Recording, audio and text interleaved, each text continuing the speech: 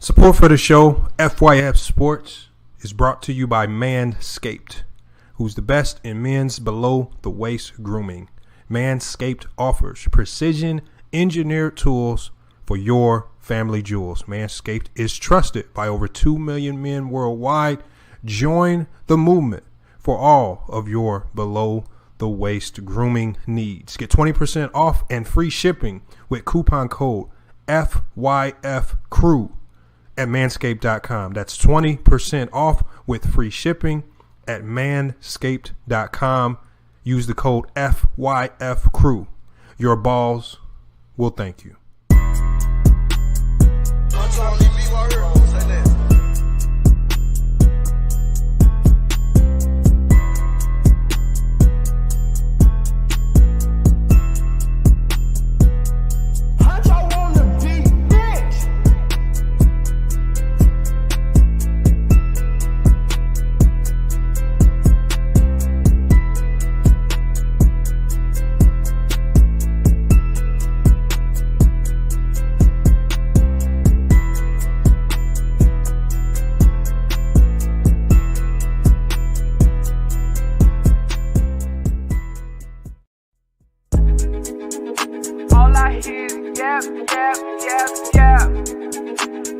Talking about nothing, right?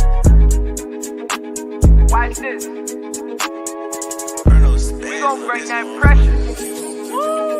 Just a little FYI, FYF, 20K sub 6 months, what's next? They been hating at first, now they calling us the best. Hit up YouTube, tell them cut the check. Just a FYI, FYF, 20K sub 6 months, what's next? Woo, fuck your feelings, we all know who the real is. I be getting to it, ain't wasting no time. Walking straight in, we ain't waiting in line. Fuck your feelings, you don't care about mine. You a YouTube gangster, don't be yelling out slime. Or you talking LB, talking ticket TV. Ain't nobody watching them, all the viewers be sleep. 5 years in, all your subs is your friends. Ticket TV, watch your cars again. Just a little FYI, FYF, 20K sub 6 months, what's next? They been hating at first, now they calling us the best.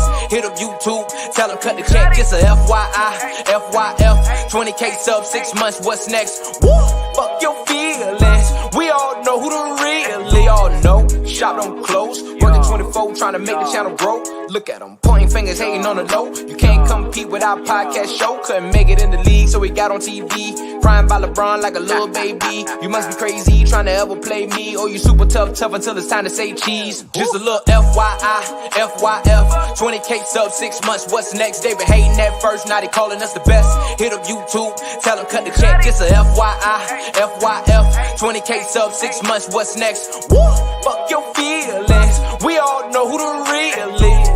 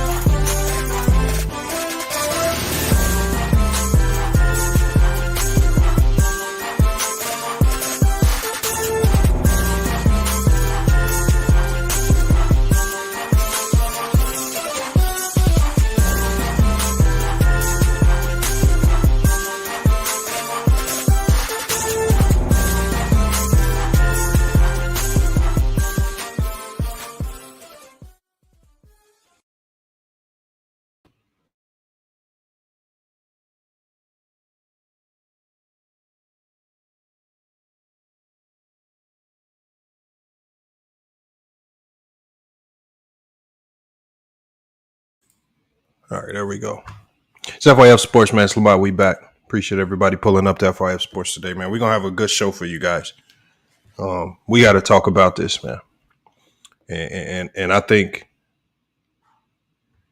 I think the Kyrie Irving noise is just simply going too far, man. All right. The Kyrie Irving noise is going too far. Right. And it's going too far from multiple ends of the spectrum. Right. When we look at the Los Angeles Lakers, y'all, we look at the desperation over there. Lakers, especially Laker fans are desperate to see that team rid of Russell Westbrook. The desperation there. All right. When you look at it from the organizational standpoint, the Lakers have always been on the winning end of most trades. You'll be hard pressed to find a major trade that involves the Lakers in NBA history where they weren't the team that came out the absolute winner. And so there's a lot of things on this front right here that need to be discussed. And it all revolves around a player by the name of Kyrie Irving. Right? Kyrie Irving, a guy who, since leaving Cleveland, for whatever reason he decides to leave Cleveland. We all know the drama surrounding him when he left Cleveland. The speculation was that he wanted to have his own team. He wanted to be his own man. He didn't want to be up under the wing of a LeBron James, as if there's anything wrong with that, especially when you're winning championships and always getting to the finals. Nothing wrong with falling into that role. But in 2017, 2018, Kyrie Irving ended up getting traded to the Celtics for Isaiah Thomas. All right. And a host of other players and picks. And we all know we all know what came with that trade. All right. And then as Kyrie joined the Celtics, all right, so he joins the Celtics. And his season ended earlier because of an infection that he had after a surgery. So that ultimately ended one of the seasons that he had with the Celtics. So then now you have another plethora of missed games. Then drama ensued after that because Irving failed to even show up as the Celtics battled the Cavs in the playoffs. Y'all remember that? Irving didn't even show up. Then the drama continues. The drama continues from that point forward. Because in the 2017 or the 2018-2019 season, Kyrie Irving had actually promised, he promised, they even made a commercial. I know some of you guys saw the commercial about his devotion to the Celtics. He was supposed to come back to this team. He was supposed to run it back, especially after watching those young guys battle it out against LeBron, pushing them to the brink. But ultimately, I think the lack of humility in his game, the rise of Tatum, the rising Jaylen Brown was too much for him. And Kyrie Irving ultimately wanted out of that situation. So, and then in 2019, he appeared to be looking to go elsewhere. All right. So we all remember the noise. We all remember the noise coming out of Cleveland when he was leaving. Right. Remember the banter. So there was banter about Kyrie being very odd in the locker room with the Cavs, quiet, would go weeks without talking to people, and then all of a sudden would just be best friends with everybody. Then he goes to the Boston Celtics. We all remember the noise and the rumors. And again, I believe where there's smoke, where there's fire. Do I believe all of the rumors about the dissension in the Celtics locker room? No. But where there's smoke, there's fire. And it appeared that not all of the Celtics players were extremely happy with Kyrie Irving's, I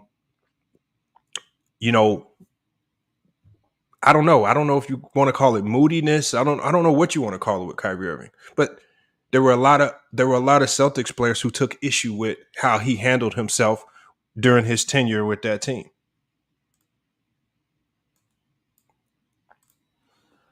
And so we can continue on to the Nets, because you would think that as he moved on to the Nets, obviously the pairing with Kyrie, he paired up with he paired up with Kevin Durant. Pairing up with Kevin Durant, one would believe that would be the God mode team, especially when you look at the help. When you look at how that team was built, they had a lot of players just built around those two.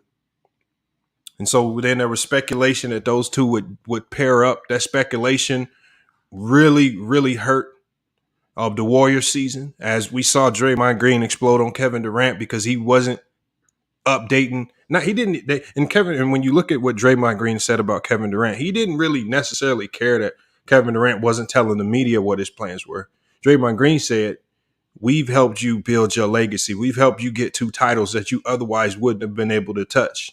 I mean, you owe it to us, at least the core, Steph, Clay, let us know what your plans are, so we don't have to continue to get hammered by the media during another championship run about questions all about KD." He still didn't do that. We saw how that broke that team down. But that's Kevin Durant. We're talking about today. We want to really focus on the Kyrie Irving side of things. But ultimately, those two, they ended up pairing together. They headed over to the Brooklyn Nets. They headed over to the Brooklyn Nets during a very odd time. Obviously, Kevin Durant, dealing with the Achilles injury, had to sit out the season. That was the year of the pandemic as well. So Kyrie Irving, who many thought he would be able to come back and play in the bubble, he wasn't able to play in the bubble. He couldn't play in the bubble. And not because of injury or anything like that. I just believe he didn't want to play in the bubble because he didn't have his running mate with him. He knew his team wasn't built. And then we even saw him come out in the media and criticize his teammates, saying, "We don't have enough right now to win a chip." You don't? You need more? Well, it looks like the Nets took that statement to heart, because they went and got more. They went and got James Harden. They went and got a James Harden, even though many felt that they were the deepest team in the NBA. Many felt they didn't need. They were a super deep team without James Harden. I think that was the depth they needed that could have helped them win a chip by now. They trade away all of their youth to bring in James Harden. This is to capitulate to the likes of a Kevin Durant and Kyrie Irving. But I think James Harden was fooled. I think a lot of people are looking at James Harden as if he's the bad guy in this situation. I think James Harden said, "Y'all the ones that tricked me." Kyrie Irving I think James Harden went into that situation in Brooklyn, and when he got there, he was like, "Hold on, I thought this was going to be about winning, crushing the regular season, getting that seeding up so we can coast through the playoffs and get to the finals." But see, when James Harden gets there, what he sees drama in the locker room. He sees drama in the front office. He sees a team full of players that don't understand their role. And I think James Harden knew long before anyone else discussed this, before they were swept. I think James Harden knew that team internally did not have the intestinal fortitude or the mental gumption to win a championship. And James Harden wanted out early. A lot of people criticize James Harden for wanting out. But now, as the season unfolded, obviously we watched the Brooklyn Nets get swept by the Boston Celtics, a team that's not loaded with stars, a team that's built with depth and youth. They swept this Brooklyn Nets team that many had at least predicted to get to the second round. And so then that presents another problem. So at the end, I think what summarized, and I think this is the moment that the Nets knew they did not have any real intention of signing Kyrie Irving long term, is when the season ended. So this was a season that was marred by, again, none other than Kyrie Irving, all in the headlines. There's a vaccine mandate. where he refused to take the vaccine. And I don't knock him for that. He refused to take the vaccine. He understood what came with that. But what came with that had bigger repercussions than just his pride or him standing up for his rights. See, a lot of people want to make this about him. It's not, though. So Kyrie Irving came to Brooklyn for basketball reasons. He's getting paid millions of dollars to be in Brooklyn for basketball reasons. So many people expected them to be on the court playing basketball, right? We saw Kevin Durant take the vaccine. James Harden take the vaccine. All the other players on the Nets roster sacrificed and took the vaccine. And I know, look, a lot of people are against the vaccine, which I'd have no problem with it. But again, it's another dilemma that takes Kyrie Irving off the court. And now a team that's been predicted to win a championship can't succeed or thrive. Remember, you asked for more help, Kyrie Irving. Kyrie Irving is the one that asked for more help. He asked for more help, so they sacrificed any potential depth that they could have utilized if he were out for an extended period of time. So by him being out, remember, when you build a big three, you are 1/3 of that team's success.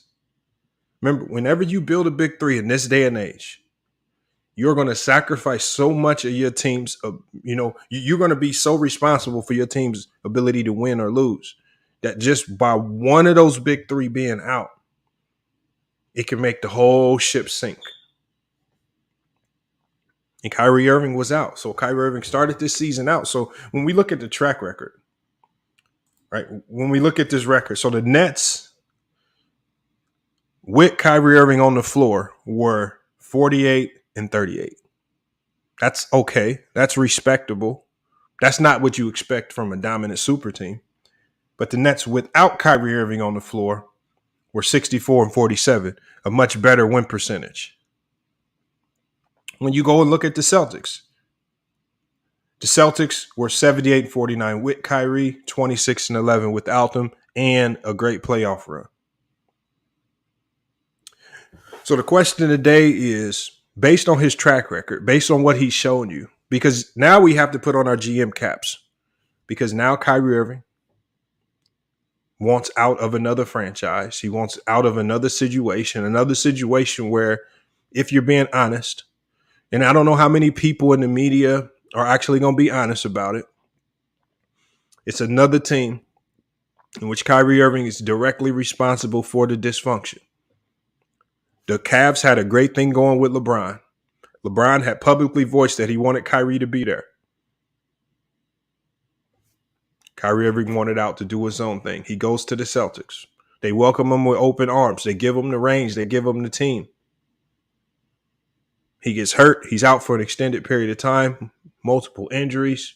He even tells the team he's going to come back, but then he gets disgruntled because of small internal beefs he created within the locker room. So now he wants out of Boston because now he wants to go team up with his buddy, Kevin Durant, who, as reported, and it ended up being true, these two were talking behind the scenes about a potential team up. They team up. But as soon as they team up, what does he do? He shits on the team that's there. This is a team that nobody thought could even get to the playoffs. Without Kyrie Irving on that roster, without KD playing, this was a roster nobody thought could even get to the playoffs. They fight and claw into the playoffs, into the bubble, right? They showed you that we are a core. If we add KD and Kyrie to this core, we can win a chip. That's what they showed everybody with that core. But Kyrie Irving shits on that core, says we don't got enough. They bring in James Harden. James Harden was quickly fooled into believing that these guys were committed to winning. And when James Harden get there, I think James Harden saw that there was no real commitment to winning. A lot of people want to look at James Harden and say he's not a winner. He's out of shape. He's this, he's that. I told you guys back in December when I looked at the faces on that sideline, I saw a team that was disconnected. I saw a team that had probably a lot of beefs, a lot of sex. So sometimes in a broken locker room, you're going to have some guys over here paired off. They're buddied up. You're going to have other guys over here buddied up. They both are whispering about each other. There's no way you can have real cohesion or chemistry on the court when you have those types of divides in your locker room, where there's legitimate true hate amongst players. There was no real camaraderie in that locker room. It was all fake. And I think you have to look to Kyrie Irving trying to be some form of an activist as one of the reasons why. I don't know if players truly look to Kyrie as if he's a legitimate activist, a 1 foot in and 1 foot out type of activist. And then you end this season after you get swept by the Boston Celtics, where Kyrie Irving is directly responsible for Patty Mills being disgruntled, Patty Mills' inconsistency after he was playing great. Kyrie Irving has the nerve at the season ends. Did y'all hear that press conference? I was trying to find the video. I couldn't get it downloaded in time, but he's sitting next to Kevin Durant while the Brooklyn Nets brass is sitting in the back. And he says to the press, I can't wait where we can sit down with ownership and management and start working on what we're going to do next year. And everybody's looking at each other. And this is what they reported. Everybody's looking at each other like, what the hell is Kyrie Irving talking about? We? How can they trust? You have to earn the right to be a player GM. A player GM, being a player GM like Damian Lillard this is the first year where Damian Lillard has been asked to be involved in selecting certain players that get placed on that team. Damian Lillard had to earn that from years of service. He didn't just get that because he's a good player. Getting that role as a player GM where the organization trusts your word comes from trust, with you being on the court performing and showing the team that you will be there. That's not something that Kyrie Irving was able to do. And so now we have a situation, and I'm going to open the panel up. I'm going to see you guys in the chat. I'm going to bring you guys in, because the first thing that I saw was when you have the Lakers, this desperation for whatever. I believe the Lakers' woes last year, I think all of that ire was directed towards Russell Westbrook when it really shouldn't have been directed towards Russell Westbrook, because I think there were a myriad of problems. Russell Westbrook was one of those problems, but he wasn't the main problem. It was a combination of issues that just all happened with injuries to both LeBron and AD. There were so many things, injuries to Kendrick Nunn, all injuries. There were so many things, from the front office to injuries to chemistry, coaching. You have to throw that in there. That now everybody's got their ire and anger and angst pointed at Russell Westbrook like he needs to go. And Laker fans are willing to give up a competitor by the name of Russell Westbrook, a guy that's going to be there every game, a guy that's going to be dedicated to winning. He's going to give you that energy, passion. He's going to give you all of that. But they are so desperate to get rid of this man because they've misplaced their anger that they want to bring in a guy who's been the epitome of inconsistency and not showing up over the last couple of years. You want to bring in a Kyrie Irving. And you want the Laker brass to sacrifice more of the future, more of the little future that you have, just to bring in Kyrie Irving, simply because the last time you saw LeBron and Kyrie on the court together, it looked like it worked. The problem is, you guys, is that the NBA since then has changed. Big threes no longer will win a championship. At least during this era of basketball, maybe if we transition into another era, but there will be no big threes winning no more championships. Teams like the Celtics, teams like the Memphis Grizzlies, teams built with depth, youth, and those 1 or 2 stars at the top of the roster, like we see with the Dallas Mavericks, are going to outpace you. The era of the big three is over. The era of the big three is over, and the Lakers are chasing if the Lakers are still pursuing Kyrie Irving, they're chasing a flawed strategy that has been proven to not work over the last couple of years. And they need to follow in the footsteps of the Golden State Warriors, who, as soon as KD got hurt, they went away from that strategy. And basically, the Warrior organization reanalyzed their strategy, especially after they lost KD. Okay, to win another championship, what's the best course of action? Draft youth, develop that youth, be smart in free agency, and don't chase the home run picks.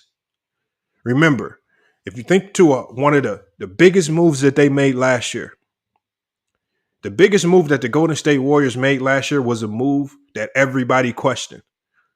Remember, they waived Avery Bradley. And everybody's like, why y'all waiving Avery Bradley? He's a defensive stopper. He can make threes. He fits right into the system. They let him waddle on over to the Lakers.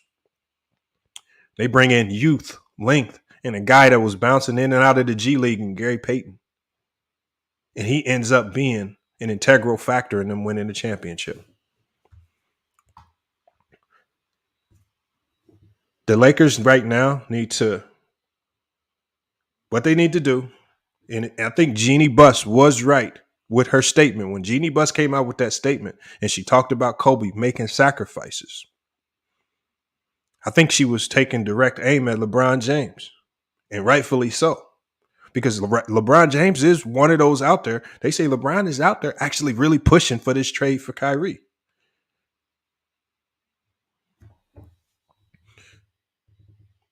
Here, I'm going to get this link ready, you guys, man. We got to talk about it. But I think Jeannie Buss is the only one in that organization with some sense, because if you ask me, I believe she doesn't want Kyrie Irving. I believe she either wants to run it back with Russ, or if you trade Russ, you need to find a trade that brings you a lot of youth, depth, right? And maybe you can recoup some of what you lost with future draft picks. Maybe. But you can't even get greedy, because if you're wanting to give them up, don't get greedy. Take what you can and build off what you can get, but don't chase the home run picks. Getting Kyrie Irving is not going to make the Los Angeles Lakers a championship team. They will still be in the same situation. They will still struggle to maintain that 5 to 8 seed. They will still be potential candidates for a play-in, and they will still struggle because, remember, the one thing that made the Cleveland Cavs work when Kyrie Irving was there is that Kevin Love was willing to be the third-tier guy. Kevin Love regressed. He gave up his statistics so that Kyrie Irving could be the number 2. Just like Chris Bosh. You didn't even have to ask him to do it. He regressed. I don't know if AD's going to take a back seat to Kyrie. AD, when healthy, was a top 10 player in the NBA. He's not. He was an MVP candidate at one time. He's not taking a back seat. So then you're going to have a clash there. And if you already can look at a situation and visualize clashes in players accepting certain roles, why are you even considering a trade like that? It makes no sense to me. Why they even considering a Kyrie trade? You're going to be left with more questions than anything. At least last year, if you keep Russell Westbrook, the one thing that you can do based on how Russ played last year, you can say, Russ, we need you based on how you played last year to take a back seat and be the third-tier player. And this is your role. And you have more of a chance to get Russ to fall into his role than you would with Kyrie Irving. Because AD needs to be the 1 or 2 on this team. I think AD needs to be the 1 while LeBron is the 2, and he just becomes more of a facilitator.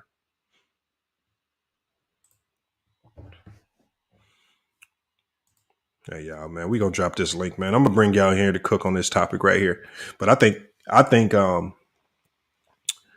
Kyrie, we have to judge him based on his history. History has shown us that, and as I'm preparing this link, you guys, about to drop this link for you. History has shown us one thing. History has shown us that adding Kyrie to your team is going to lead to disaster at some point in time. It's going to look good. Kyrie's going to make it sound good when he first gets there. But we all know what happens after a couple months or even after a season, what he's going to do to your team. the divides that he's going to create within the locker room. All right, how he sneaked this is his other teammates in the media. That's going to happen. And then he finds a way. He finds a way to ultimately go back to blaming the media every time things don't go his way. Every time he's faced with any type of pushback, he gets to running around blaming the media, calling the media pawns, just like Stephen A. said. Stephen A. alluded to this. Sitting there running around calling the media pawns, and they just say this for views and clicks. But then ultimately, it's starting to look like all the media was right, especially Stephen A. Smith. It started to look like he was right. While you were sitting here calling him a liar, Kyrie's the one that now wants out. Hold on. I salute to Showtime. Salute to Elder. Elder, my bad. I missed you live earlier today. I saw the message too late. I slept in this morning, man. I was up late just doing stuff for my other business, all that. So my bad about that, man. I'm gonna make sure I'm gonna tune into your next one and I'm gonna share it. But we got to talk about it, you guys. Showtime, I see you in there. But the link is in the chat, man. We got to talk about it. Kyrie Irving to the Lakers is a horrible move. Hold on, let me fix my camera real quick. And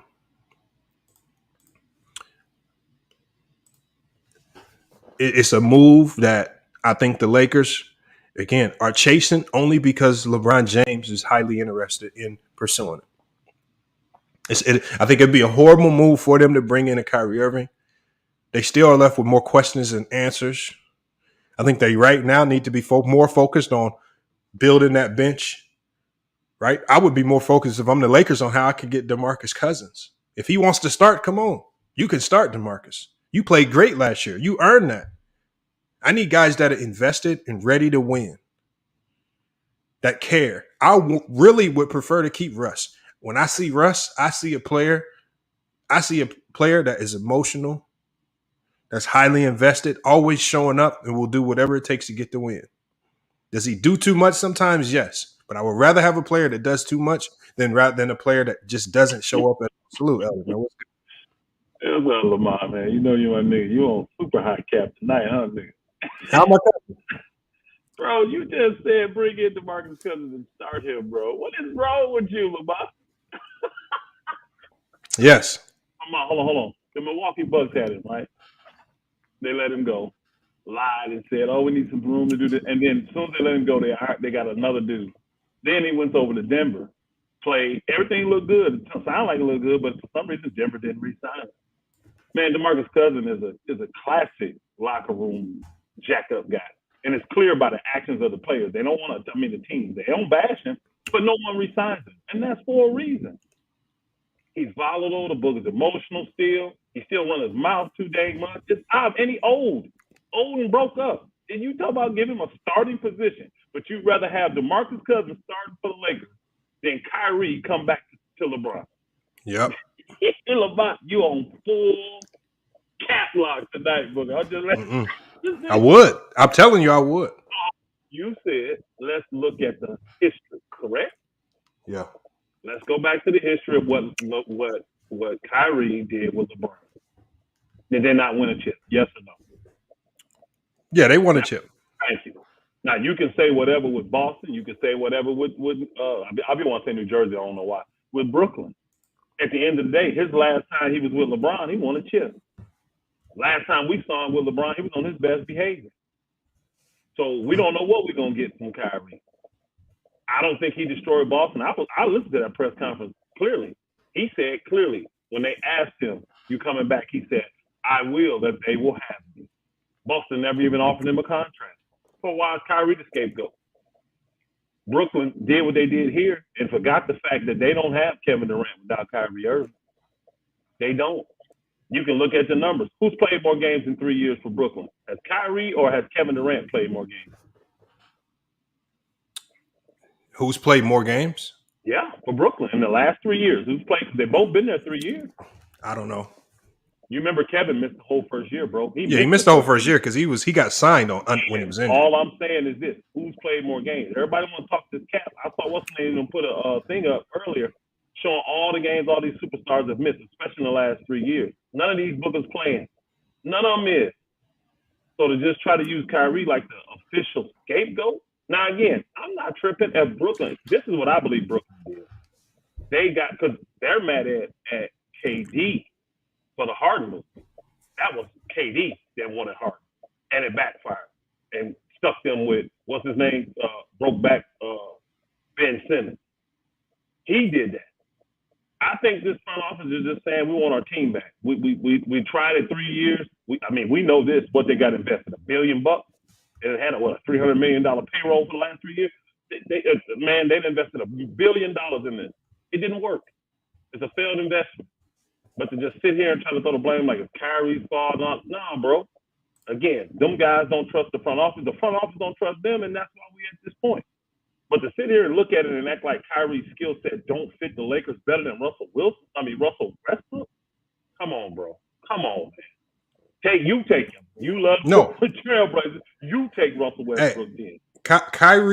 Kyrie's skill sets, if you're just talking skill set, fit any team in the NBA. Okay. What I'm talking about, the one thing that doesn't fit is some of the off the court and non-basketball elements that he will bring to your team that will disrupt you to the point where you can't win. Let me ask you this. In Kyrie's career, which player do you feel like, from what you've seen, he showed the most honor and the most respect to? Who was it? I don't know. You can. The problem with the statement is kind of odd in the sense you could say LeBron, but I think some of that also goes into being groomed as a young player up under LeBron. Like nobody, as a young player, he started off what was he, a third year player or something in the league when LeBron got there? I don't know. He didn't have that many years. But it was his team. It was his team. It was his team, right? And he had to take a back seat to LeBron. They won a chip. He was arrogant and said, I want to do it on my own. Thought he was doing the Kobe thing. And it's reports that even Kobe told him, bro, you should have never left LeBron. I made a mistake by leaving Shaq. We've all heard Kobe, Shaq, all of them admit that they should have worked through their idiocy problems that they had, their elementary and rudimentary problems that they had, and been dominant together. So what's wrong with a man humbling himself saying, you know what, that was right, Kobe, I should have. So now's the opportunity. I'll go back and play with LeBron. And again, you just said his skill set fits better on any team than Russell Westbrook. But skill sets don't mean nothing if you're not available, if you're not on the court playing. I don't think we're going to have the issues with Kyrie if he makes it to LA. If he makes it, I don't think we're going to have the issues with Kyrie that he's had in other places. Another thing is he got a big brother there that takes a lot of heat off of you. He'll take a lot of focus off of you. And it's going to be a lot of pressure on them to perform. LeBron ain't got many years left, bro. We ain't got time to play games. We don't have time for this. What does it benefit Kyrie humbling himself coming back and then not playing? Don't benefit him at all. And let's keep it real. Last year, we all know Kyrie was clock ready to go, clock loaded and ready to go to play. That pandemic thing happened. So they were the ones that said, no, we ain't going to have you play half the game. Then when they needed him, he said, play half the games. And what did he do? He showed up and played. Now you mad at him? He said, okay, you don't want to extend me 5 years? Extend me 2. Brooklyn wouldn't do it. Bro, I'm telling you, I don't have no problem. I think the only team for Kyrie to me is the Lakers. That's where it's going to work. I do. Because I don't see Kyrie actually having the level of respect and honor for any guys on any other team. He went to Boston. What them young cats, what had they approved? I mean, what had they done? Nothing. And Kyrie come in like, I'm a world champ. I'm the man. Follow me. They wasn't having that. Jaylen Brown was on record saying, no, man, you don't come in here running this. This up. Then he goes over here, and you see who clearly the leader has been. Kevin Durant has admitted freely, I ain't no leader. I just want to play ball. And Harden is, and he don't want to take orders from nobody. That's why he exits stage left. He said it. His whole goal was to get to Philly anyway. Bro, come on, man. I think we putting way, way too much blame on Kyrie. And to think that he wouldn't work in L.A., I think the only thing I'd be worried about To me, I don't know what it is. All the superstars lately, all of them hurt. Go look at the last 3-4 years. All these boogers hurt, bro. My number one concern would not be as off the court, locker room, nothing. I would be concerned about their health. That's the only thing. Can they stay healthy? You're just too unpredictable, Elder. Salute, Lamont. What up? What up, Showtime? Showtime. I'm going by what Lamont said. Lamont said, let's go by the history. So we talked about Boston. We talked about what's his name. He wasn't unpredictable in Cleveland when he was with LeBron. See, that's the trick. I'm not. You can't get no argument right there because I actually thought he had both foot in with basketball. You ain't hear none of that stuff until after he left Cleveland. And this is the thing. I agree with that. We keep saying this, Elder. I mean, a lot of folks say, like I was saying earlier, y'all saying he'll commit to the Lakers. How do you know that? Because I thought he was selling me. I thought he was committed to Boston. Then I found that wasn't the case. Then he said he was committed to Brooklyn for the rest of his career. Now that ain't the case. See, Showtime. Tell it right, bro. Hold on, Showtime. I'm sorry to interrupt you, but go ahead. He told Boston. I heard the press conference. They asked him, "Are you committed to come back?" He said, "I am. If they will have me." Go look at the facts. Boston never offered him a contract. What are he supposed to do? He never got offered a contract. But why they didn't offer him a contract? No. They never offered, so he can't stay. How do we blame that on him? But Elder, why they didn't offer him the contract? They decided to move on. Now here it is. You get why? the name. Hold on, Elder. Why they didn't offer him the contract? Him and old boy did not get along. Jaylen Brown. He came in there. He came in there and tried to pull a rank. But hold up, Elder, that wasn't right though. He came in there and he tried to pull a rank on them young guys. Some young guys already. If you're older and you won a championship, they should get in. I feel that. What are you bringing me here for? What are you bringing me here for? I've already won and hit the biggest shot in Cleveland history. I mean, I don't want on the highest level and perform. I'm supposed to come in and play second fiddle to these dudes that ain't proved nothing yet in the league? That's what I'm saying. Hold on. Hey, Geechee Slim, you got to echo. Make sure you mute your background because you got to echo. But Elder, I didn't like, and I like Kyrie. I didn't like how he tried to shame them guys in front of the media like that. That wasn't a good look. I didn't. And the thing is about Kyrie Irving, this has nothing to do with basketball. Like far as like his criticism has nothing to do with basketball. We know skills. He's on that level. We know that. It has something to do with his mindset at this stage. See, everybody keep going back. What did he do 2016 with LeBron? See, this is not the same situation. LeBron is older, and he have his mind. He has set his own mark. If I'm not mistaken, he said basketball is not the only thing I focus on. If I'm not mistaken, that's not his exact quote, but it was something to that to the words. I don't think. See, you don't want that type. As much of the stuff the Lakers got going. You there, Showtime? Y'all hear him? Sound like he phased out somehow. Can you hear me? Yeah, we hear you now. We hear you now. Yeah. Well, Lamont said it's facts. Big threes ain't winning championships no more. I keep saying that. Y'all forget. Won this year. A big three just won this year. What big three? No, that wasn't a big three. That's not a big three. That's not a big three. Okay. That's not a big three. No, don't do that. Hall of Famers, but that's not a big three. 3 Hall of Famers is not a big three, though. Oh, I got you. Okay. All right. That's not a big. We need three. A big three, a true big three is 3 all-star caliber players where they were either superstars on their own individual teams, right, or high like upper echelon stars of this league. So when we talk about James Harden, Kevin Durant, and Kyrie Irving, that's a super team because Harden was individually was a high caliber player with Houston superstar MVP. So was KD on both teams, and Kyrie, we know what he can do individually on his own as an all-star. The Warriors had 2 all-stars this year. Yep. They got 3 Hall of Famers this year. Yeah, but see, you can get a whole bunch of that. So that means in their prime. But hold on. What do you mean in their prime? But what do you mean Hall of Famers? They built. But Draymond Green has never been considered That's top homegrown. 15 player in the NBA. I'm gonna ask you a question: is he a Right. Hall of Famer? Yes or no, Lamont? Elder, that's homegrown. Being a Hall of though, Famer does not what makes Ask being you a Hall of question, Famer is is what he a not Hall of Famer? because If being a his Hall of Famer career doesn't ended dictate right if you're a now, super his team or career not. ended right now, would he be in the Hall of Fame? Being Yes a or Hall no? of Famer does not dictate if you're a super That team you or not. finessing, Elder.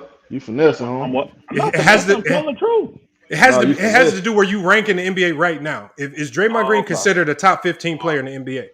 All right. Oh, so who makes the number 15? Why not 10? Because at the time when LeBron did it, those were top 10 players. Chris Bosh was a top 10 player then, remember? Okay, They but had okay, three then top that's a 10 super players. team. I could say Well, that's I'm a just super saying, team. why 15? Why not 20? Why not 25? What makes it? See, Elder, the Warriors were not a super criteria. team, and the reason That's why you fine. know they weren't a I super team disagree. is because No, nobody I picked them to disagree. win it.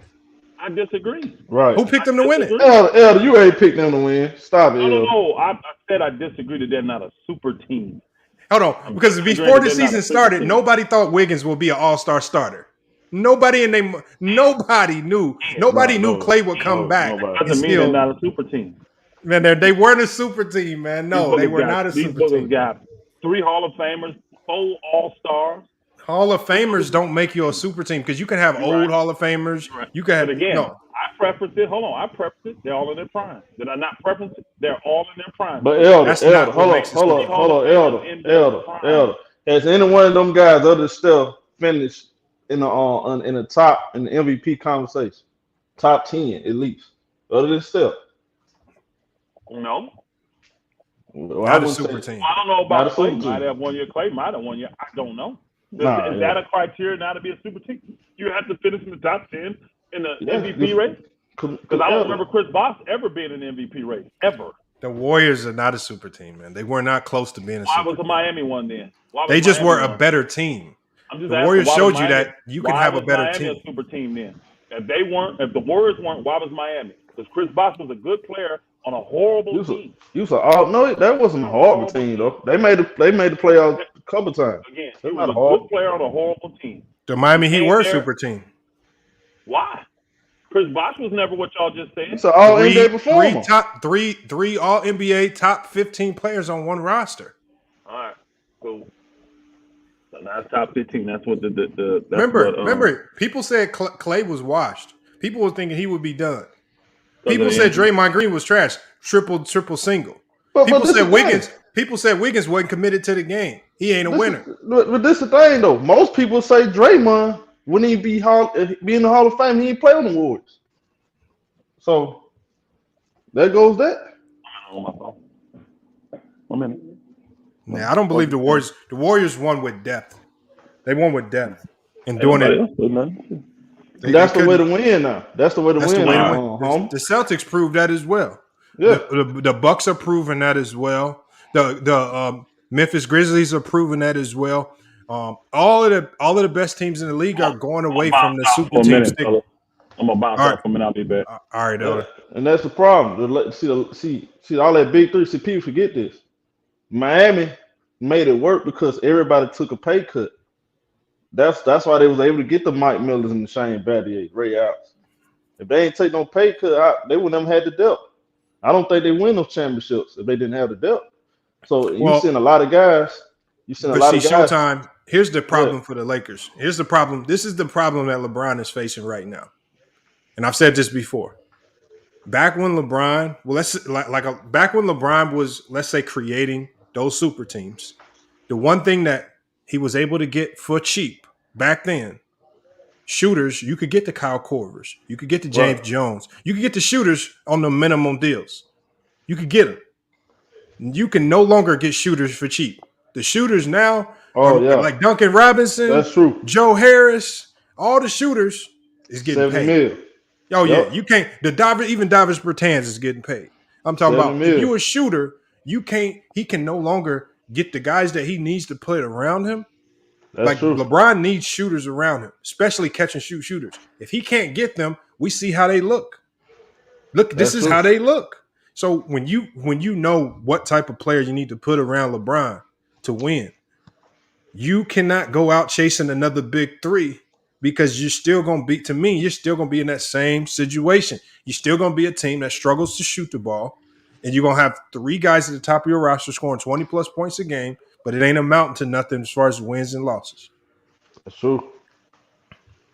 That's what I believe. I just don't see how it works. And then a guy like Kyrie, you don't know what the hell he's gonna do. Too unpredictable, bro. That's why I keep telling Elder. I don't know. We keep saying he gonna commit to the Lakers for 4 years. How do we know this though? It's like I don't know if he still want to play basketball in another year or two. I don't know. I done heard him say a long time ago he wants to retire at 33 years old. He said that when he was in Cleveland. And I can ask you this, Showtime. Even if let's say the Lakers trade for Kyrie and Kyrie is all in. He shows up every game playing like Kyrie, 25 a game. He's the Kyrie that we love to see. Do they win a championship even if he's Kyrie? Even if they can't win, I don't believe they won't be good enough even if he plays his best basketball. No, because again, AD number one, and that's a big question right there. See, to me, AD has to be the number one option. To me, if you're just looking at it, talent, LeBron's older now. AD's supposed to be the best player on this team. I never seen Kyrie as I never really seen Kyrie as the third option. We didn't get to see that with him and Harden and him Harden and KD. Would he be the second option with LeBron and LeBron be third fiddle? I don't see it. I don't see that. I think LeBron gonna need the ball in his hand.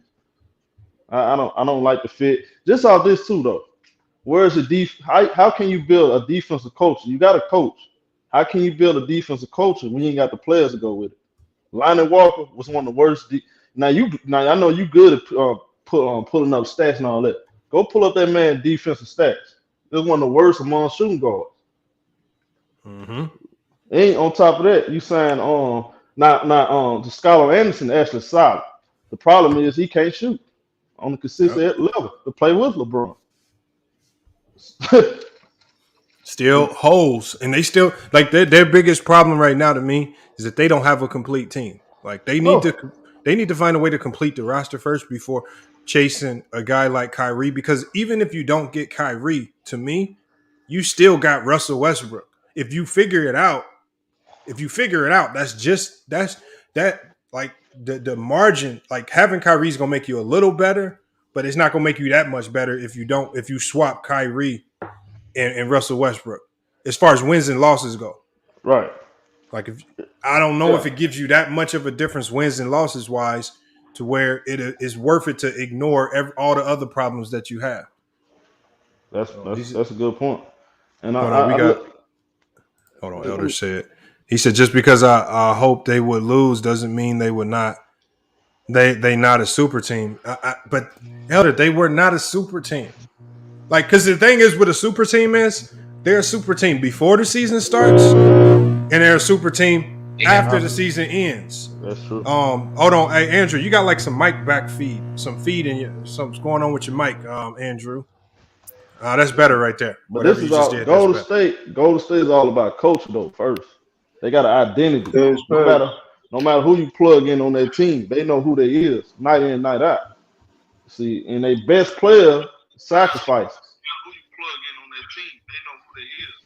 Man, we got outside. Hold on, Andrew, you got an echo now. Just mute to YouTube. Mute to YouTube in the background, Andrew, and I'm gonna let you cook. What outside you was good.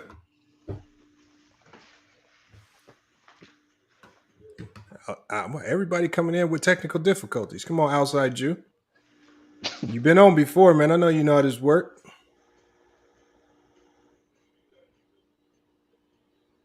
He says, so what I was saying about a super team is this.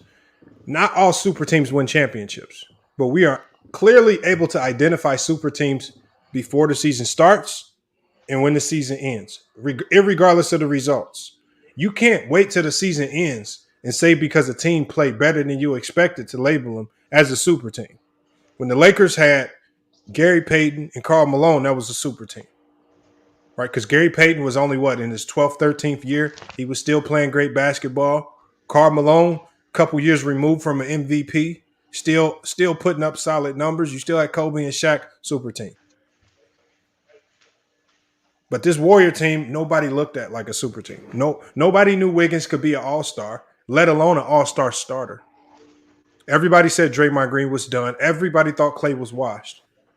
And all they had was Steph. Bro, nobody picked them to make it past Memphis, bro. Let's be honest. They said Golden State. Astro Clipper talk. What's good, man? What's good, everybody? What up, my boy? What's up, man? Basically, my take on the Kyrie thing is I'm with y'all. I don't think Lakers should rush and get Kyrie.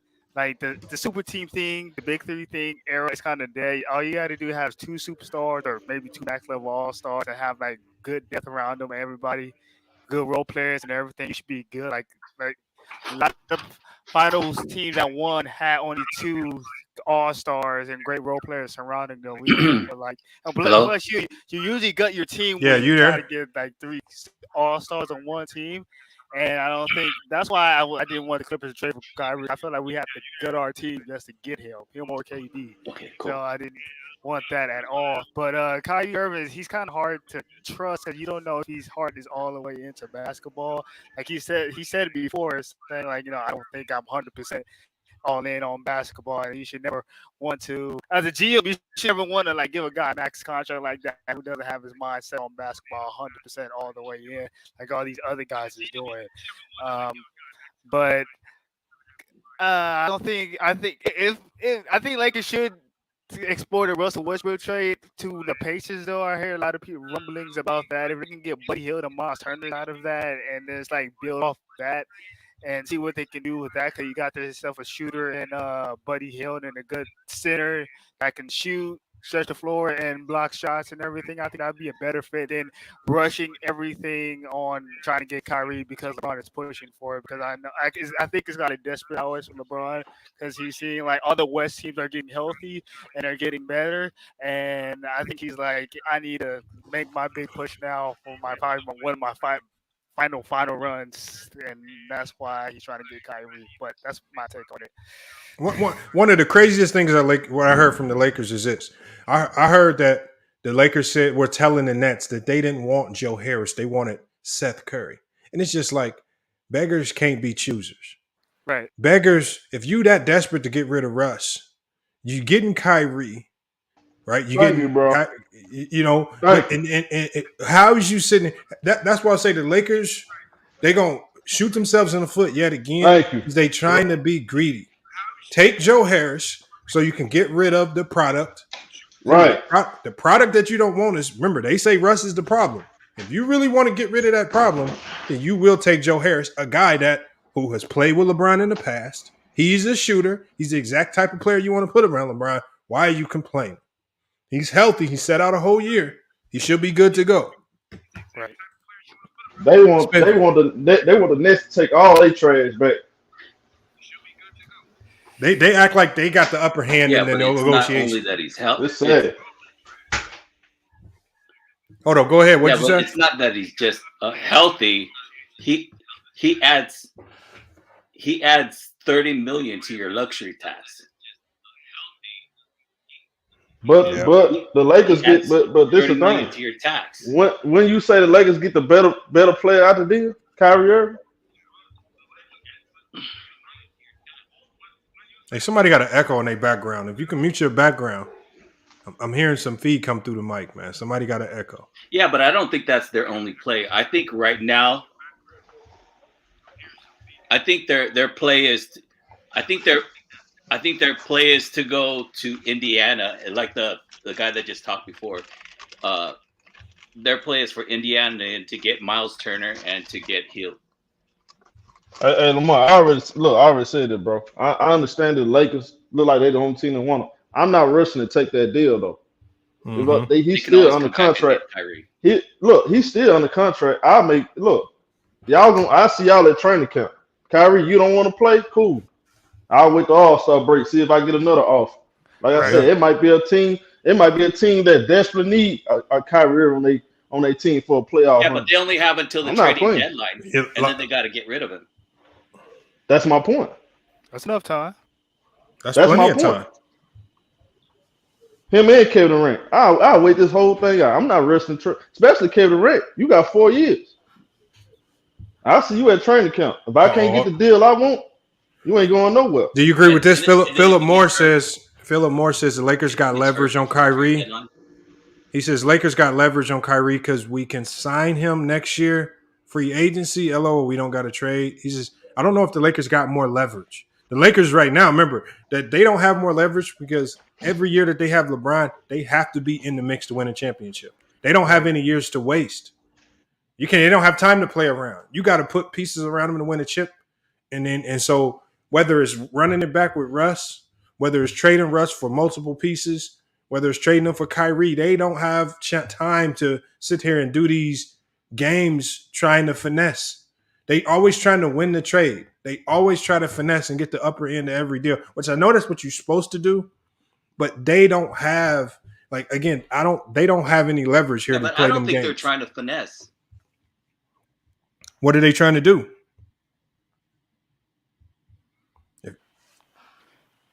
I don't know. I don't know what they're trying to do. I think they have that trade. I think they have that trade already set up with Indiana, which is why they're playing hardball with Brooklyn right now. So, how are they gonna get Kyrie then? I don't believe what trade. But this is my thing. What do they have to offer? For Buddy Hield and Miles Turner. If y'all tell me Russell Westbrook, THT, and that 2024 first round draft pick is enough to get them two, y'all crazy. Y'all tripping. What you mean? Russell Westbrook better than both of them niggas. What you mean, bro? Bro, I just saw Malcolm Brogdon get traded for more than that. That's true. They're trying to get off of money. Yeah, they're but trying to get rid of. We're gonna give Indiana Westbrook a first round pick, unprotected. But homie, I just saw. Look, if I'm not mistaken, I can go pull this up. I just saw where they offered that same thing for Malcolm Brogdon and they rejected. Did they not do that? Yeah, they did. Yeah. So hold up. So they gonna reject that? You think they're gonna accept for Buddy Hield and Miles Turner? Why you screaming like Buddy Hield like that? He not like that. But homie, having to shoot, like Lamont just said, well, what are they going to do this year? They have the lowest shooting is very viable in today's game. That they're going to lose players. They can get better deals from other teams. You getting a top 75 player, bro. What you mean? That you won't even value. That the Lakers don't vibe. If he a top 75 player, why the Lakers? Why they ain't keeping him? Him and LeBron game don't mesh. They play the same way. We knew that before he got there. We knew that before he got there. Yeah, man. But I guess LeBron and him thought it could work, and it didn't work. What you mean? That don't mean he a bum. But still, other teams don't value him like that. Still, that's why teams. That's why Houston Rockets asked for an extra asset in the John Wall trade, and John Wall ain't played a whole year. True. Okay. They don't value him like that, bro. Elder says Pacers want cap space and picks. They do. If they want cap space and picks, then they shouldn't have an issue trading for Russ. They'll get cap space and they'll get picks. What's the hesitation? Exactly. They don't want that. They want Kyrie. That's Russell. Remember, this is the same thing that happened last year when the Lakers were about to do because they're waiting for it to see how the Kyrie thing works out. Well, the thing is, when you wait around, that's when you miss your beat. Because the Pacers only going to wait so long before they start making another move. You got Summer League about to start. You got this free agency period that's going to be ending. They got to focus on other things. They don't have time to sit and wait on when the Lakers are if they're going to pull a deal for Kyrie or not. You're going to miss your beat. I would say Kyrie. I'm just they should take Joe Harris. They should give up whoever the Nets want, whether it's Tatum Horton Tucker or Kendrick Nunn. Give them whoever they want. If it's about getting rid of Russ, just get rid of them then. No, it was something that Elder was saying early on Showtime channel about the that they both in the luxury tax and taking Joe Harris to put them deeper in the luxury tax. It was something he was saying why they don't want Joe Harris. They would prefer. Yeah, if you take on Harris, you take on an extra $30 million. Yeah, they would prefer Seth Curry because his contract is cheating. They ain't gonna do that though. I don't know. I don't know why they would have gripes about taking on Joe Harris. Just because if you plan on making a deep playoff run, then luxury tax starts to become null and void. See, the Warriors don't give a damn about luxury tax as long as they get deep in the playoffs. That's where they make the money up at. They saying that because they want the Lakers to have. See, they always do this, y'all. Y'all realize this. Lakers and Laker fans, they do this, right? Oh, we want to save up. We want to save up cap space for so and so and so in 2025, and you never get him. You always fall for plan C and D. They love doing that, bro. Y'all want to save up cap space to get who? Luka Doncic? That'll never happen. I didn't say that, bro. I'm saying that's that. It makes no sense because if you got LeBron on your team, you need a Joe Harris. No, I'm being serious. Come on, Spit. I'm being serious though. You need a Joe Harris on your team. So why not take him for another 3 years? That makes sense. Elder said Joe Harris ain't healthy. We don't know the medicals on Joe Harris though. Hold on, Joe Harris. I don't know. I got to look at his injury, but he set out the whole year. I mean. Yeah, I don't think he had a 2-year injury. I don't think he had an injury that's going to keep him out. He didn't play. I don't even think he played this year. No, he didn't play this year. Then he had like a foot injury. Yeah, he set out the whole year. Man, no, I think he'll be fine, bro. But you're not finna get Steph Curry. Why would I look? I just traded James Harden to get Steph Curry. I'm not finna trade Steph Curry in this deal. No. He said he had He had surgery 2 months ago. So he just had surgery 2 months ago. I got to pull that up. Yeah, he had to get it. He had to get something else done on his foot. Cause you remember he supposed to actually Ben came back in the middle of the season. He has to have another procedure on his foot. Okay. So he had to have another situation. Yeah. All right. Well, we'll see. I mean, but again, this is these are the types of trades you have to take when you're trying to get rid of your junk to get treasure. The Nets know if they trade for Russ, they're not winning a championship next year. The Lakers know if they trade for Kyrie, they could potentially put themselves in a situation to maybe play for a championship if things go perfectly well. So the Lakers are the team that need to make this deal done. They need to get the deal done. The Nets can wait. The Nets can wait it out and take whatever deal they want. Right. And once they trade for Russ, they can't flip Russ again, right? I don't know if you can immediately trade a player. I think it depends on. I don't know. We have to ask Elder that question. I don't know the specifics on that. Elder, you can't do that, right? Or you can't because I know Elder be saying you can trade him to. I think there's a wait. Yeah, I think there's a wait time once you trade for a player. I think there's a wait time. You can't just immediately trade him again. I know you can, but I forgot how that works. Hold on, we got Hojon, we got Crooktown P, we got Hojon podcast in here. What up, Crooktown? What up, man? Lakers over everything in the chat. He says no, not until December. Yeah, that's what I thought. Lakers over everything. Hey, Lamont, I'm not rushing to do the trade, home. I'm not rushing to do nothing. You're not gonna speed me up to do what you want me to do, and take my little piece with this Steph Curry. I buy it. So you want to take all the good and give me all the bad? Nope. So I want y'all to, if we predict, okay, so the Lakers trade for Kyrie, because you have to put on your GM hat. I think you have to be thinking like this. What could go wrong if you trade for Kyrie that's not basketball related? That man sit out and don't play at all. I don't know, bro. Kyrie's so unpredictable, man. You just never know, bro. Yeah. I don't know, bro. And it's you know this every year. Y'all know this too, though. Don't forget this. He gonna be playing on the team with LeBron. So when he don't do something right, they're gonna bash. Is he gonna be willing to take that kind of heat again? Gotta think about that too. Because they they do. They've been bashing AD for the last two years. Every time he don't do something right, something. You know how they go. That could split up a locker room. Every team, though.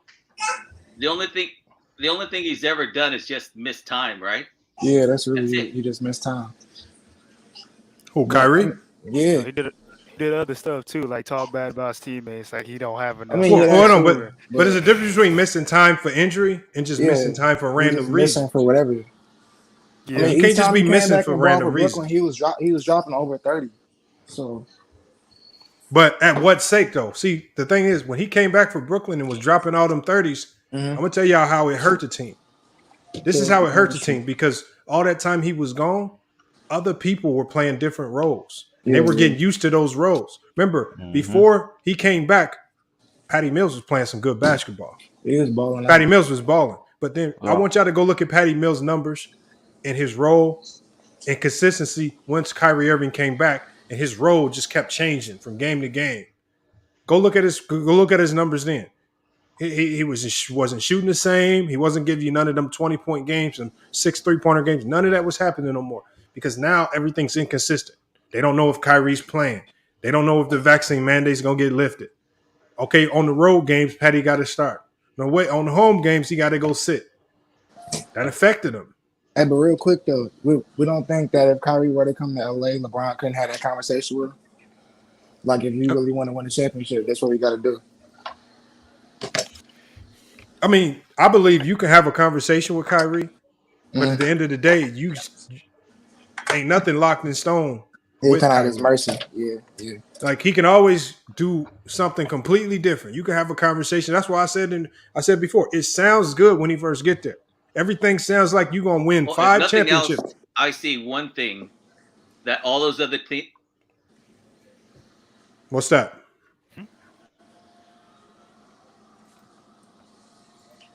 I see that all those other teams don't have is that LeBron is there. He has the leadership.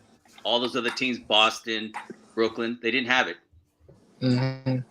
I think the other double sided too is the reason Kyrie even feeling like this is, it got a little bit to do with what he did in Cleveland last time he was there. He kind of put himself on his own pedestal. I don't know, man. My thing is, what I'm saying with Kyrie is right here. Trading for Kyrie gives you doesn't make me that much better. Yeah. I mean, if it was me, I'm trading for Joe Harris because I want the depth and I want a consistent shooter who's going to knock down the shot. That's what we didn't have last season with the Lakers. If I'm the Lakers, I'm trading Russ. Yes, it does. For a multitude of young players. I mean, I'm trying to. If I'm the Lakers, I need to go make a trade. Let's say for a team with a team like OKC, get some young talent, young assets to give me length, give me depth, and then just try to run it back with AD and LeBron at the top. Yeah, you need that. Yeah, I think Isaiah Roby just got cut. Too, so. Why the Lakers not signing Isaiah Roby right now? He just got waived. He got picked up by the Spurs. Yep, good point. Crazy. Missed opportunity. They be one of these big names, man. Missed opportunity. Now imagine Isaiah Roby as AD backup. That's a solid backup. Be missing out. Yeah, I just really hope AD stay healthy next season. I didn't even know the Spurs got him. That's a great pickup by the Spurs. You know? Yeah, they just picked him up about a couple hours ago. And Double E, that's what I'm saying. I don't know how much better Kyrie makes you. He doesn't add 20 wins to that team. He might add 5 wins, maybe. I mean, the way they were getting blown. Westbrook the first time to add a couple wins, and he couldn't do that shit. So I think scoring wasn't really the Lakers. That wasn't the Lakers' concern. It was defense and you. And they need somebody at the center position. They got Damian Jones. I wish him the best. I'm just not sold on Damian Jones as my starting center. But the Lakers need youth. They need versatility, guys that can guard more than one position. They don't have big wings other than they got Troy Brown. To me, he's a shooting guard more than the small. I don't want him guarding Kevin Durant and Paul George and Kawhi. I mean, he's too small weight wise. I think they need PJ Tucker's type players on that team, bro.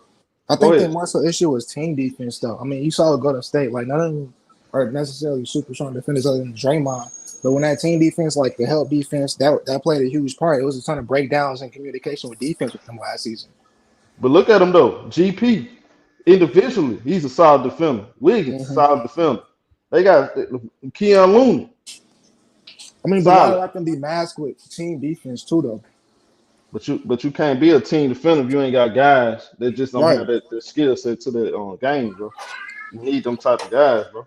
And the Elder keeps saying our team defense will be fine. Elder, I don't believe they won't. But that could definitely be a buy-in too, though. Yeah, team defense needs a lot of help. Lonnie Walker was one of the worst defensive shooting guards in the NBA. Y'all might want to go look that up. Somebody Well, sent it to me. that's why he struggled to get into the rotation with Popovich. Even though he Absolutely was great right. offensively, super athletic, everybody was wondering how come Pop ain't playing him? How come he coming off the bench? He never bought in defensively. That's why he never fit into Greg Popovich in the Spurs system. Yep.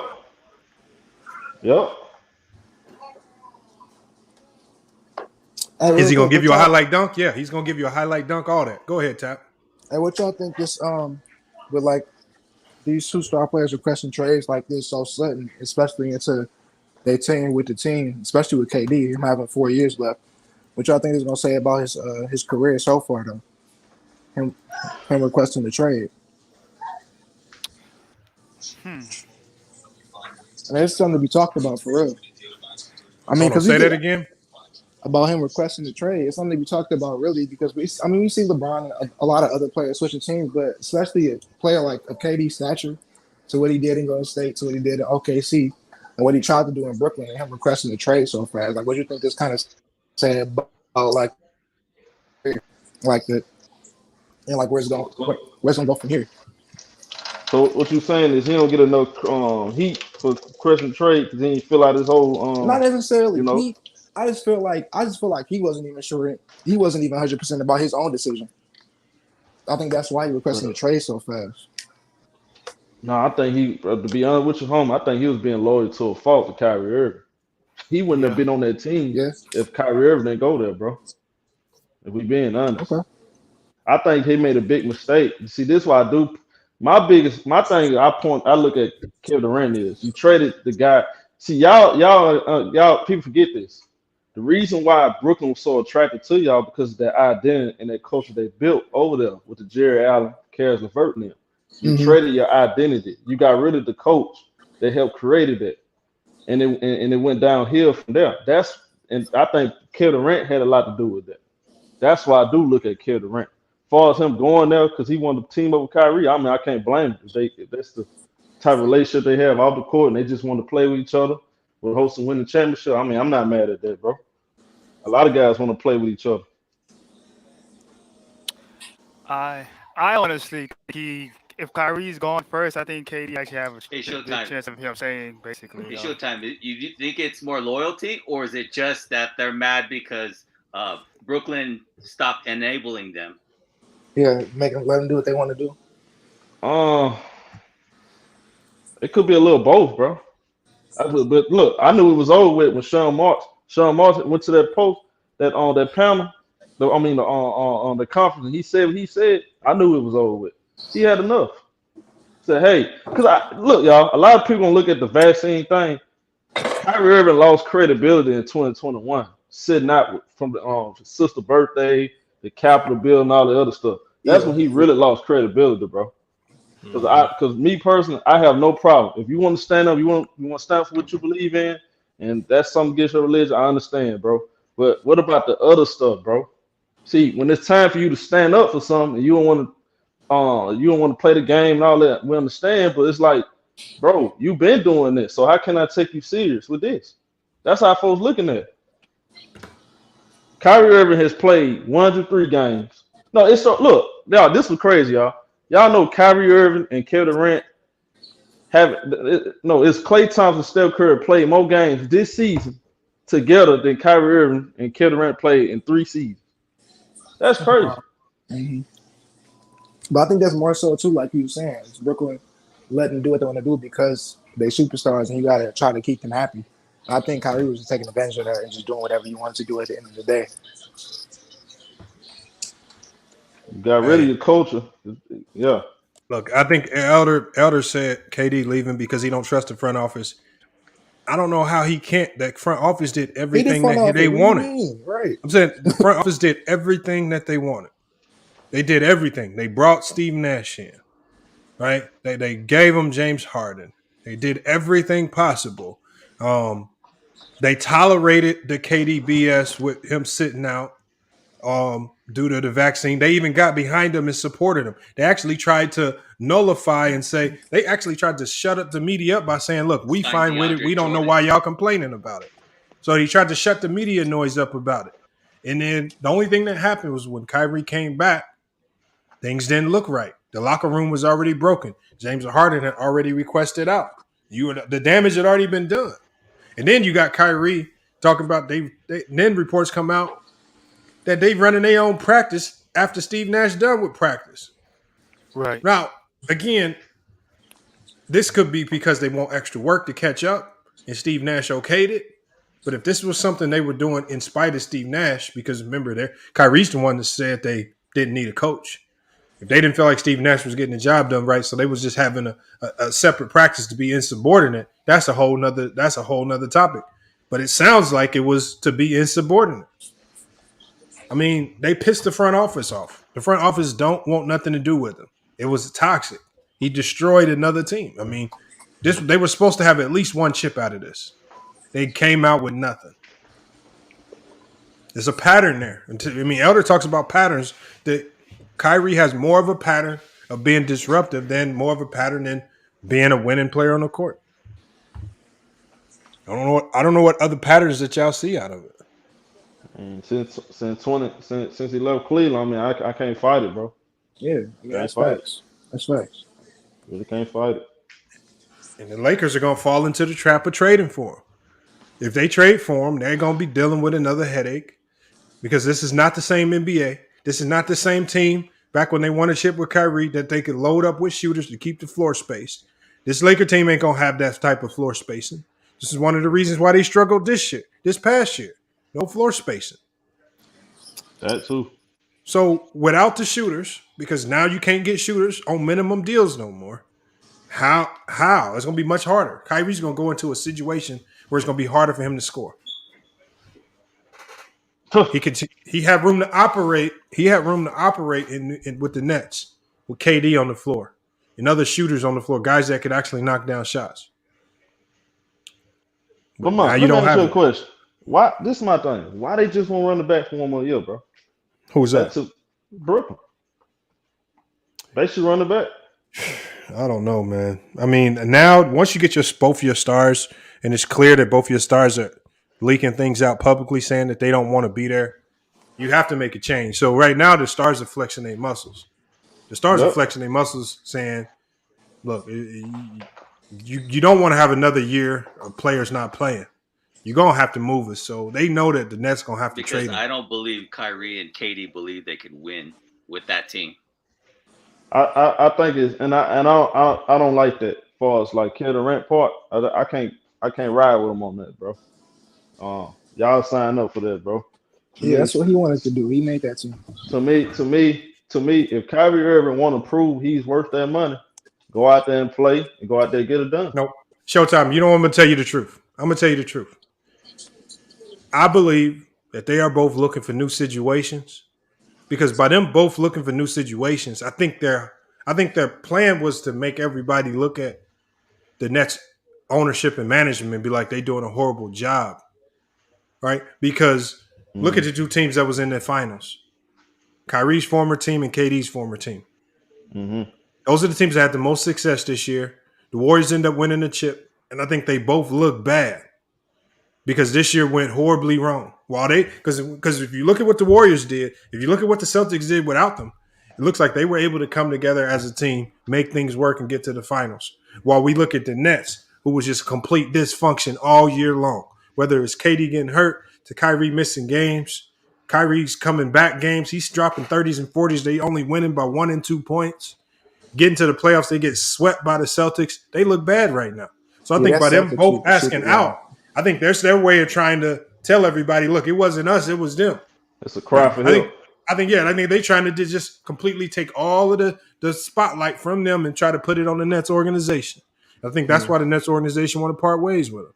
It's like y'all trying to put the blame on us when it was y'all was fucking this up, especially Kyrie. Hey, real quick, did any of y'all watch KD exit interview on his YouTube channel? What he said? Nah. I honestly didn't watch it. I was wondering if y'all even took a look at it. Yo, what's up, Mahari? How you doing, bro? What up, Mahari? Man, chill like a mug, man. I'll tell you what, man. This offseason's been filled with a lot of drama, man. It's actually been better than a regular season, though, to be honest with you. Yeah. But I'm gonna put my 2 cents on the whole situation. I just think that not just Kyrie and KD alone. I think the Nets organization as a whole got thirsty too soon when they didn't need to. If you get what I'm saying. I think that before the James Harden trade, the team that they had with Karis LeVert, Jared Allen, and all that depth was the perfect team for KD and Russ. I'm sorry, KD and Kyrie to pretty much win a championship with. You had versatility, you had depth, you had all the ingredients right there for you. All you had to do was just make sure that those 2 other stars were healthy. You know what I'm saying? And if Kyrie doesn't like the team, you can pretty much tell him, hey, we're not trading for what you want. You don't have the cachet. All right. It doesn't matter if you want a chip. You don't have the cachet. We call the shots. And if you don't want it, if you don't like it, you can go play somewhere else. Then you can throw the blame at Kyrie for that. But I think that team was perfect for them. But then when they got greedy they got thirsty too soon when they tried to push for the James Harden trade. And to me, I just felt that the trade wasn't going to work for them in the long run because what they had to give up, and you saw the results of that.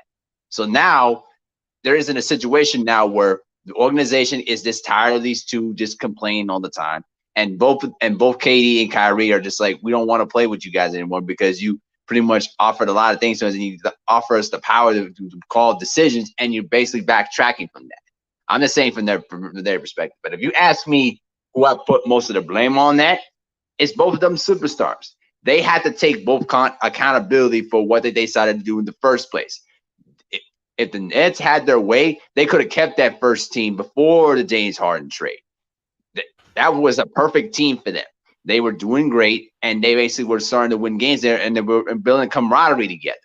But because they were so thirsty in getting James Harden, they put themselves in the 8 ball. To now, you see the Celtics and the Warriors doing great without those 2 other guys, and now the criticism is pretty much big time heavy against them. So, it's a lot of basically I look at it as if this is all the blame being around about the organization, basically submitting to their demands of the 2 superstars, and the 2 superstars not understanding the fact that you don't need 3 superstars to win a championship anymore because the NBA is different now. That's my 2 cents. Yep, I agree. Nope, stars aren't needed. The trio of stars at the top of your roster is only going to handicap you more than anything. Right. Remember, right. If you look at the teams that thrived this year, the Warriors, Steph and Draymond both went down for extended periods of time. But because of the depth, right, having a guy like Jordan Poole on the bench, they was able to sustain. If you have a big 3 there, you don't have a Jordan Poole on that bench. All right. If you got a big 3 there, you don't have that depth to push you through them tough times when injuries happen. Remember, Elder even said, everybody's getting hurt. If everybody's getting hurt, you need more depth. You can't put all at the rate AD gets injured, LeBron's now starting to get injured. We know Kyrie's due for an injury. You can't put all your eggs in one basket with those 3. It don't make no sense, especially if you already admit that guys are getting injured at a higher rate right now. It don't make sense to put yourself in that situation again where you're so reliant on 3 guys to stay healthy for a full season. Just look at Kawhi Leonard right now. I mean, you can't trust Kawhi to stay healthy anymore because his knees are still shot at this point. But even when Kawhi was hurt, the Cavs they weren't a pushover. They were still formidable because what did they not have? They didn't have that 3rd star on the team eating up all the salary cap. They were able to bring at least some balance and some depth to keep them competitive. They didn't fall off the map until Paul George got hurt. And they didn't have no stars on the court to help carry him. But with Paul George on the court, they still look like a tough team to beat because they had the depth. And they look even more lethal now. That Kawhi and Paul George are going to be back. And now they've added John Wall. They've just added to their depth. Yeah, that's so what happens. To come back next season. A question, Lamont. Yep. Question, Lamont. Does Milwaukee win the chip if they had what's his name? The one that was injured? Did they get to the finals? I believe they get to the finals. I just don't believe they would have beat Golden State the way Golden State was playing. No. I'm here to tell you no. Even if Middleton and Giannis were healthy throughout their entire playoff run, to me, I just think that the Warriors would have figured out a way to pretty much stop them. I don't see it. Yeah, I just think the Warriors had a little bit more skill coming off the bench. It's not about stopping Giannis. You're not going to stop Giannis, but Giannis is not going to score 90 points either. Yep. And so the Warriors have always had a philosophy of your best player might get his numbers, but we're going to make it tough for him to get his numbers, and nobody else is going to get 30. Nobody else is Middleton's not going to get his 20. That's what their goal is. Well, let Giannis get his 30. Lamar, what up? What up, Hoop? What's up, man? Appreciate you having me on. Not only that, the Warriors got that strength and numbers thing, and that really means something, man. Like, and I ethered Nick Wright on my channel about his prediction about how the series would go, and he tends to think that the Warriors have to have like a finite, person going for X amount of points, and they literally just go with the flow, man. It's literally a equal opportunity with a pecking order, That's the caveat, but they score based on necessity, and that's very hard to defend. So even on the offensive end, the Warriors they're a hard team to beat, man, as they currently constructed. Mm-hmm. I think a lot of people underestimate that too, because they think, oh well, Steph got to go for 30 and Clay got to go for 26, and then Jordan Poole got to score 30 off the bench. Well, not 30. That's too much, but like 22 off the bench. And it's funny during the playoff series. Jordan Poole's production had gone down every series. Yep. But he's supposed to be the linchpin of the explosive offense. And no, that's not how they play. He plays as necessary. And what I'm starting to see with Jordan Poole is, I don't know where you guys were in the conversation, but he's kind of a Jordan Clarkson that can shoot. So I wonder how they're going to commit to him long term, because he seems to be a volatile guy that lacks control and, in defense on top of that. So I wonder how he's going to fare in the long term. The good thing about Jordan Poole, I believe, is that he's shown major improvement every year he's been in the league. Facts. He doesn't look like he's capped off with so this year he had his struggles from time to time, but it was a humongous leap from the year before. Agreed. So if we see a new leap, like with Jordan Clarkson, I think he's kind of topped off with what we'll see. If we see another leap, I mean, he's still early in his career. I could expect to see a number of leaps. Then he could potentially be an all-star caliber, a high-level all-star in his league if he continues to improve. Now, if he caps off right now, yeah, then they're going to need to make decisions. But with the way they develop players, I just think it's going to get ugly if he improves. If he takes another leap, it's going to get ugly. And if Wiseman takes a leap, if Kuminga takes a leap, and Moody take a leap, like I all expect, it's going to be ugly for the league, and the Warriors are going to be looking just as lethal again. And ain't nobody won't have no real answers because they got young guns that can run all goddamn day. And that's Clay, right. I think Clay was never himself. Clay was never himself. If Clay gets anything close to what he used to be, just another – I mean, they were already worried. They were out there face guarding Clay, and he was missing everything. Yeah. He was already – they knew how lethal he was, and he wasn't even making a shot. So – agreed. And I would say this. Now, I tend to get ahead of these things early, and I don't mind saying my opinion. You know how it was about Westbrook. I was like, nope. Yeah. And I'll stand on it. If I'm wrong, I'm wrong. That's fine. I just think the trajectory, when I look at what Jordan Poole is, I don't like how it reads long term. I just don't. And not say that boy ain't doing his damn thing for a guy not drafted and going through the G League program and all that. Like, he's impressive, man. He really is. But I always think about what's the end game to a player when I look at him. And the end game looks like he's going to be a hired gun his whole career. To me, that's how it looks to me. He's going to get overpaid once, but I think people are going to see that he's a hired gun. So we shall see. He may prove me to be a liar, but that's just kind of how I see him, man.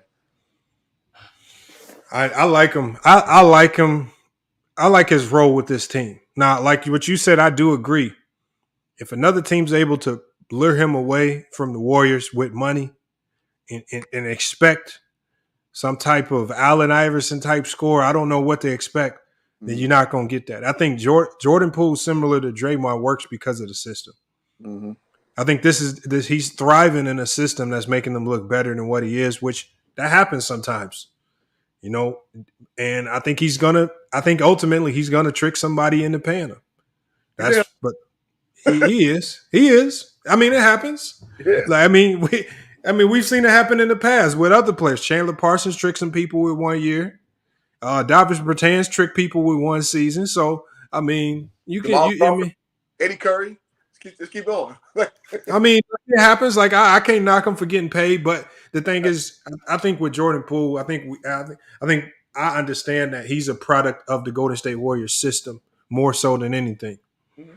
And you have a lot of offensive leeway to do a lot of creative things in that offense that he won't have. As let's say if he's playing under a Tom Thibodeau, some of these other coaches, he ain't gonna have that leeway. Because Steve Kerr, you looked at his face after some of them shots, man, I feel his pain because I'm coaching now. I felt his pain, but sometimes you know that's their offense. You live with the bad, but when he's cooking, man, he looking like a max player. So, hey, Lamont, let me ask you this question locally. My Timberwolves got. Do you think that's Rudy the way? Gobert. That's the reason? Oh, I'm sorry. That's all right. Just real quick, just off topic, just a little bit. What's your thoughts on the Timberwolves getting Rudy Gobert now? Bro, for me, I believe they have their own coach, but I see what they're doing with the players. I understand their philosophy. You getting length, so now you bringing in a guy because the Timberwolves' problem before is they had too many guys that wanted to score the goddamn ball. You already got Russell. Edwards wants to score. Karl Anthony Towns wants to score. You got too many guys that want to score. Not enough defenders. I think if you bring in a guy like Rudy Gobert, you know you're bringing in the best defensive center in the NBA. Mm-hmm. You can push Karl Anthony Towns onto the perimeter at the power forward spot where he wants to be, where he's more comfortable. Bingo. So now you got 2 7-footers on the floor, which defensively, that's going to create problems. I don't care how you slice it. That's going to create problems against a lot of teams. You still got Anthony Edwards, who's 6'6", 6'7", who's disruptive. He can be a defender. He's a nuisance, and he's an athlete. It's gonna create problems if the coach figures it out.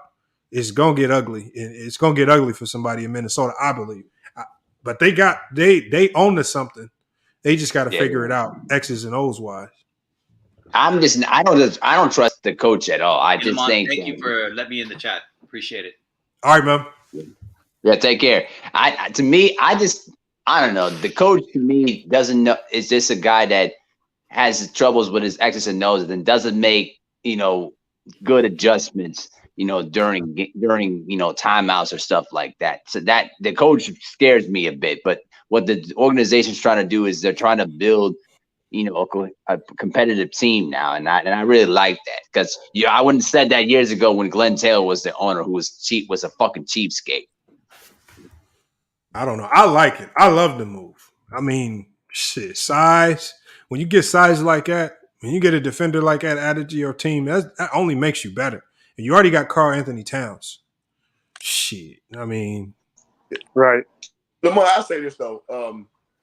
To me, that looks like a move from a team that's one piece away because you give up 5 picks for that?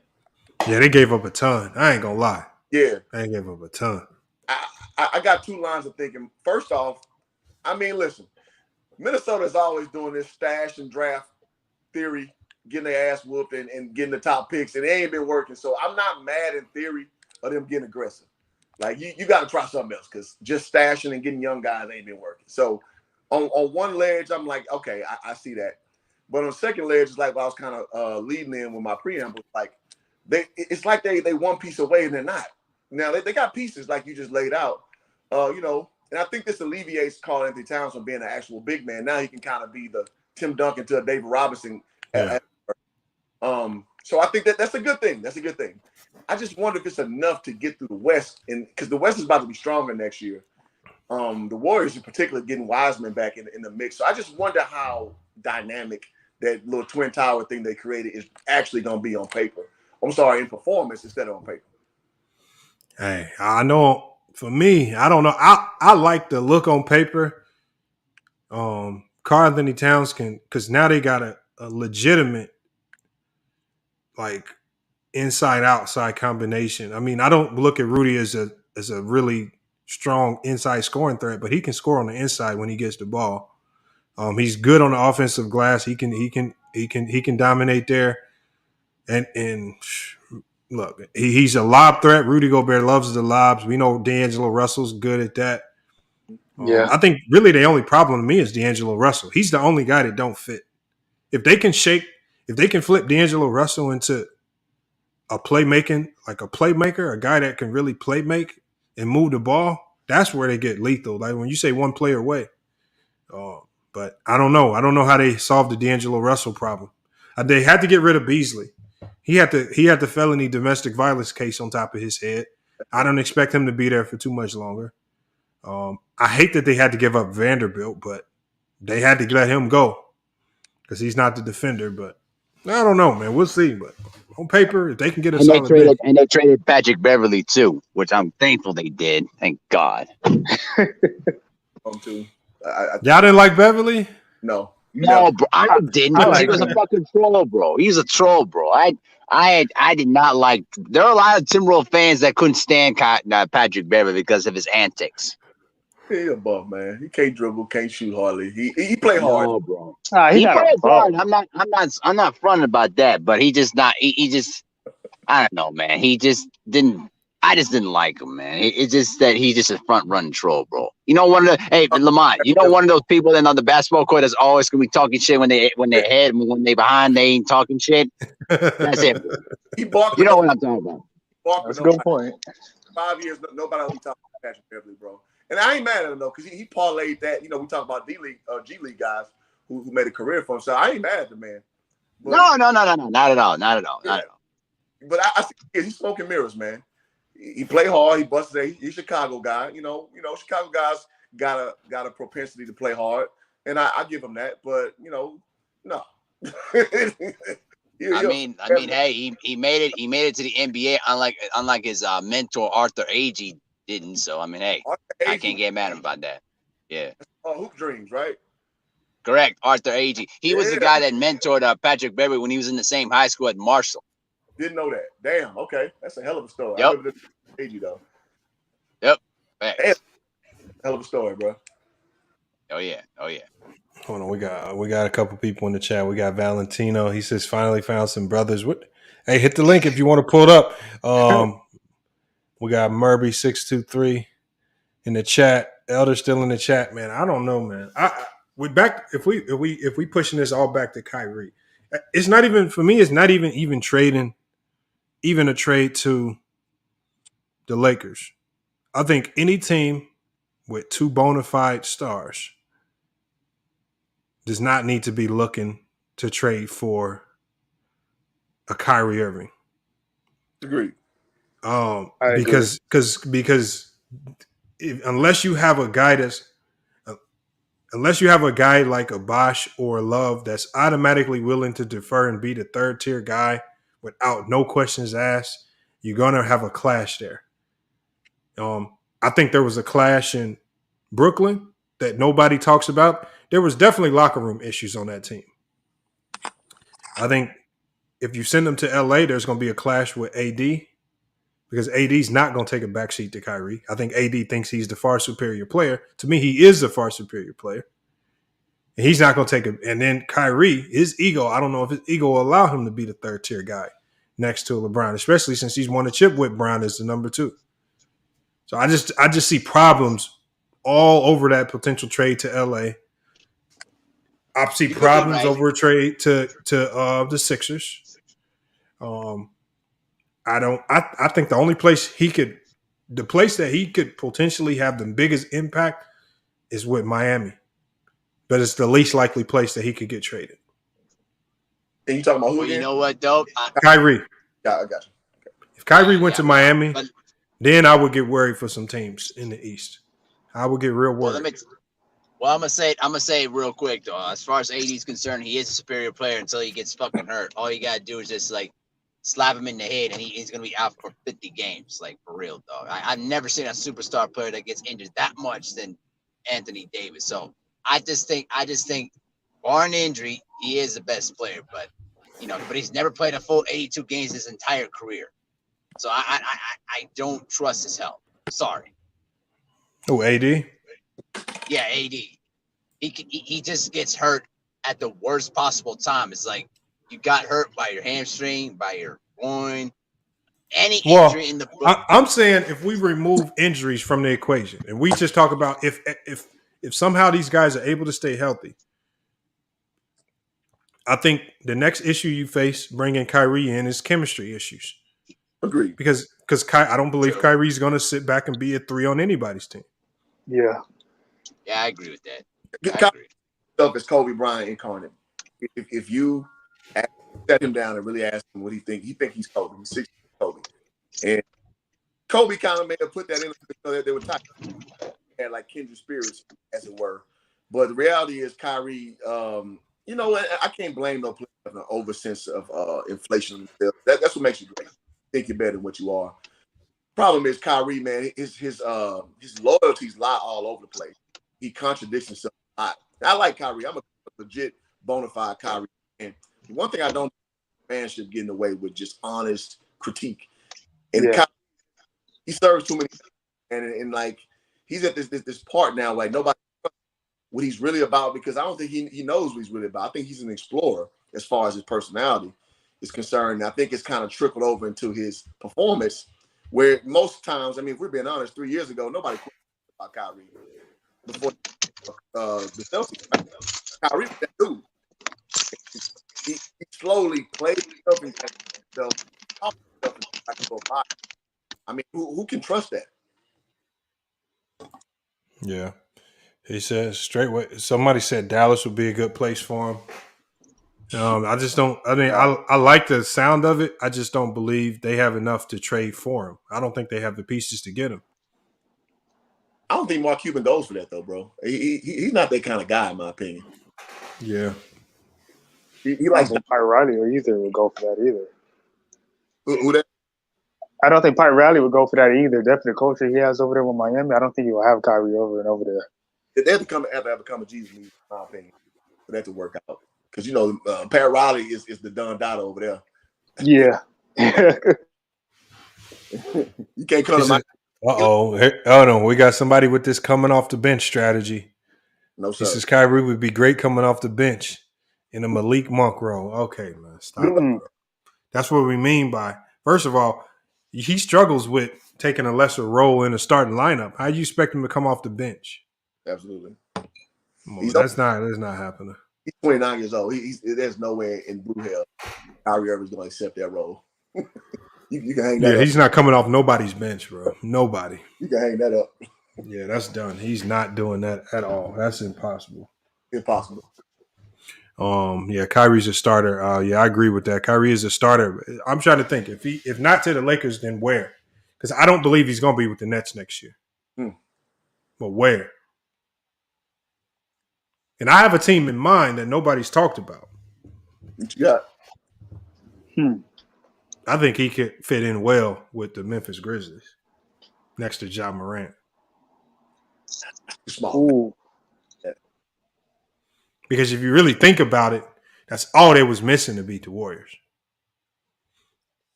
Because remember, they loaded up on Desmond Bane. Desmond Bane couldn't score against the Warrior team.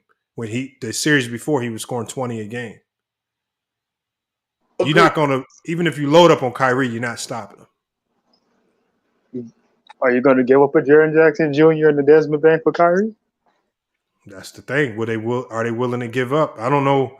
I don't know if they can give up Jaren Jackson Jr. because I don't know if the Nets can take back another player on a rookie extension. Right. I don't know if they have enough pieces to make it happen. But, I mean, you got the Steven Adams contract. You got Desmond Bane. You got some young pieces over there. I don't know if they have enough to make a deal work. I'm just fantasizing. I'm saying if you put him on any team, where would he fit best? I think it would be a team like the Grizzlies that's searching for that second star. You think that works? Tandem 6'3" backcourt. Defensively, it will get ugly. Yeah.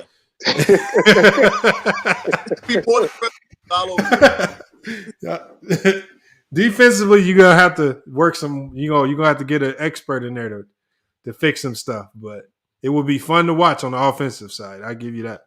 It'll be fun. Agreed. Definitely. I can't fix the defense. Yeah, man. That defense, man. Oh, I wouldn't know how to fix that. 'Cause the NBA is tough right there.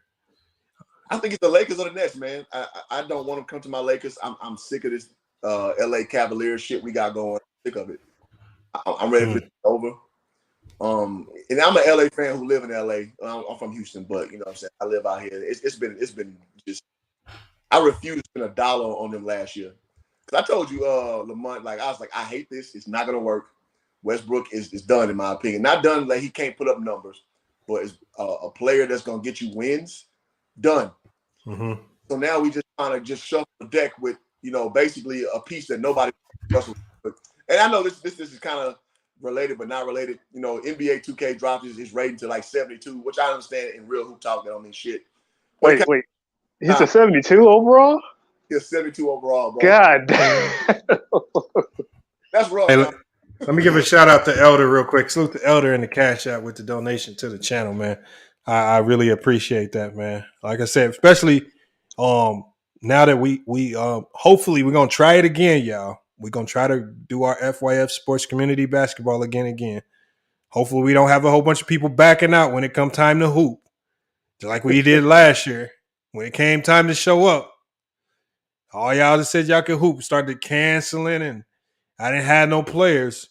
We're gonna try it again, but this time we're gonna do it in Chicago. Home of the selfish players, man. Lamont, bring it to Minneapolis, bro, and I promise you get balls. It's too cold. It's too cold. Man, shut up, bro. No. Bring it indoors. No, bro. No. No, we're gonna hold on. We're gonna do it indoors. We're gonna do it. It's gonna be indoors. Asshole. It's gonna be indoors. It's gonna be indoors. But man, like I said, Chicago, they do the most trash talking over here. Man, so I want to make Chicago, sure. Bro. No. We're gonna do it there. So we're gonna try it. We're gonna try to reschedule it one more time. I've been putting details in the chat. I'm gonna be giving y'all more details. We're gonna try it. But this time, it's a lot of people that have said they were participating from Chicago. We do it in Chicago, they got no excuse not to show up. Okay. Now, the venue I'm trying to get set up. We're gonna try to get the venue set up. The YMCA right there on Stony Island. Everybody knows it, right? If you get hungry, you can walk across the street to Maxwell's. Look, man, you got no excuses, man. I'm telling you, bro. Bring it to Minneapolis. I promise you, we gonna turn up. I promise you, bro. Nah, y'all in a basketball state though. Oh, what? You tell me I'm not a basketball guy? What? No. Oh, okay. All right. I'm gonna call up all the G's out there, and I'm gonna tell you what you said. And then they're gonna turn up. He said, "Be careful in Chicago security." Look, it's Chicago. I don't look at Chicago like y'all look at it. I don't look at Chicago as this deadly place where you gotta be scared every twist and turn. If you into dumb shit gonna come to you in Chicago. That's exactly what happens in Chicago. Right. Exactly. I literally like people call me crazy, whatever. I went out to Harvey and hooped. I went into the West Side and hooped. I went to the South Side and hooped. Like I went all these places and hooped and never had an issue because I'm not into dumb shit and I'm not out there disrespecting people. If me and a guy might go at it on the court, but I'm not about to call him out his name. You call him no bees and whole. No, we just gonna hoop. We're gonna talk our trash and we're gonna be done with it after that. I mean, like exactly, bro. Like I don't understand why people keep saying that. That's just stereotypical bullshit. Stereotype stuff and and then you can't go into Chicago already being scary. If you walking around looking sketchy and scary, you already gonna be looking weird. So no, they just normal dudes. Come on, bro. Like they just want to play. Like as long as you don't talk shit about their mama or they girl or anything like that, just play. Just talk trash. Say you can't guard me and all that. That's fine. But if you talk shit and take it personal, then they're gonna let you know about it. All right? Stop being afraid of that shit. What'd you say, Hoop Jargon? Good luck with that. I like one of which is Rucker Park projects. Y'all know. Man, hold on, we can't hear you, Hoop Jargon. Something's going on with your mic. I couldn't hear you. Can you hear me now? Yeah, that's better. That's better. Yeah, I was saying I've been in a lot of hoods, man, and again, Rucker Park is right there in the projects in New York. It's straight. Like Rucker Park is like no problem. I've been on the west side of Chicago. I don't know, dog. You know, so I hope everything works out well for y'all. But The only city that I've been in where it just didn't feel right is Detroit. yeah, now you right. That's the only city where I looked at a gas station and said, I don't know about that. That's big facts. I don't know about stopping there. I promise you. When I coached in college, I went to Final Four in 2009, I believe. We was in Detroit. I was just like, yo, this on some other shit right here, man. Bro, the Detroit just don't look right. Like, no, I don't know. I don't know how to explain it. Don't. I see old buddy H-Town Black. I'm from Houston as well. I'm from Acres Homes.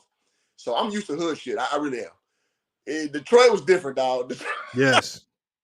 I want to stay in the car in Detroit, dog. Like, I'm good. Bro, I'm telling you, I don't know how to explain it, man, but it just, I don't know, man. I said, I saw a couple places in there. I said, yeah, I got to keep it moving. Thanks. Tap says, don't come for my city. What's your city, Tap? What city? Detroit dirty too, bro. It's dirty. No, the venue that it's gonna be at, it's a YMCA. It's actually pretty solid. It's not too much. It's not too crazy. It's pretty solid over there. Joe Boy says I got stabbed in Chicago on vacation. You go to Chicago for vacation?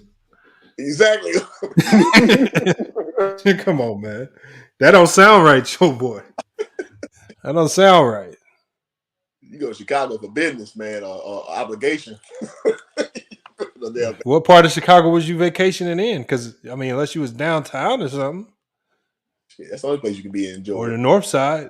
And our Joe Boy might have been up in Boys Town cheering for the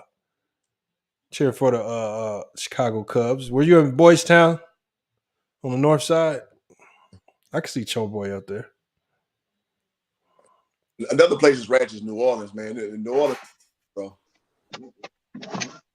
I never been there though. I've never been to New Orleans. New Orleans different, man. That's a different place, man.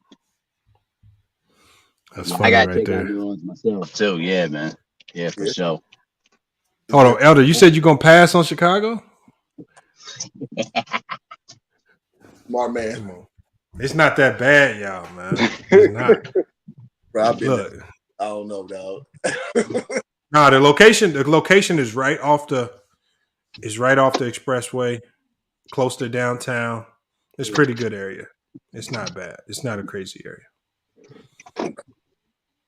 Especially now that they gentrifying everything and they pushing the hood farther and farther away towards the suburbs, the south suburbs. I hope you have a great time. King KO, Texas. Well, here's the thing about Texas, man. Texas, the big cities is not racist, bro. Oh, okay. I got you, Elder. Elder says, I don't go nowhere I can't legally be strapped. All right, we might have to rethink this location then, because I got to have Elder there. It's not going to be an event if I can't get Elder there. So we might have to redo it, man. I got to talk to my guy, man. I want to find a more neutral location where guys don't bail out at the last minute. Because the only other place I could think of is Dallas. Only other place. I never been to Dallas before, so I don't know. I know in Texas though they don't care. You just, is that true? Hoop jargon, is that true? You don't need a license? Not sure, but you open carry in Texas, so like it's not a big deal with owning, your firearms. It's very red in that regard. At least if I go to Dallas, I know I can get Hitman and Goat Mike. I might be able to get Hoop Jargon. Man, I'll pull up. You come to Dallas, I'll pull up. I'm from Houston, but you know what I'm saying? I lived in Dallas for 4 years of my life. I wouldn't mind coming to Dallas. If I get Hitman and Goat Mike, that'll make the event. Oh, yeah. That'll add the comedy value. I don't know how much it'll add basketball-wise. It'll add some good comedy value. Just Goat Mike alone. With the my guy, man. I fucking Goat Mike. Goat Mike is crazy. Goat Mike is beefing with a new YouTuber now. Oh, what happened? Oh man, it's this guy. His channel name is called Universe Galaxy NBA. It's a white dude. It sounds like a white dude. Oh shit. And this dude, his whole spiel. This is his whole spiel. His whole spiel is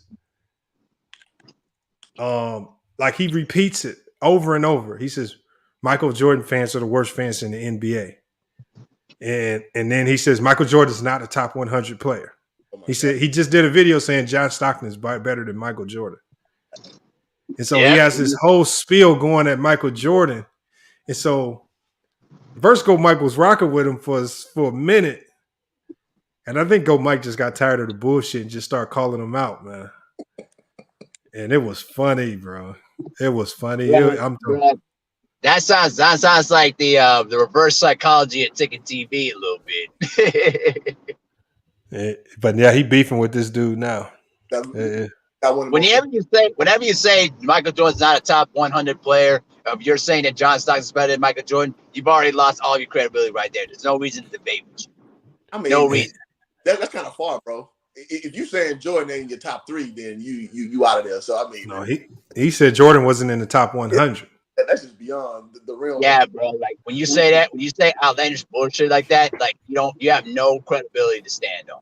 That's why I don't take you seriously. I don't debate. Well, that's what Goat Mike. All Goat Mike did was kept asking him, explain to us why he's not top 100, and the dude just kept getting mad. He kept getting mad because he didn't want to explain it, and they ended up just now they going nanny and the whole back and forth. Yeah. Then the dude created a whole second channel, just for Goat Mike, just to go at Goat Mike. Oh my god! Really, bro? Man, that's sad when you have to create another channel to go ask somebody, bro. Come on. Even Tiki don't do that, bro. Come on, man. Yeah, he said, "Oh, okay, Hitman. I can switch it up. I got to find a venue, but I got plenty of time to find a venue down there. It shouldn't be too hard." So, yeah, Fast Family Affairs says yes. You don't need a license to carry in Texas. Open and concealed carry is legal down in Texas. Man. Yes, it is. That's a fact. I got plenty of friends of mine in Texas that are already holding assault rifles and handguns. So yes, very true. Jesus. Yeah, I'm serious, bro. Texas has the most lenient gun laws in the nation. Like, you can pretty much carry your shotgun, carry your handgun. I don't know if an N16 that'd be a stretch, but I do know that there are some assault rifles that you're allowed to carry with you in Texas. I'm sure you can carry an assault rifle. It probably can't be modified. It probably has to be, some people modify these guns and with switches in Chicago. That's the big thing in Chicago. The guys that are selling switches. And they turning regular pistols into automatic. I'm talking about machines with like 50-round drums. Straightway he says he can provide security too. I don't know if we need security, but that'll make it a little bit better, Elder. I'm not trying to run the cost up too much because we already have a fund. We already have a fund from the original event.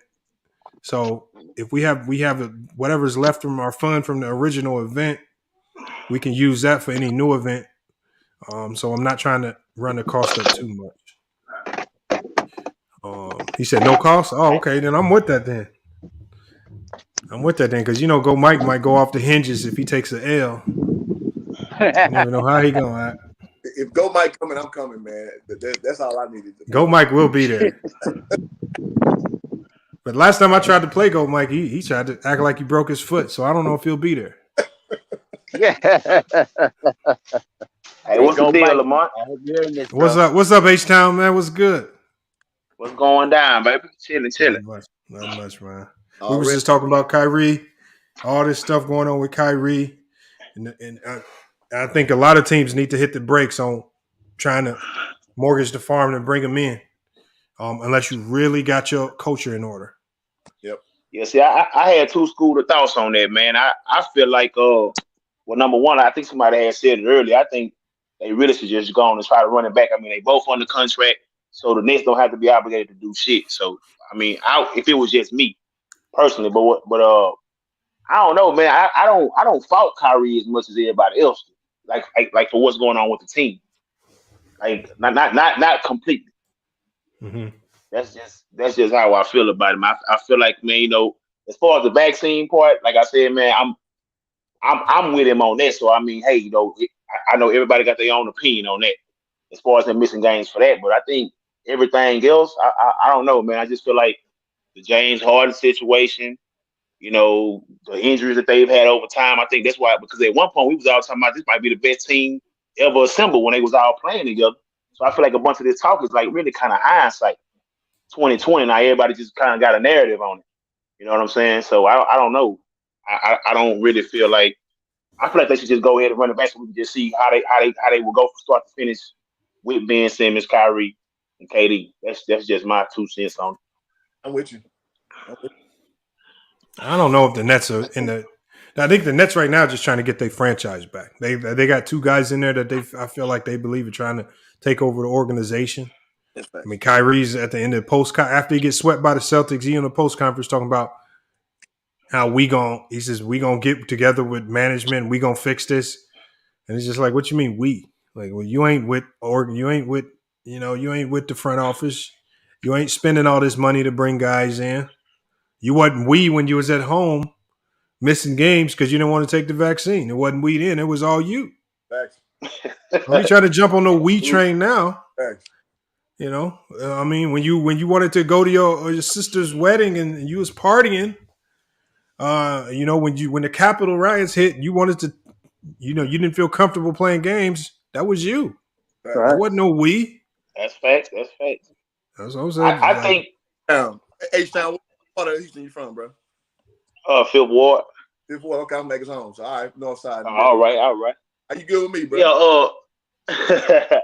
I feel like I think somebody had alluded to it earlier. The team that they had, I think they got so excited about Kevin Durant saying, "Hey, y'all want to come play for y'all?" They were willing to fork everything over for it. So I do think the team that they had, and probably if they would have had like one other star, like superstar type of player, I think they would have been good with their squad being just like that on both sides of the ball.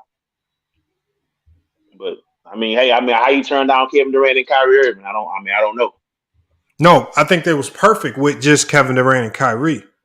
Things went awry when they started pushing it. No, yeah, they had the perfect team with Jared Allen and all those guys. You had depth, you had shooting, you had a bench, you had everything you needed. But then you wanted to push it. You wanted to bring in James Harden. You going for the overkill. So you give up all the things that made you a great team. You try to go for the overkill move, bring in James Harden. And it didn't work. Then I believe it didn't work with James Harden and Kyrie because you bringing in 2 guys that weren't going to be a 3. Harden was never going to be a 3. He never wanted to be a 3. And out of that group, Kyrie would have had to be the 3 because he wasn't good enough to be the point. So you have to make Harden the 2, KD the 1, and Kyrie would have had to been the 3, but there was going to be a clash there. Well, let's be honest, Lamont. James Harden loser. He'll lose. And why you say that? Well, I'll tell you. Wow. Yeah, so let's go talk about play. When it's time to turn it on, this dude, more likely than not, is turned to a worse version of himself. And I'm from Houston, so I watched that. I'm not a Rockets fan, but I run a big group called Hoop Jargon, and I've chronicled this shit like from rooter to tutor, bro. And James Harden consistently, like when you need him the most, this dude is gonna resort to that. In my opinion, against the type of style of play, which is drive hard left, which is step back 3, and he ain't got nothing else. He has no counter to those 2 things. So more likely than not, he has no real minutia to his game, and so he's typically gonna flame out because there's no third element to his game. So that's why I call him a loser. Not gonna win games. Done that, won 50 plus, 60 plus games. I understand that. But when you need him in the playoffs, when they start to blow the whistle, they start to hold the whistle rather, things change for him. And so that's why I call him a loser. So that was destined to fail off inception, in my opinion. I don't know. I can't go that far with Harden. Yeah, I can't say that. I can't say he's a loser, man. That's a little extreme. And I'm not saying that as a homer. You know what I'm saying? I actually feel like James Harden was overly criticized a lot. Oh no. More so than him being a loser. Oh no. You know what I'm saying? But I mean, because I mean, with his usage being as high as it is in the regular season, the only thing I feel like James should have did, and this was just my observation of a game I went to in Oakland. So when we was playing them in the second round, I noticed that when James got his eye, I forgot somebody split their finger in his eye, so he had to come off the court. And Chris Paul pretty much was the number one scoring option and facilitator. And we seen him play better when he was in control of the offense. So I just feel like James should have came off the ball more, especially in those situations that you're talking about, like in the playoffs when the whistle is not going to be in his favor. He should have just came off the ball more. I think his IQ should have just raised there. But I don't think he's a loser, though. Now, I can't just say that. Allow me to quote the great Samuel L. Jackson. And I think that's major flaw is his IQ. His IQ is very low for a guy with ability. And what you're saying is correct. And also, I saw him play horrible in that Dallas series when they had Rondo. When you had Dwight Howard and Josh Smith being that big on big with a high-low thing. James Harden was on the bench. And Kevin McHale was on his ass about not being able to do it. That was that year. I've seen James Harden fold a lot, bro. And you know, when he played that great series first, James Harden balled his ass off. Against the goddamn Heat, James Harden's a no-show. Pissed his pants. Several times against the Warriors, you saw him piss his pants because you don't understand less is more. And to me, IQ is, I hold that at a premium. That's why I be on Westbrook ass. So ability, you know, you can get away with a lot of discussions, but to me, you knowing when to step back because for the betterment of the team is a skill. And I think he is completely devoid of that. And that's why I say he's a loser, because he doesn't know when it's time to press and when it's time to step back, which leads to the whole team dynamic. That's why I don't criticize LeBron like that. LeBron understands that as well. You know, I'm not a fan of his at all, but I give him his credit, man. He has understood when to press and when to step back, when to divert. You know, sometimes it don't work out for him, understood. But I think great players have nuance to their game. I think James Harden has zero to little to none, nuance to his game. And that's why I call him a loser. But if players with no nuance to it, if most players don't have what you just described. But you're a superstar. But for what he has in his game, for the career that he's made of himself, with the limited athleticism, with some of the things, I think he's maximized his talent. No, Larry Bird had no. That's a different era, though. He's playing against other guys that are non-athletic. Fair enough, but Larry Bird did a lot with a little, so I'm not gonna hold him to such a low standard just because athletically you're not as exposed. I'm just saying. All I'm saying is with James Harden, is to where he's gotten now. This is as good. The peak James Harden. It was James Harden that nobody predicted. Nobody predicted him to be an MVP of this league. Agreed. And so I think he's maximized the most he could of his talent. Is he limited in certain aspects? Yeah, especially mentally, I believe. But I think his biggest weaknesses come on the defensive side. He's until he wants to make his biggest sacrifices can be made defensively if he wants to impact the team winning wise. But Lamar, did you see those reels of him when he played? It's damn near non-existent. Off ball, like now he's really good on ball in the post because he's a low base. He's strong. He's a strong guy, but his off ball awareness is terrible. Y'all Google James Harden defense. Y'all think? But you know what? That's a lot of players. I mean, fair enough. That's Kyrie too. Fair enough. I mean, that was Steph for a while. That's AI. I don't agree. Steph actually plays defense. He just sucks at it. I said for a while. You said who now? Steph was like that for a while. Steph, they got him playing D. Yeah, he shored that up, bro. He fixed that. He can defend. He's a competent defender now. He tries like with Kyrie hit for that game point essentially in 2015. Steph played good D. He just, his body just don't let him, explode like he wanted to off that step back. And you can't fault that, man. That's just a great shot. Steph plays hard. He just don't have a lot of ability. James Harden literally would take his plays. Concept. Elder said the 80s was very athletic, especially at the 3 spot. He was.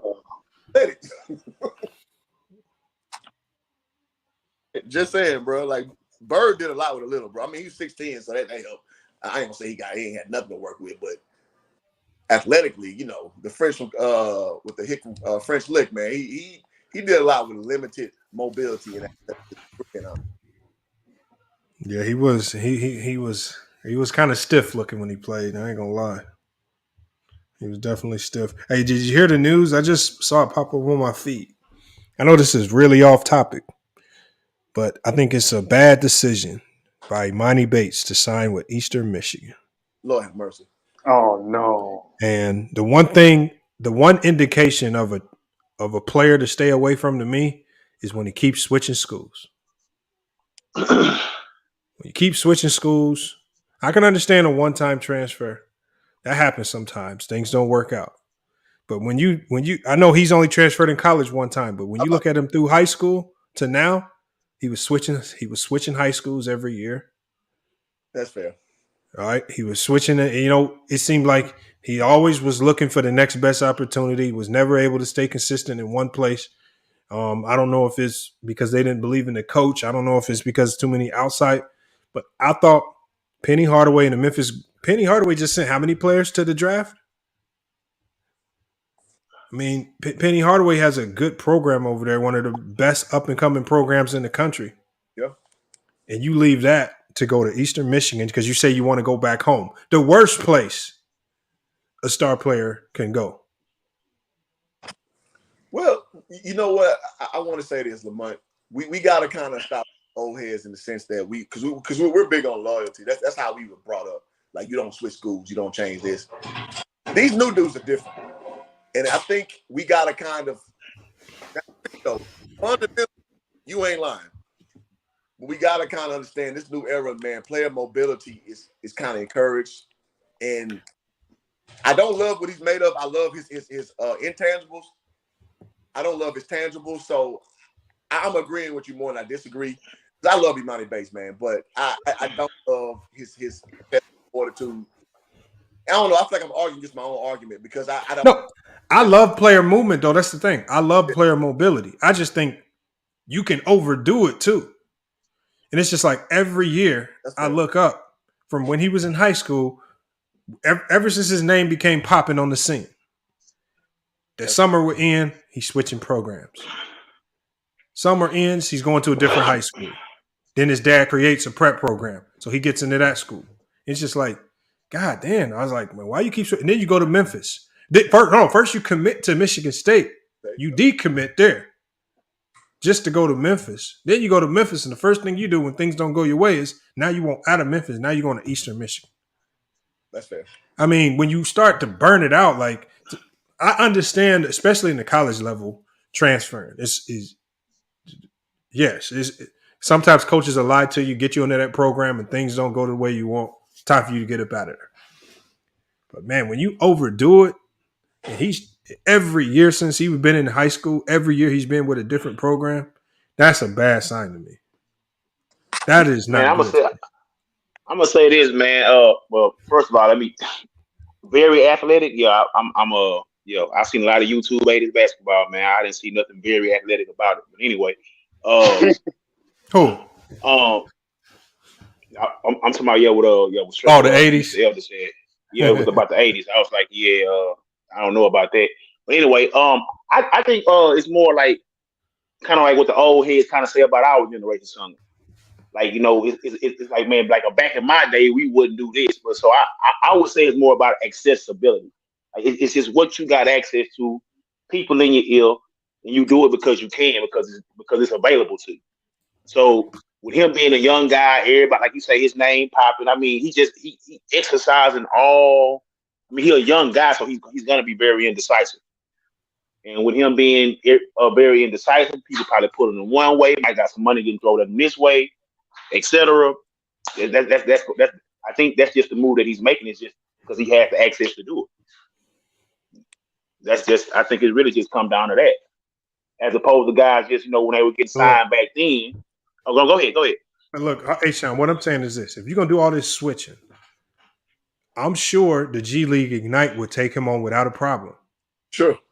Just go to the G League Ignite because we know everything he's doing right now is to angle himself to get to the NBA draft. Like, but to me, taking yourself from a major D1 powerhouse school to go to Eastern Michigan, the only thing that's going to happen is if he does look good, he's going to be playing inferior competition in inferior conferences.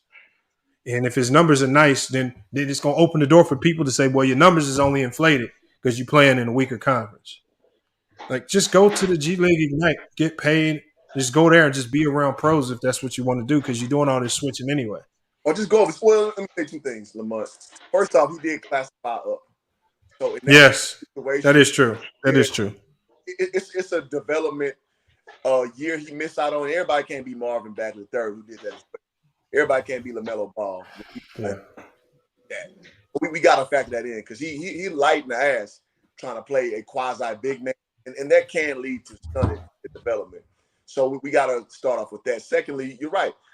I would love him to go overseas, man. I don't think he built like that though. You know, R.J. Hampton, LaMelo Ball way.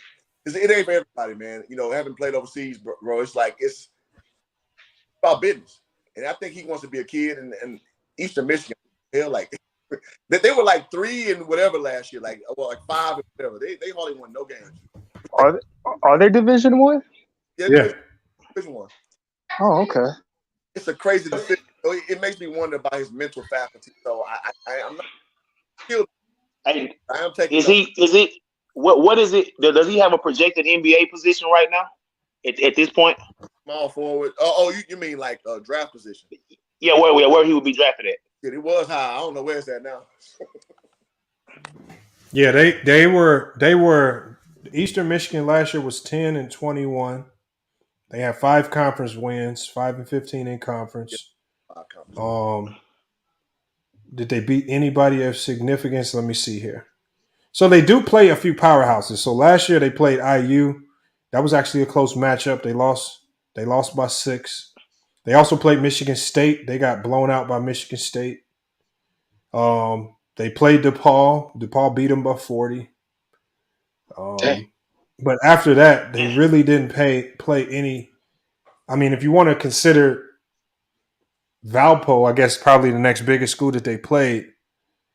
But they really didn't play much as far as legit competition. When you're talking about going up against other guys that's potential NBA prospects as well, they didn't see too many of those. Yeah. And they only came out with a 10 and 20. So this move right here, I don't know, man. I just don't understand it. To me, I don't understand the move and how you really expect it to improve your draft stock. Yeah. I don't see it. Agreed. I wonder who advised this young man. It's his dad. And look, and I hate really getting on players, especially when their dad is like be doing the most work behind the scenes, because I love for dads to be involved with the basketball side of things.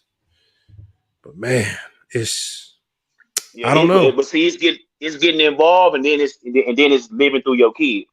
Like I think those two things should be exclusive from one another.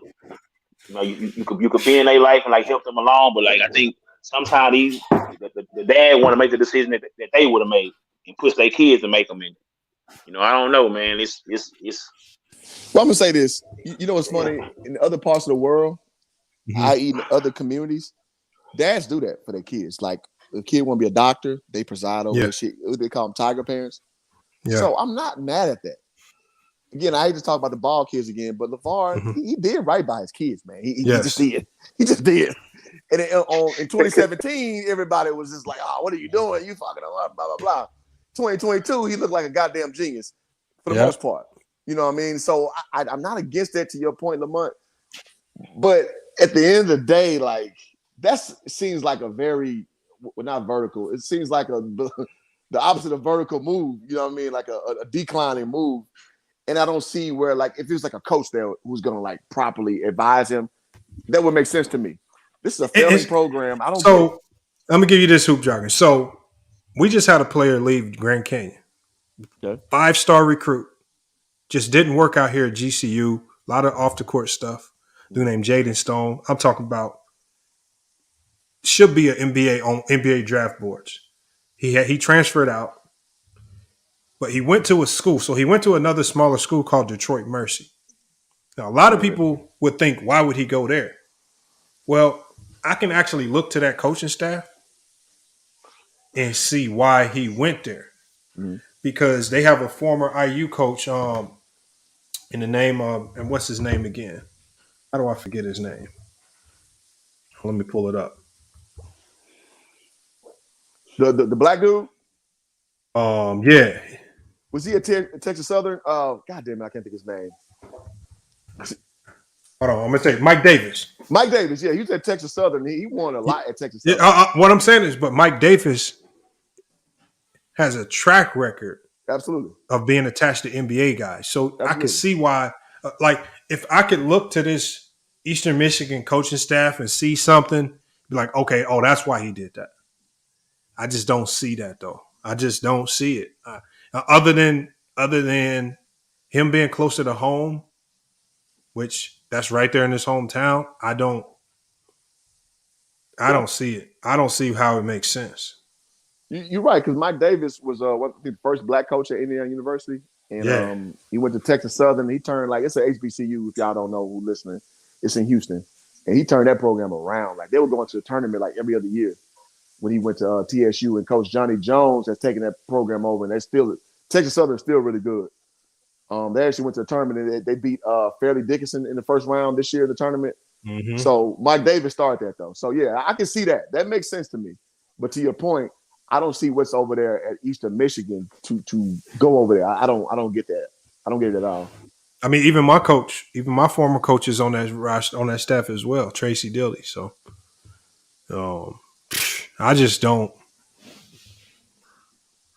I honestly, I don't understand why he's going to this Eastern Michigan team. That's crazy. I wish, man. Like I said, I just don't want him to do what I want to see. Is I want to make sure he doesn't do anything that kills his draft stock. Yeah.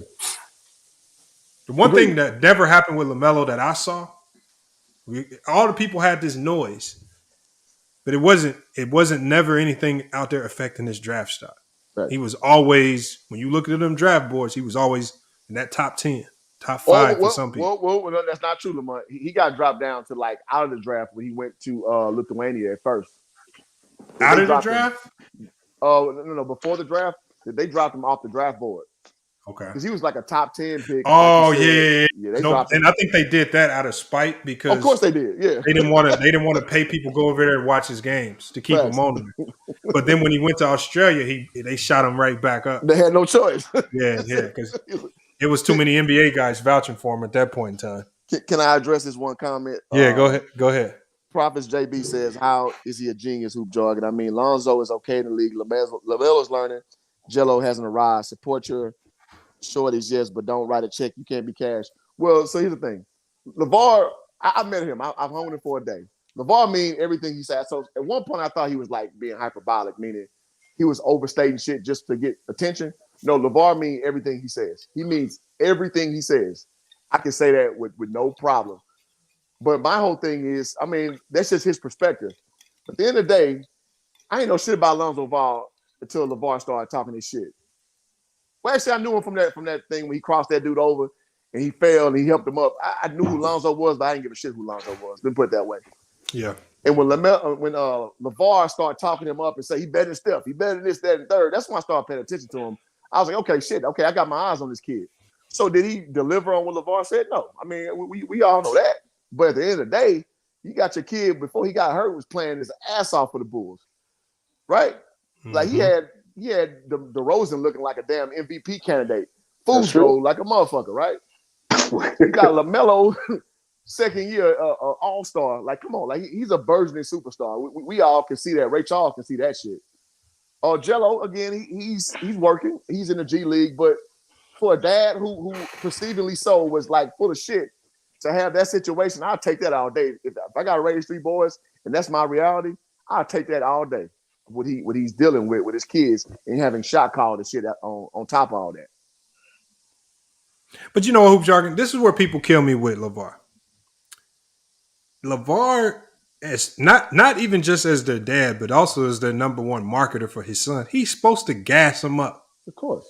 Like your dad is supposed to be your biggest fan and gas. Like, so people was getting mad at him because they was like, He said he gonna beat Steph. Like, what else he supposed to say? He's supposed to gas him up. That's his job. If anybody say the craziest predictions about what you're gonna be in life, it's probably gonna be your parents. Yeah. Like they was really expecting LeVar to sit down and evaluate his sons like what's his name? Billis. Jay Billis was supposed to do or something. And Jay Billis was wrong about the Ball brothers. Facts. So it's just like, come on, man. And for the most part, though, I mean, even though he gassed him up, he was right about LaMelo. LaMelo's the best. He was right about Lonzo, right? To a certain degree, especially once Lonzo is healthy. Mm-hmm. And he could still potentially be right about Jello if Jello finds a niche or can get, find a system where he can fit in the NBA. But Jello's still a part of some NBA organizations. I mean, being in the G League for a team is you're part of an NBA organization. Or if he's wrong, fuck it. 2 out of 3, shit. That's what I said. I was like most scouts, a good scout from what I was talking to Mean Ellis, huh? Most scouts, it's expected of you to be right about 1 out of every 6 players. Come on, man. He was right out of 2 out of 3. That's better than most scouts. That's far better than NBA scouts. NBA scouts don't even have to hit it all the time. They just need you to be right 1 out of 6. And you a good scout. LeVar's the greatest scout in the world. He was right 2 out of 3. If you go on percentage wise, he's 66%, right? What?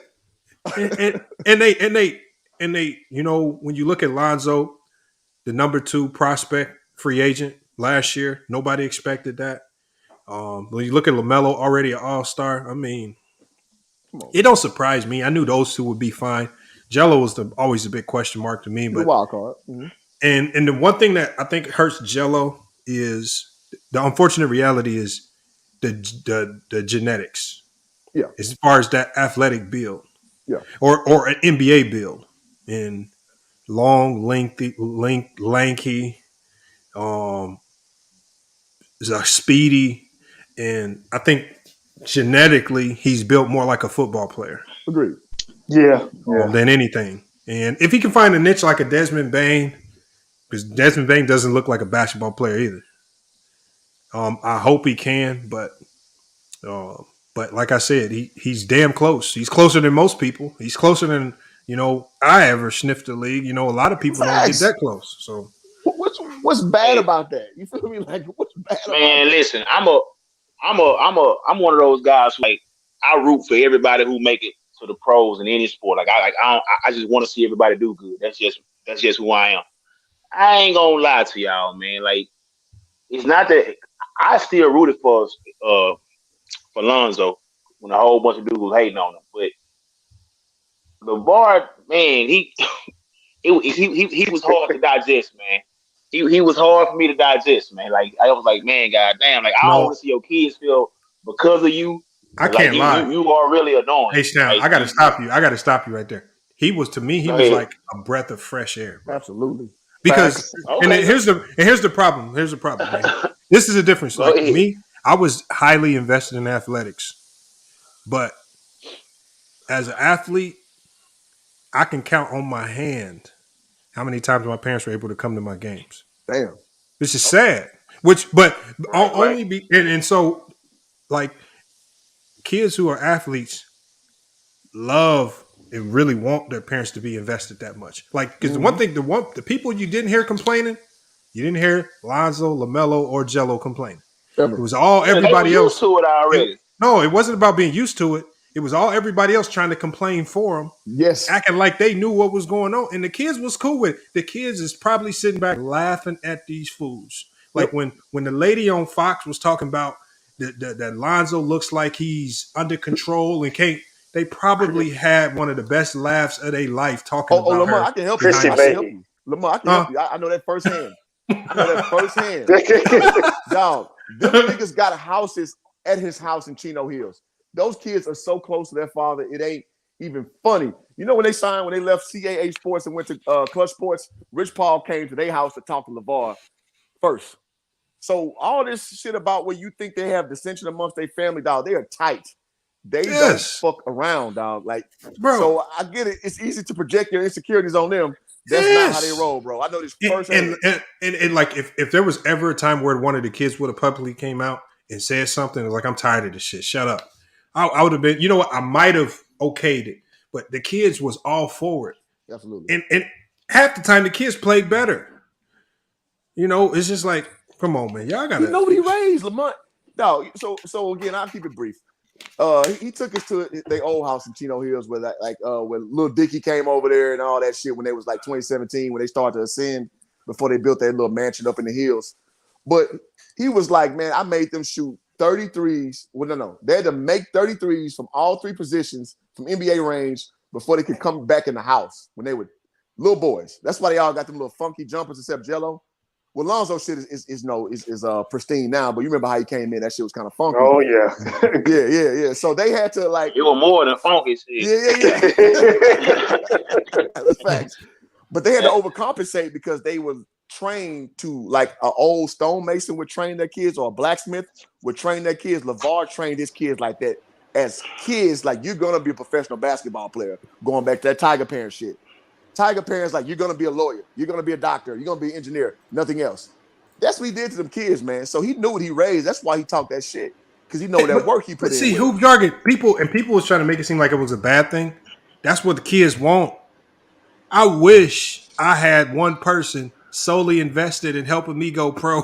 Facts. When I'm in high school, because when you that young, you got the wildest dreams. When you that young, going pro is a wild dream that kids have, and if you got one person, especially an adult who believes it more than you do, pushing you. Oh shit! What? Y'all must be crazy. Like y'all, like people be tripping me out, acting like this is not what these kids want. So y'all think he gonna get a King LeVar movie like King Richard? I can see that happening. Maybe. LeVar gonna have to be the producer or ownership in it somehow. Who gonna play LeVar ball, man? Who gonna play LeVar? Hey, man? he all about that ownership, which he's actually making sense because if you look at the situation that Kyrie's going through with Nike, right? Look at that, like because there was a dude, I forgot it's a billionaire. He has a video about LeVar Ball. I forgot his name.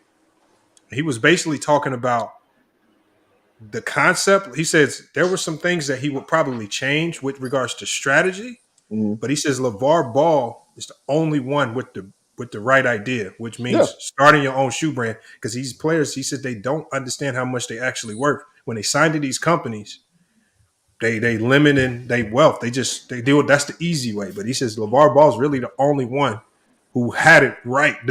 He just might have messed. He said he might have changed a few things strategically, like maybe built everything. He says if it was him, he would have focused everything around LaMelo. But strategically, LeVar had it right, and LeVar's fixing it now. I mean, LeVar's still a multi-millionaire. Like something works. Exactly. And can I say this? Can I say this, Lamont? Yeah. This is firsthand experience. LeVar got his hand in a lot. Again, I got to his business. I saw his businesses, all this shit. Because he saw my YouTube channel, he liked it. His handlers liked it, and I got the opportunity to see what he does. This boy got his hand in tires. He wants to be a billionaire in 3 years. That's his plan. This boy got his hand in his apparels is still selling, regardless of popular belief. And he still he has another venture. I forgot what it was. And he makes chump change on like what's that shit called Cameo. When people pay him still to this day to do little drops. He's like, man, I call it my little play money. He make like $2,000 a day just doing cameos. And so I say all that to say he's more right than he was wrong with his business strategy. His problem is he just was a nigga from South Central LA who trusts a lot of people. Alan Foster didn't work out. And so you learned, okay, you can't trust everybody with your business, but this dude know what the hell he doing, man. And he owns a lot of assets, and people think he live off his kid's salary. He was like, man, I want my boys to know, don't ever spend your NBA money. Don't ever spend it. Like, you do your own brand. And he also had a little drop. Y'all check my channel. I'm not trying to plug it right now, but he Go had ahead. he was a year ago. I filmed him. He was talking about Kyrie Irving to come over to Big Baller brand when he had that situation with Nike, not putting the shoes out like he wanted. LeVar let me and Ballfax record him saying it, and I put that shit out like that. That's what LeVar's on, man. So I didn't know about that billionaire who said that, but that's succinct what I've seen because that's legit how he is, bro. That's legit how LeVar Yeah, is. he made it. There's a billionaire. He made it's like a short, like one of the YouTube shorts. But he was just talking about all the athletes that signed shoe deals, and he was just basically saying, "Here's the only person that got it right." And he said LeVar was the only one to get it right, only one. He believed in He said the himself, only bro. thing he would have done differently, he would have centralized everything around LaMelo because obviously he had the biggest name, Absolutely. but and everybody makes mistakes. And for LeVar to make the few mistakes that he has and still be a multimillionaire on the rise, it's still going up. I mean, I take that all day, any day. Come on. You know how many businesses I mean, failed in 5 years? Go ahead, and I bro. want to say it was a mistake that he made. I want to say it was a mistake that he made. I mean, I'm pretty sure he centralized everything around Lonzo because at the time, I mean, shit, Lonzo was that dude. Like I didn't even know LaMelo. I didn't know LaMelo was gonna be this good. Like, I was like, holy shit. Shit, This I did. dude, I ain't gonna lie, I did. I didn't know he was gonna be this good. I was like, damn. You thought LaMelo? This dude I thought LaMelo. I LaMelo. had no idea he was gonna be this good. Oh, yeah, I knew There's that. a I had no certain idea. bro. I knew it, bro. Yeah, that boy's special. But when you see he's a special, kid, man. He's special, what up, man. Tricky Nicky? What's good, man? Salute, guys. Salute, Everybody bro. on the panel. Salute to Salute. chat. Like, subscribe to FYF Sports Debate. Get it up Appreciate there. We're already over 330 likes. We can get more. Yes, sir. But no, my point that's would tricky. be if you think about this, honestly, this Lakers team isn't going nowhere currently constructed, right? Agreed. Yep. Are we? I mean, if we have the same team, are we? We're not. So, with this team, though, what I would like to say is they can make many moves. If you're going to offer up 3 superstars, they can make many moves. I'm not trading LeBron. I'm sorry. Never. If I have to, I'm going to have to get a whole load like Utah got for Rudy Gobert. But my point is, with this team can be a lot better right now with a few minor moves. If you bring in Kyrie with LeBron, the only problem I have with that, they're both under final year contracts. How does it work? How does it work for LA? You guys are in the worst spot ever that I've ever seen. But I think Jeannie Buss will find a way to get him out of it. I think she will. What do you As guys far as think? Russ, I honestly believe that Jeannie Buss wants to keep Russ. Ugh. I don't, and I know Hoop Jargon Really hates the feel sound of that. But I think, but also Hoop Jargon. But when she made those comments the other day, it sounded like she was saying, if we trade Russ, I want to make sure I trade him for a package of lower tier players and not just that other one singular star player like a Kyrie, right? Because you want to start building out more of a complete team that's going to be more sustainable throughout the year. So, FYF, I was trying to say this on another show tonight. I was trying to say, like, if you're going to trade Russ, you know he's on his final year, right? Mm-hmm. And you've got LeBron there on his final year. As a Laker fan, you want LeBron to guarantee maybe 2 years. Just give him 1 more year, right? Speak for yourself. Hold on. He's probably right. But He all can go I'm tomorrow. saying is Russell Westbrook, if you're going to trade him, you're going to have to dump him to a team that's trying to lose cap.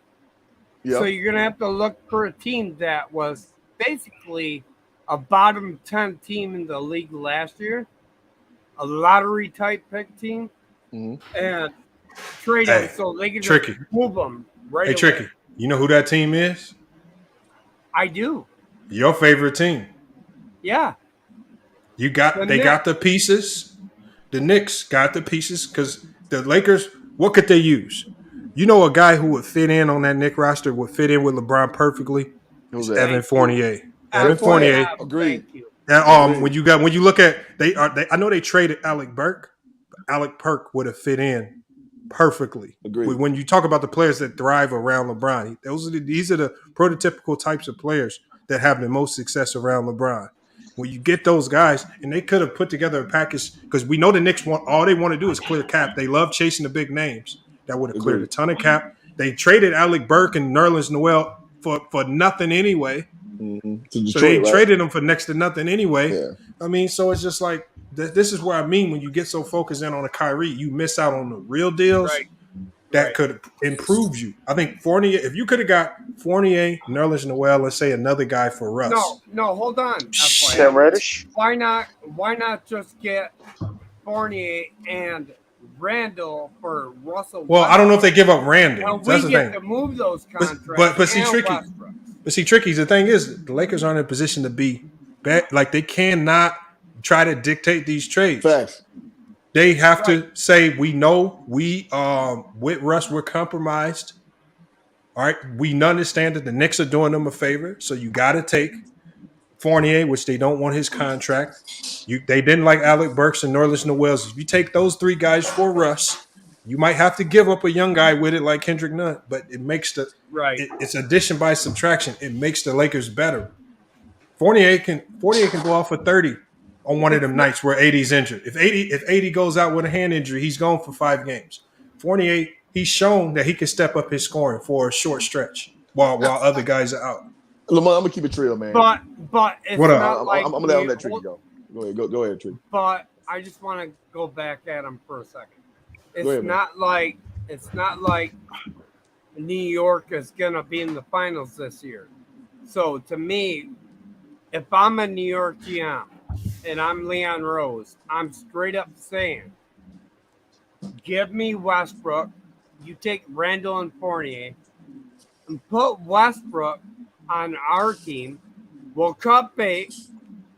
You can take Randall and Fournier and use them as trade bait in LA for other players to make you better because they're kind of, 27, 28 years old? And I'm just saying, and FYF is right on that. Next would be the best trade, but I don't think Leon Rose will do that with Randall, and it scares me. I want him gone, in my opinion. Listen, man, I'm Tricky. I'm with you because I'm a Lakers fan, and I wanted Randall gone like yesterday after he started showing me what he was. 2 left-handed, ball, inefficient. I was like, I'm good. And he a Texas kid. I'm biased towards Texas kids. I am. He's from Dallas. But I just like, no, thank you. Once I saw what he really was, no, thank you. So I'm with you on that, trying to get rid of him because I was just like, for the longest, like, no, thank you. But here's the thing, man. And I'm happy that we're going through this as Lakers fans because we've had the advantage of manipulating people for a long time with trades. Yes. I ain't getting Paul Gasol. Thank you. The finesse has been crazy. Somebody said it, man. I'm glad somebody said it, man. I'm just being honest. God damn. We beat the Kings. We had no business beating the Kings.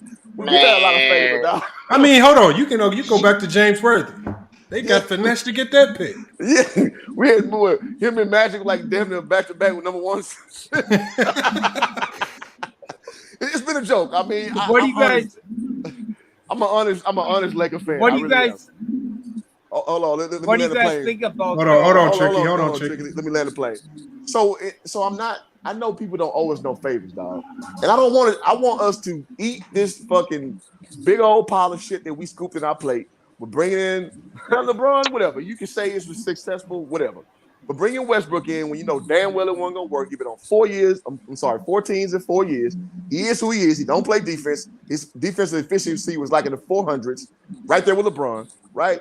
So we deserve where we are right now. And I don't want nobody to come bail us out and we turn back into the LA Cavaliers, and we going through this bullshit, bringing Kyrie back in where we know we're not going to beat Golden State. We know we're not going to beat the Clippers. We know we're not going to beat maybe the Nuggets. But we're not going to win the championship with this roster if Kyrie comes. We're going to be the damn Clippers. I mean, we'll be the Cavs all over again. So, no, we got to eat our shit right now. So we need to go through the growing pains of what it takes when you gut a whole roster. And this is how it looks. You don't have to, though. This is how it looks. You don't have to. Julius Randle's not going to come help us, bro. Hold on. He's not going to come save us. No. The other one's a link off that. Hold on. Hold on, listen. This is the reason the Lakers don't have to, though. You guys got Westbrook final year and LeBron. Okay. Trade him. I say trade both of them and just let the trade chips him. fall where they may. And Trade LeBron? problem I have is, Yes, though, trade him. He don't play But- no defense. Oh, He no. plays- Hold on now. no Wait a minute. Hold defense. on. Trade him. You gotta trade him Trade him. on one basic reason. You gotta know you're getting something in return. Yeah, his stock is still high. Absolutely. You need a third team. And if LeBron's unwilling to renew his contract in LA, well, I'm going to try to trade LeBron to a team that he wants to go to. So I'm getting something for him. Well, You already know he I think if the Lakers knew they were going to lose. Work like that. Hold on. Elder, what you got on it? It doesn't You work said you like didn't that. like the trade. Why didn't you like that It's Knicks horrible trade? Horrible, because How? too much contract coming back. Them bookers got 3-4 years left on their deal. Horrible deal. No way in hell.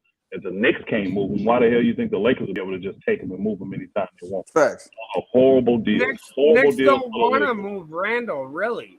Stop it. I'm just saying, Stop it. as a Freaking fan Nikki, perspective. stop it. The Knicks No, will move Randall in you a New think, York minute. you if think they the could. front office in New Nobody York wants to Randall. move him? Yes, You I think do. I know it Thibodeau for a wants fact. him out I of know here? it for a fact. That's a lie. That's They have cap. nobody. That's They have cap. nobody that will take him. Cap my ass. You cap. Whatever, dude. That contract is $27 million. That Nobody allows wants you him. to get two $10 Nobody million wants him. players And he got deeper, what he got? 4 years left on that deal. and you can move Nobody him wants that and bring contract. in someone else. No one I'm wants just that saying, contract. That's why you You're can't not move. thinking about money, though. Think about money for LA front office, what it would do. What does Randall bring? He brings no money to LA. I'm not He saying. costs I'm us saying money. if you add a third team That's a in, horrible trade. what's he do? Horrible You trade. can move Randall. You don't have to have Horrible Randall trade. on Well, tell the LA. Knicks to do it then. Tell your Knicks to move it. Whatever. I can't tell them to If we do like- it. They hey, don't here's the want key, to bro. do Hey, it. Tricky I already Nicky, if told they- you yeah, they Thibodeau do. wanted Randall. They want to do it. They just can't. They can't. No one It wants can him. happen. Nobody wants Randall. Well, Nobody. until the Knicks No team fire wants that Thibodeau, contract. Talk to him, Elder. it Talk No to him, team Elder. wants that Evans 1-year contract. Why you think Man. Boston got off of it so quick? Stop it, bro. I agree. I agree with him to an extent, are but he's known saying for it taking can't happen. horrible deals. Yes, it They're can. gonna regret the Jalen Brunson contract here in 2 years. Why? Absolutely. They're gonna Yes, they regret will. it. They I agree. Much money for too little of a player. Yes, I'm they not will. disagreeing with that. No, hold on. I'm They won't not. regret it if the salary cap goes up because It don't matter. They're still I'm gonna he's regret making- it. You know why?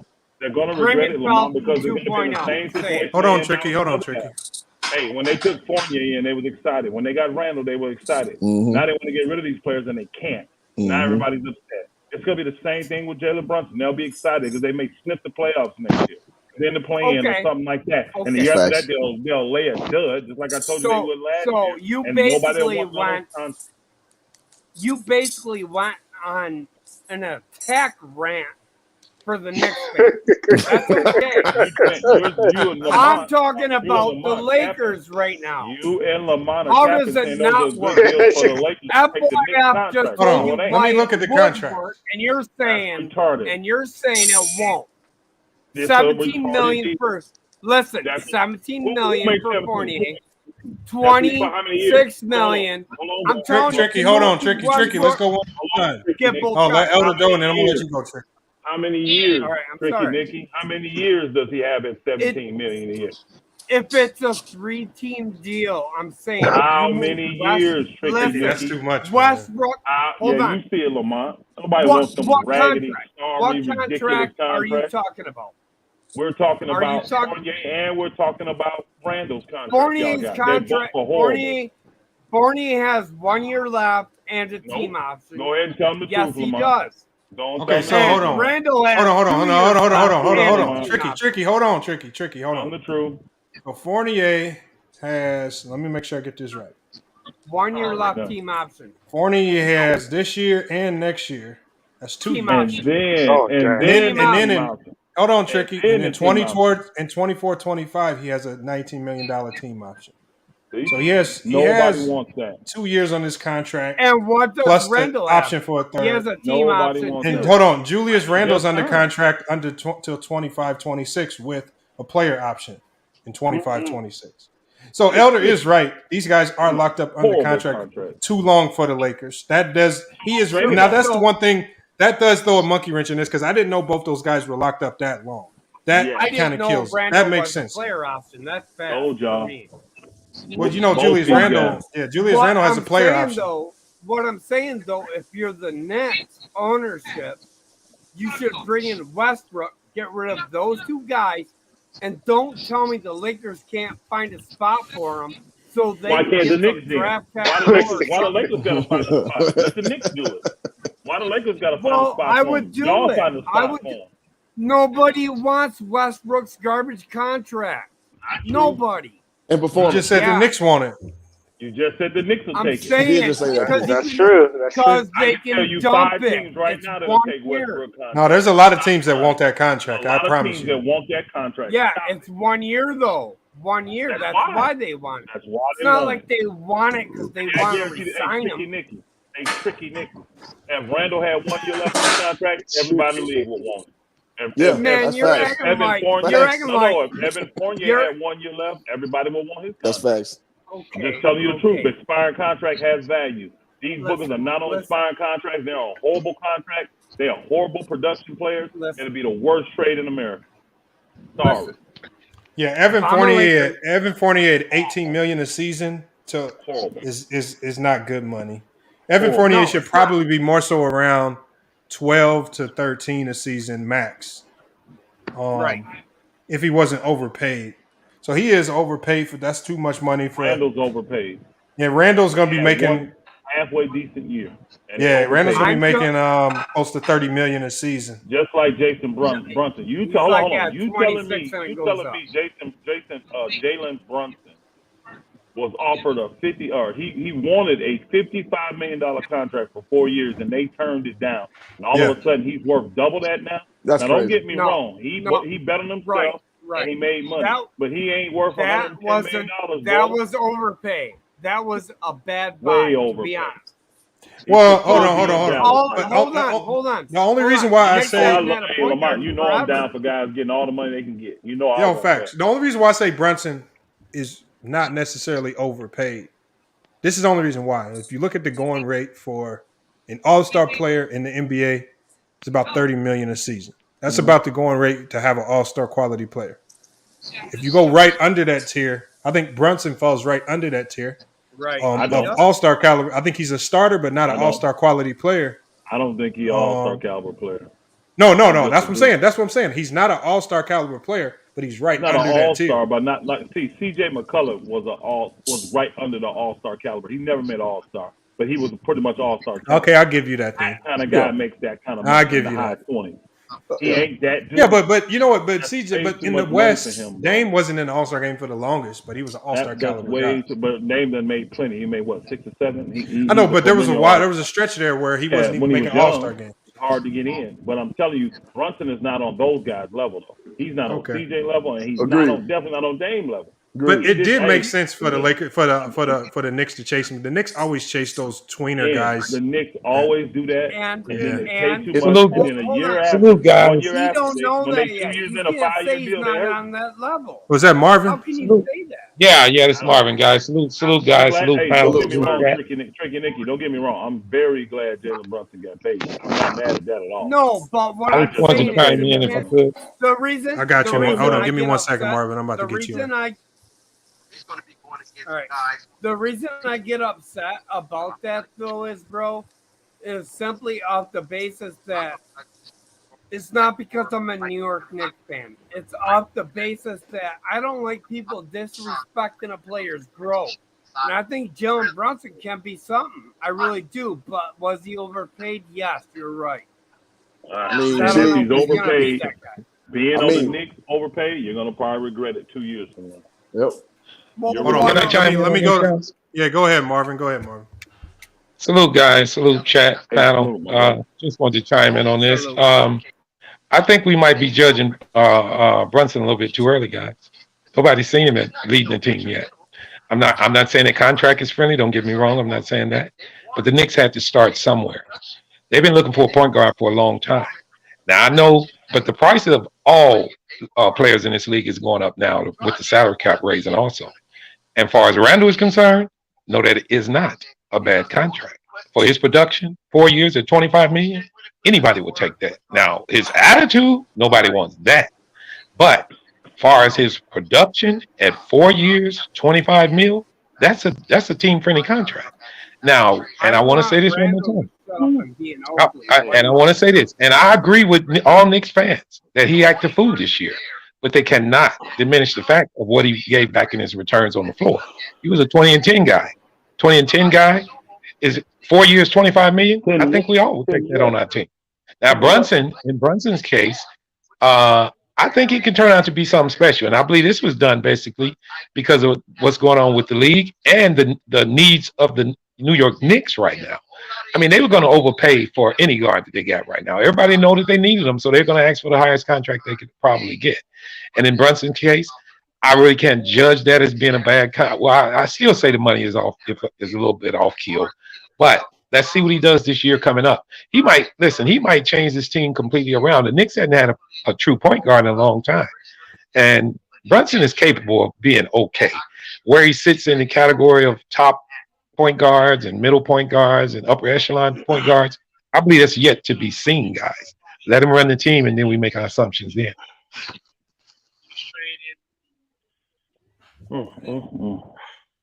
Hey, so hold on. Randall making $29 million a year, almost 30. That's way. No, he's not making 29 yet. He's making 23.7 for 4 years. Now the difference in that is when you say 4. Hold on, my brother. I'm reading it right now. His contract. I'm looking at his contract right now too. His contract was 4 years, $117 million. Do the math on that. No, hold on. Elder, Elder says right here. This is he's going next year. Hold on. This season, he's going to make 23.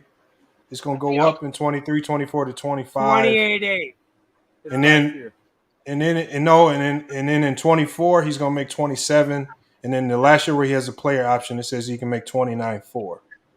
Yeah. And if you want to look at that, look at the contracts that were just given out. I got you. The 117, that's the highest he can make with the incentives and stuff. Yeah, that's the highest. And if you look at it, this was a 4-year deal. It's a 4-year deal. Now, if it was a 3-year deal, yes, it's bad. But this is 4 years. It's a friendly contract. The point is, in 3 years, the salary cap is going to go up. And we're the salary cap is raised. If the salary cap goes up, it's going to look like a team-friendly contract if he gives the same production. I mean, I believe everybody's judging Randall. You can give 20 and 10. You can give 20 and 10, but if you're not winning and you got a super low shooting percentage, what difference do it make?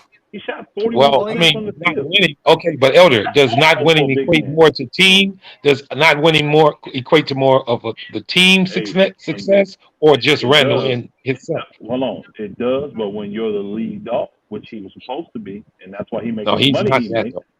No. He's the highest paid player he got, and he was. But he's not getting paid number one dog money though. That's not a number one dog money contract. For that team, I think it is.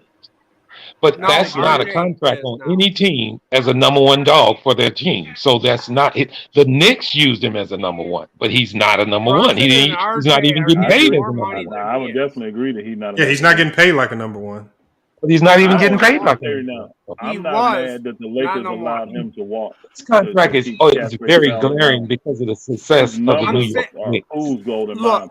I don't want him. Lakers could make a move with Dallas, play winning basketball, in my opinion. It would work. Okay, I want to address Elder on one thing. Now, the year that the Knicks went to the playoffs, you going to say he didn't address winning basketball then? See, what we so used to is saying, what have we done for me lately? But when they were winning, everybody loved Randall, and the numbers were fine. Not true for me. Not true. Well, all the New York fans did. All the New York fans did, and I think he did an adequate job the year they went to the playoffs. They did bad in the playoffs. That 1 year, yes, he did. He scored a few more points. Had about the same everywhere else. Yeah. I mean, his rebounds was about the same. That's next year is when they signed him. But that wasn't an anomaly. Now, in Fournier's case, I heard you guys talking about Fournier. I'm sorry. He was never doing that. No, he wasn't. No, but hold up. But we talking about the Knicks organization. That's nothing to shoot at you. I got you. The Knicks on here. The Knicks. Listen, every NBA team is going to get fleeced when the rest of the league know you need it. We all know that. We all know that. If you hurting for something, they gonna make you pay for it. And that's what happened with this Brunson contract. And then Randall took advantage of it because he had a decent year that year. So the Knicks signed him also. Now the Fournier deal. I never liked that, but if you look at Fournier's numbers, he did everything he did in Boston. I mean, if you go by the numbers, it didn't equate to winning basketball. No, it didn't, guys. But if you look at what his numbers were compared to when he was in Boston, he did basically the same thing. So let's just I disagree. I disagree because the contract came from what he did in Orlando. If you're being honest, the contract came from that is true. He was putting up 20 a game, 46% from the field. He dropped all the way to 13 in Boston and 45% from the field. Then he gets to New York. Yes, and he's scoring 14 points and 41% from the field. So he done fell off. Now again, Fournier been in the league a lot longer than a lot of people think. It could just be the decline of him. That's what makes him a really bad contract. If you can see it, but his position on the team too. Elder, do you believe his position? I think Elder. I think what he's saying is what I'm saying about Fournier is with his skill set. If he's a sixth man on a championship contending team or something like that, that if you have to eat that $18 million, it's easier to eat it if you know you have a good roster, and he could be a valuable piece on a good roster. On the Knicks are essentially asking him right now to be a number 2. Yeah, or which sometimes is not right. that's only if the youngsters show up and play. If what's his name, if the other left-handed guy, if he's not making shots, then if Fournier has to do it, or if Randall's not making shots, so they're asking him to play above what he actually is. That's why he kind of looks out of place to me. I think if you put him on a team like the Lakers, where he could fit back more into his natural role as a role player, that $18 million, I think it might be more valuable than it actually looks right now with the Knicks. I'm telling you now, for me, I would take Buddy Hield's contract over his contract. No, well, I think you take Buddy Hield because of the youth, and he's a better shooter. No, bro. Hold on, bro. They're the same age. Buddy Hield and Fournier are the same age. They the same age? Yes, sir. They both 29. Yeah, they both 29. Buddy Hield's 29? Yeah, he's 29 years old. Damn, time be flying. That's crazy. Damn, I didn't know he was that old. I didn't know he was that old. He's scoring more points. He's shooting at a higher clip. I think fans have a problem with Randall going back to him. We don't want Randall. We do have a problem with that. We don't want him. Yeah, the Lakers don't need Randall. But he's not a force for a reason, bro. But if you bring Randall back to you in a deal and you use him tricky. Well, you got to think the Lakers are only going to make moves that make sense as far as winning. No sense. Well, that makes no sense. That would be no floor spacing with him on the floor. Like no, there's no spacing at all. No, I mean there will be no space with him on the floor. And let's keep it real. Randall really needs the ball in his hand to be semi-effective. He needs the ball. He does. When he got that successful year with the Knicks 2 years ago, he had the ball. That's why. That's exactly why he struggled with the Lakers when he was here. But again, they're easy to expose because you can't win that way. As soon as he got to the playoffs, what did he do? His numbers all plummeted. Why? It's easy to expose that. Easy to shut that down. Yeah, you'll get some stuff during the regular season. You ain't gonna take no team nowhere with that. If the Lakers got SGA from Sacramento, Randall went to Sacramento. Randall never went to Sacramento. Westbrook came to New York to bump contracts, get their cap back. Fournier goes to Sacramento. Tell me how it don't work. What you doing? What kind of trade is that? What are you talking about? Financially, I'm saying if the Lakers were to move Westbrook to New York, and then Fournier and Randall went to Sacramento, but Sacramento brought in SGA, a couple of picks. Maybe SGA's on OKC. Lakers not taking using a 3-team deal. Hold on, SGA. What? Hold on. I thought Gilgeous-Alexander is on OKC. No. Yes, he is. No. Shai Gilgeous is. Yeah. He said SGA. That's what he's talking about, right? Yeah, he would OKC. Oh, he said Sacramento. Yeah, I was going to ask Tricky Nicky what trade proposal did he have on the table? Tell me why OKC wouldn't do that. if they got a bunch of Hey, picks OKC involved. already said they want King's ransom for SGA. Why They already not? said if you want That's SGA, you King's better be ready to ransom right ante up. there. That's a max $47 million. That's not a Look, ransom at all. Westbrook is Well, $47 million. You got I got a $28 question, million guys. and I got a question to the $47 panel. million. I And didn't look Have hear the though, anything. I Knicks don't need have the Knicks been introduced into a trade package with the Lakers at all, or is just Tricky just No, trying to come No, up with one? no. it's just Tricky trying to yeah, come it's up with coming it. up Yeah, with no, stuff. yeah, no, it's it's just just conjecture me, right but now. it's a Okay, thought though. he's just Tricky's throwing trying some to scenarios out. He's Yeah, just yeah, the throwing some Tricky's trying reason, to scenarios out. he's trying to the come up with a reason, scenario where the Knicks have to give up the least to get the most. the only reason the Knicks would even come into play, yeah, that's what he's doing. The only I'm reason only the Knicks bringing would up even, money the wise. Knicks would come into play Well, is Tricky, I if think they what they're had stating cap is space. that Money a They wise. don't realistic. anymore. Hold on, y'all. What One the, at a time. One at a time, I'm y'all. sorry. I'm sorry. That's all I'm I'm saying. sorry, The Elder. only reason the Knicks would come into play is if they had cap space, which they don't. They gave it to Bronson. So nobody's going to use the Knicks anymore. They're not a team we can No, use. Indiana's in play bullshit. because They they got got so many first round picks. That's a Indiana's lie. in play because they have $31 million in cap space. Charlotte's in play Yeah. because they have cap space. That's a lie. It's not, That's bro. a lie. What's a You're lie, capping. bro? What's a lie? What's a lie? The lie is you're acting like they don't have cap space. We're Y'all don't. The Knicks simply have hold on. The We're Knicks. simply. Am I wrong? Are we debating a trade or are we debating cap space? It's You well, can get that rid It of that's all what cap matters for trade. though. But it all consummates. matters That's though. what consummates a trade. So, Tricky Rick. okay. Well, I don't know what third team it would be, but I'm saying it's possible. As a Knicks fan, I would want Westbrook in here. I would take on his $47 million.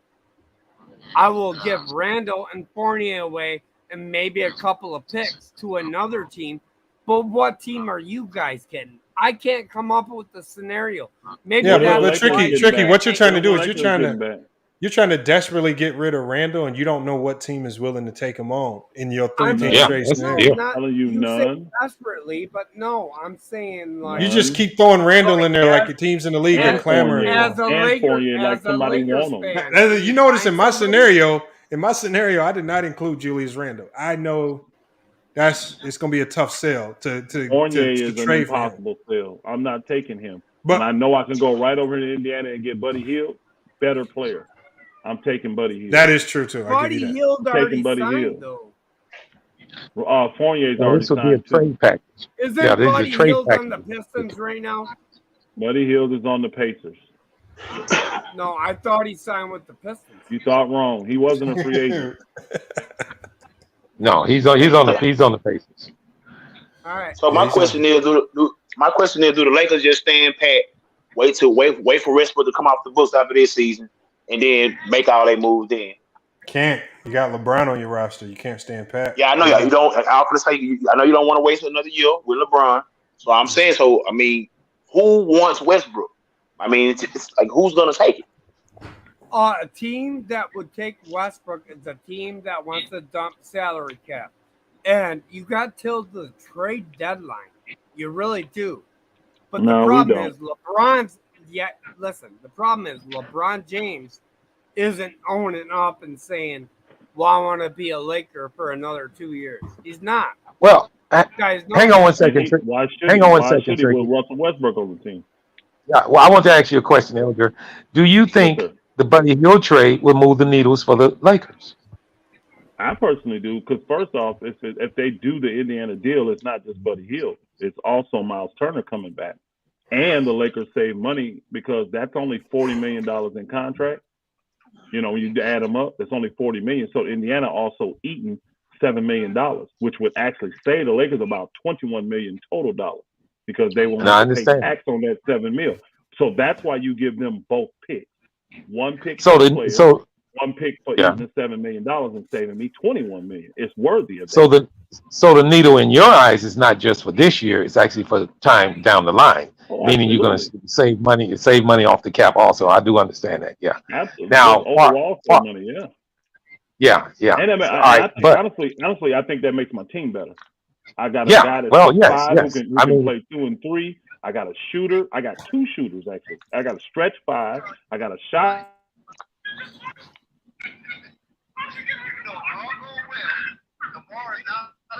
Hey Marvin, can you mute your background? Oh, okay. You keep going out, or is that Nah, me? we hear you. We hear you now. We hear you now. Hear Oh, you. My background is a little Yeah, bit you went I out. loud. keep Hang on saying one second. you go out, Lamont. Everybody else seems fine, but on my computer, it look like you going out. Me? I don't That's what it know. looked like. Every time I see I see you spinning. I don't know if it's on my end or yours, but yeah. Nah, yeah. Unless everybody else is seeing it, I thought I'm fine on my end. Okay, maybe on mine. Deep in the country, sometimes the Wi-Fi get tricky out here, man. So I'm on my computer now, though. I'm not on my phone. I'm on my computer. Okay. But yeah, the Indiana deal to me is a way better deal for the team and to fit our needs. So I would do that. And then I'd let Kyrie come whenever he wants to come. You say you're going to be a Laker? Come whenever you can, bro. Whenever you can get there, get there.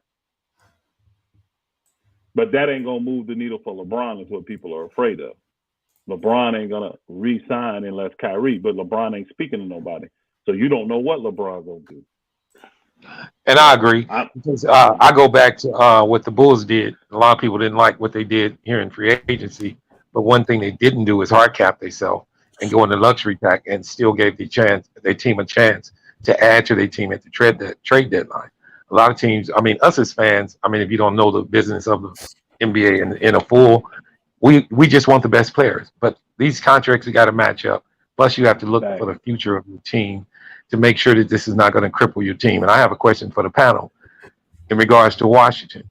They signed, damn, I can't think his name, but they just signed this guy to the Saints, Bradley Beal, and they actually went in the luxury tax. Do you think that was a good move? I don't.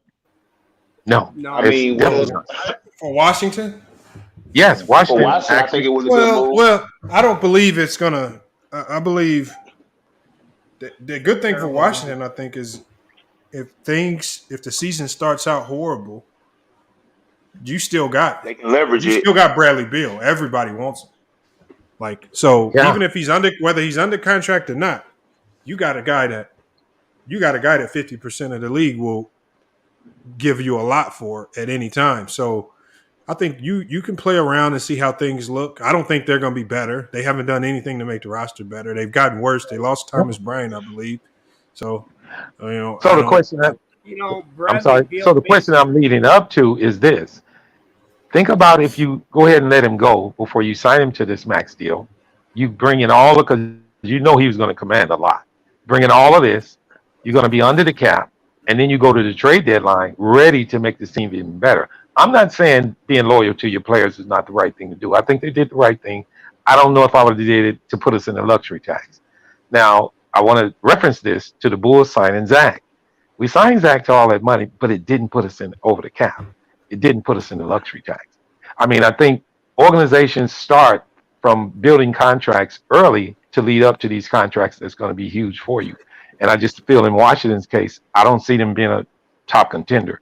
And to go on the luxury tax and then to think later that even if we don't play well, I don't think that's thinking towards the future. I think that's just thinking, okay, let's just try it out and be loyal to this player. Answer that real quick. Can I Go answer ahead. that real quick? Go ahead. Like with Bradley Beal, I put him in the same page as I would Damian Lillard. He's straight up for the money. He's not about winning rings. Yeah, he'll perform on the court. But those two players, basically, in my opinion, are guys that are going to get their stats on teams that don't have a Batman or have even a third. To me, so when I look at it, honestly, I look at Wall. He's the same type of player. I'm glad he finally went to the Clippers. But when I look at Lillard and I look at Bradley Beal. When I look at Bradley Beal, I'm just like, why? You're getting all the money, but you don't have a guy on your team that's going to take you anywhere. And then at the same point, like, not even to the play-in, really. Well, that's the one thing. Like, this is why the NBA, Washington and Portland are two small market teams. The NBA designed the contractual structure so that these small market teams can pay these guys so much money that they will want to stay, and it gives these small market teams a fighting chance to get competitive. Otherwise, guys would just start leaving willy-nilly, going to the biggest and best teams, and all the smart market teams like a Milwaukee can never build up to be anything. So this is what the NBA wanted. The NBA wanted to put these teams in a situation where they could offer them so much money that they would second guess leaving until they could get competitive. And Portland's found a way from years to be competitive. They had LA, they had so they just got to get. It's going to be harder, but as long as they can keep the stars. So I don't want to knock the players and say the players are I'm not wanting to win. They just saw so many zeros on the goddamn contract that they were like, well, shit, why would I leave? And I want to ask you this though. FYI, I'd have never paid him that money. Hold on. Why, Bill? Why not? Listen, if you got Because Beal, what he does to the organization is the reason I feel that I you can pay put him. Beal with Durant, say, for example. Is Beal I mean, I'm not saying that. I'm not saying that. or is he DeRozan? And I'm not saying Bill is not worth the money. I just don't think. I'm not saying Bill is not worth the money. I just don't believe he's worth it as far as the organization. I think you're worth what you can get. But me personally, I'm not paying people record-breaking financial deals unless they have shown me that they are the ultimate winner. Now, what I would have told Bradley Beal is that what you are doing, you're staying loyal in the people's eyes, but you're shackling us as an organization. Yes, as an organization. We will be stuck in mediocrity forever while you're on this contract. So here's what I'll do for you. Hey, since you've been, hold on, Tricky, hold on, Tricky. Since we allowed you, I'll see you later, brother. Since we allowed you, since you were loyal and you stayed, what I'll do for you is we'll find a team that wants to do a sign and trade with you so you can get your bread, but we're going to do a sign and trade. Right? And see, it don't hurt them because they're not getting the player going out, so they don't get hard cap. Yeah. But they get whatever his contract, what he's making, $50 million a year, they're going to get $50 million back in assets. It don't even matter what the assets are, really. I'll take the middle-level players, and I'm not taking bad contracts. I'm not taking guys that's on 3-4 years that can't, like New York, them players, I'm not taking their players. The thing got to work for me, but I will take back the $50 million in assets, draft picks, whatever it is, because you're going to give me all that for him. And then I'll start over. I'm already going to be middle of the line or below. With him, I've been pretty much below. The only time I really came above was when Russ came, because he helped lead us to the damn playoffs. Other than that, we've been a perennial loser with him. I'm not paying a guy that's leading my team $50 million a year, the highest salary in the NBA, to lose. If you done won me 2-3 chips, you deserve that contract. But if you ain't even led me to the darn second round of the playoffs, bro, I'm not giving you that money. And I'd have been up front with him and told him, I will help you get that money, but we're going to sign and trade you. That's the only way we're going to do that contract. Right. And if you want to stay, I'm going to pay you what I think you're worth. And it ain't $50 million a year, bro. I'm only giving money to guys that get me to the promised land, that kind of loot. Right. And hold on, hold on. Let me push back real quick, though. I just thought you were leaving. Yeah, go ahead, bro. Go ahead, bro. I want to say something. I just want to say good night to everybody on the panel, good night, everybody my brother. in the chat.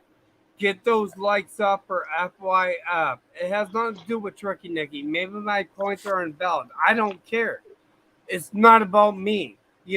That's my opinion, my argument, and these guys attacking me. I'm okay with it because they got valid points too. Everybody in the chat, hit that like, subscribe, and remember this: Tricky Nicky loves FYF sports debate, so get it going. All right. Salute, guys. Thank you, appreciate you, FYF. Salute, I'm out. Take care. And don't slap my sandy cheeks on the way out. Peace out. My sandy cheeks. Oh man. All right. Herb, get him off the screen then, because I don't have to look at that shit. My man tripping, man. To the one brother right there, Buddy Hill is actually making $23 million, and old boy is making almost $18 million this year. So it's like $7 million difference, $7-8 million difference between them and Russ's contract. No, but you know what? Hold on. Let me say one thing before I'm gonna let you go, Marvin.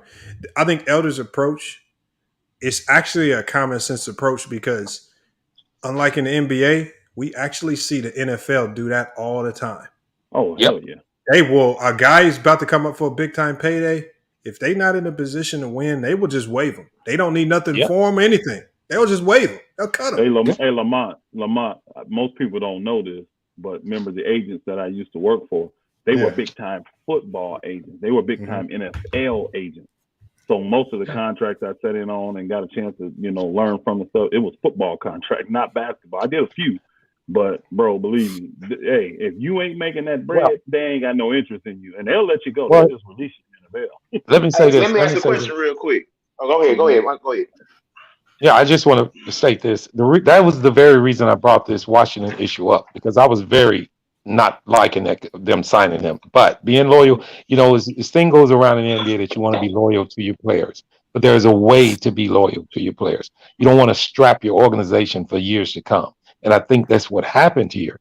Now, to have the concept that you're going to move him before the trade deadline, that's not looking in a winning way, because you're unsure and you don't know exactly what's going to. Now, you probably can figure out that you might get pretty good return if you get rid of him before then, but it's almost a guarantee that that's going to have to happen. So why wait?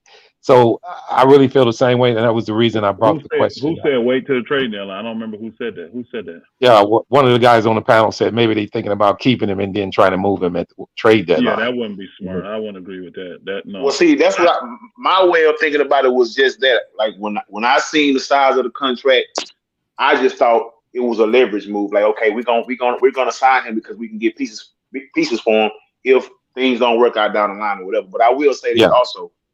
I don't. So I mean, are we now saying that okay, if we have a superstar type player, which I think Bradley Beal is? Are we saying that if that team isn't winning, we should trade said player because the team isn't winning? Like with Kevin Garnett with. No, I think what he's saying is example. I like to use his example for him. You said Kevin Garnett. Go ahead. But look what Kevin Garnett did. He at least had Minnesota sniffing. He had got them to a Western Conference final. They was perennial playoff team. You see what I'm saying? They were winning. They just couldn't get over the hump. They had a hard time putting the other players around him to help him get over the hump. This Same dude thing ain't doing that. He ain't doing that. This team, Washington's horrible. Again, think about it. When the last time they went to the playoffs? And here's another thing. They already had an example of this failing. They did the same thing to John Wall, y'all, and look what that got him. You already done this before. And look how it set you back with John Wall. Is that more team oriented again? What I bring up, Elder? Because if you don't have the players around, but I think what Elder's saying. See, that's where I'm going with it, right? But look, I think the summary is this right here. Washington's in a very weird spot where we know, even with Bradley Beal under contract, there no free agents. It's not a free agent destination. They're not improving. By having him on the roster, one thing you're going to do is you're going to stifle the growth of your young talent, because now you got guys that you're drafting that got to sit on the bench behind them that won't get no better because they're not on the court because of them. But him being there is not helping you do anything with regards to winning. And if you're going to be in the luxury tax, which I think somebody said that his contract put him in the luxury tax. Yeah. It makes no sense to pay the luxury tax bill if you can't even at least get to the first round of the playoffs. That's right. Yeah, that was my whole point. Sense. That's why I brought it up. That's why I brought it up. Honestly, if you look at the other teams that are in the luxury tax, they all believe they compete for a championship. They're not those teams in the luxury tax are not happy just getting to the playoffs. Yeah. Brooklyn, LA, all them teams were Clippers. Those were all failures this year because they paid the luxury tax and they didn't even get out of the first round or didn't get to the playoffs. Their goal for you in the luxury tax is to compete for a chip. And these guys have entered into that just to save face, just to do a great PR move, because I know it looks bad for Washington not to sign a guy that's been quote unquote loyal. But again, I'm telling him, I will get you your money. You'll get it, but we're gonna put you're not gonna stay here. That money not gonna be on our books, bro. Because we can't win. How am I going? I can't put players around you when you were making $30 million. That's right. Now the whole around you while you're making 50. Yeah, the whole key of it is smart organizational moves. That's what it starts with. At the top, the winning starts at the top. It starts at the top, and most winning organizations have good, real good people at the top. Bad organizations, you can tell on their contracts. The contracts just don't match the production on the court. And I love Bradley Beal. Don't get me wrong. Well, guys. I think the smart move would be for them to go to Bradley Beal and say, if there was a team you want to go to, That's right. we'll help you I would have facilitate done a that trade before there. signing him, though. Yeah, I'd have sign done and Yeah, trade. you have, but that. you have to do it before you sign him. Yep. But you 'Cause have I to. I wouldn't mean, sign him without me already having a deal in place. He would have to be signed and traded before I sign him. Flat out. No way. I'm not taking Yeah, I that mean, on. And you do I better mean, doing the you lottery. can actually You do look. better I'm trying to sorry. get picks and do the lottery. Go ahead, bro. Yeah, but you can look at that in so many different ways too, though, Elder, because we can say that Bradley Beal is commanding too much money, but we can also say that the organization didn't put the right pieces around him. Now, whose fault is that to blame? You can say either or. But as far as an organizational move, the right way is you need to go to him and let him know you asking and commanding this kind of money for this organization in the position that we are in right now. It's just not healthy for our organization. So we'll help you in your endeavors by doing a sign and trade, and then they help us by getting the sign and trade back. And I believe that was the proper way.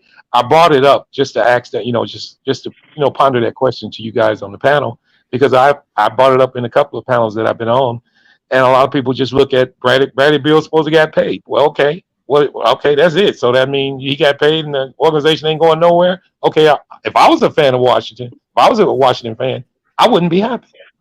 Hey, my brother that just was talking. What's your name? I don't know what your name is. I think it's Marvin.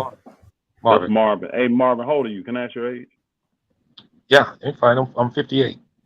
Okay, good. I'm 49, so kind of, in the same decade. You see what I'm saying? Our generation, bro, when them guys played and they made the big bucks back then, which they weren't even close to no 50 million, but the big buck guys, they were true leaders. They were competitors. They played every game, and you knew they was working, and they was always in the playoffs. I mean, you didn't see guys making big, huge money like this when they played on crappy teams. Well, the NBA it's a new NBA, man. It's a totally different NBA, man. Hold on. If you match the time. Okay, go ahead. This is what Kenny Buck was talking about, y'all. This is her frustration. This was the one brother just said there in the Houston stuff. He was like, bro, everybody, or Lamont said, everybody just expect this. This is the new expectation. You can be on a horrible team. You can shoot a horrible percentage, but you score a lot of points and you're the main guy, but you don't get to the playoffs ever. You don't lead to nothing, but they expect you to make $50 million. Well, the landscape is changing daily. It's changing daily. I mean, here's a prime example of it. Yeah, here's a prime example of it. They just played, and I'm not knocking Garland. I'm glad he got the money, though. I ain't gonna lie. I'm glad he got the money. He's changing the landscape for everybody as rookies. Garland just did that by signing this contract, and it's going to go on and on. The NBA is a totally different thing from when I was coming up. I mean, you had top of the line guys making little of nothing. Think about what Jordan made in his debut with Chicago. As good as he was, I remember. As good as he was. But the market wasn't as broad. I mean, don't get me wrong. And then we look at it as advanced analytics, all these different things that are equated into the NBA nowadays.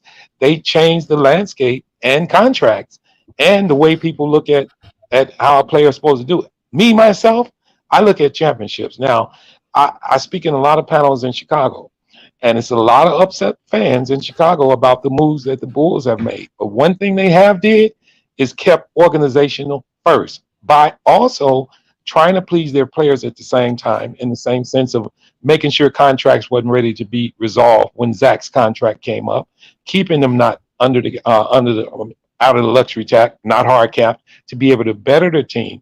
Because if you know the truth about the legalization of the NBA, to really get better, you judge your first half and you have a exit plan. I mean, a plan that's right at trade deadline to better your team. And if you strapped in the luxury tax, you can't do that. So that was the reason I brought up the Washington thing. I get it.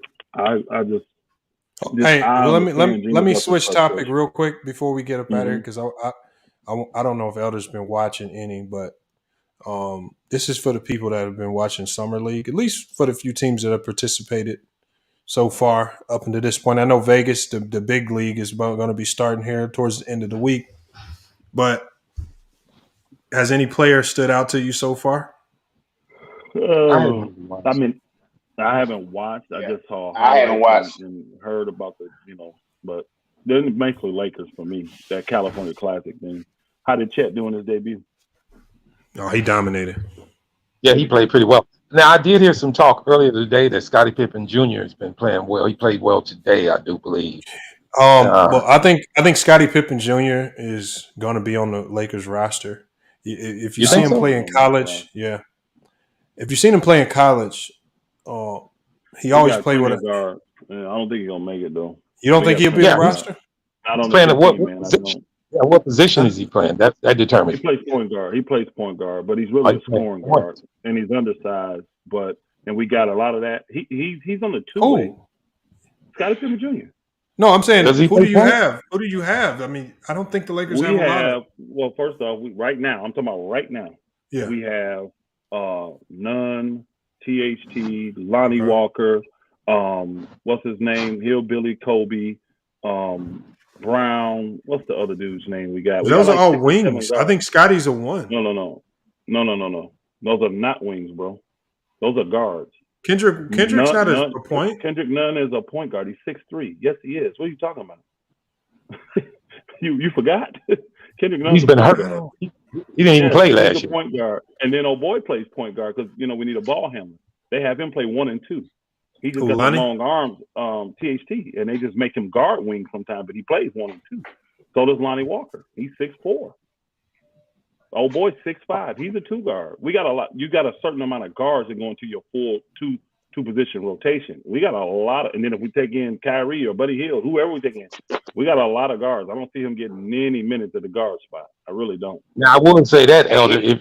I believe that's reference on if you do bring in Buddy Hield or either Kyrie, if how far Scotty can get on that roster. But I was reading in the chat. I forgot Russ. We got Russ on the team now too. I didn't say Russ. Somebody wrote Keegan Murray played pretty well. Yeah, I heard Keegan Murray playing pretty well. When you add Russ, now what do you got? Russ, THT, Nunn, what's the guy we just Lonnie Walker, Hillbilly Kobe. Yeah, Juan Toscano Anderson. Yeah, he's a wing. Like, see him and boy a wing, but they say Brown is like you can use him as a point guard. They say he's really a combo guard, even though he's 6'6". Yeah, I thought he was. You talking about Troy Brown Jr.? Yeah, they say he's like a combo guard. Yes, that's what they say. You talking about Troy Brown? Yeah, Troy Brown Jr. Yeah, he just came from Chicago. He just came from my. He didn't play. He didn't play very much point. Yeah, he didn't play. The rookie though, I forgot the rookie. He's a 2 guard. The second round pick for Michigan State. Oh, Max. He's another guard that's going to be on the roster because he's a second round pick. So I don't see Pippen making the roster, y'all. Now he's a 2-way player. You think Max is going to be more NBA ready than Scottie Pippen Jr.? Here's the key: you spent money to get Max. Remember, we bought the pick. He's going to play on the roster, bro. Yeah. You paid for that second round pick. That is true. And you paying his salary. He's gonna be on the roster no matter what. Yeah, you can develop Pippen. Pippen would have to shine, and he didn't. He was probably the 3rd or 4th best player we had. The big man Jay Huff was the best player they had, and then I like Jay Huff. The Swidell dude from Syracuse was stroking it. So they were the 2 best we had. Then they said Maxey had up and down games. Pippen actually had up and down games. He started slow, had a good second game, and then his last game today, I heard he was horrible. That's what I heard today. He didn't play well. So in the championship, they lost in the championship to Sacramento. So yeah, but I don't. Yeah, think supposedly. I don't think you heard about my guy from You heard about my guy from Auburn. I can't think of his name right now. We drafted him. I think we're like the 3rd pick. Whose summer league team is he on? Am I Smith? No, for the Rockets. Oh, for the Rockets. I haven't looked. Lamont, the guy that's Jabari Smith. Yeah, Jabari Smith. Yeah. How you doing? Oh, Jabari. I haven't been able to. Hold on. The Rockets, they're not playing in They the played California. tonight. They ain't played. They played tonight. Oh, okay. They were playing. They on now. Oh, okay, well, I can cut that on. I can cut that on now then. Yeah, I know Chet. Man, Chet looked nice. Chet surprisingly is looking like he's going to have much more of a defensive impact before his offense kicks in again. Yeah. Well, you know what? I wanted to ask this question because I asked this question over at Flight. Is this look at these guys in the summer league a kind of a wait and see look, or do we put a lot of stock in what we see because of the talent that they play against? Very little stock. Definitely wait and see. I agree. I think what's happened lately, though. Well, I think what's happened lately is that you're seeing guys that go undrafted or second round that are making teams. They're part of the rotation. They're actually getting the huge paydays. So every team is always looking for that guy. And if you see a little glimmer, guys are kind of nervous not to play him because you got a good sample size now of guys that are coming in and becoming key players on your team. I mean, Van Vliet, look at $100 million contract. He didn't get drafted. You got guys recently like Hillbilly Kobe who came in and started a lot of games for the Lakers last year. He finna get paid quicker. You got what's the name that just got paid? There was a second round pick. What's his name? The 2-time MVP. He was a second round pick. Jokic.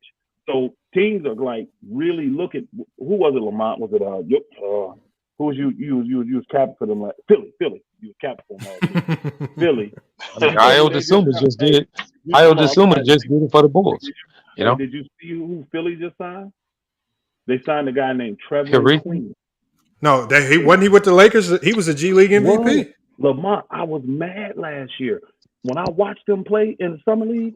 I said the Lakers need to put him on the roster, and they chose Hillbilly. I was mad. Now Hillbilly played decent, but I could see the talent in Trevor and Queen. I'm like, that's exactly what we need. He's wiry, he's springy, he's full of energy, he's a shoot. This boy can play. What we doing? This guy played so well in the G League last year, y'all, that they didn't just sign him to a regular little rookie contract, like a veteran minimum. They gave this dude like $4 million a year, $5 million a year. Yeah, they gave him a real $9 contract. million deal. He got a real deal. And that's rare, even for a G League MVP. Very rare.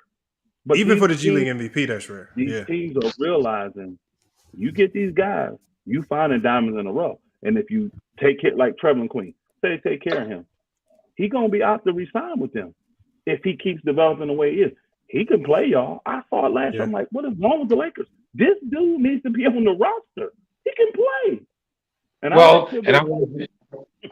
what I wanted to say to that was, I believe a lot of these young players out of the summer league and G League are, if they get to the roster, it's predicated on need on the team at that present time too. If you're a wing and your team is hurting at a wing spot and you're playing halfway decent, yeah, they might give you a shot. I believe that goes a long way in it also. I agree. I think any especially in being able to. Potential. Oh, go ahead, brother. Go ahead. I was going to say, playing defense and shooting and being able to hit the three and play defense like a 3-and-D guy.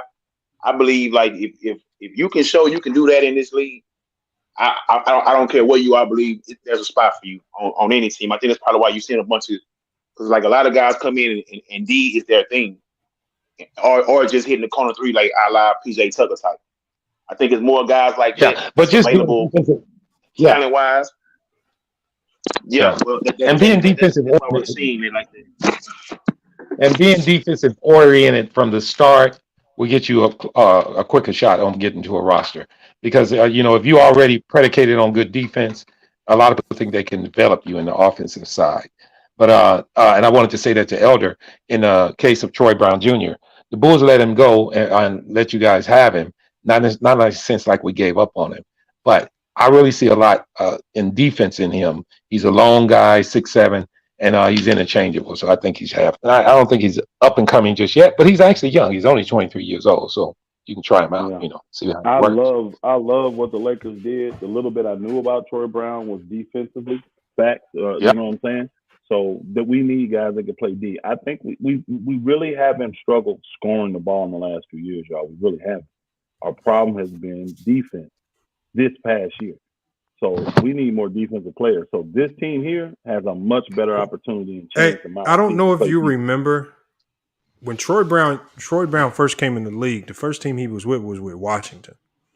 And when we think back, when he came in, this is when Beal and Wall were hurt. Literally the entire Washington roster was hurt.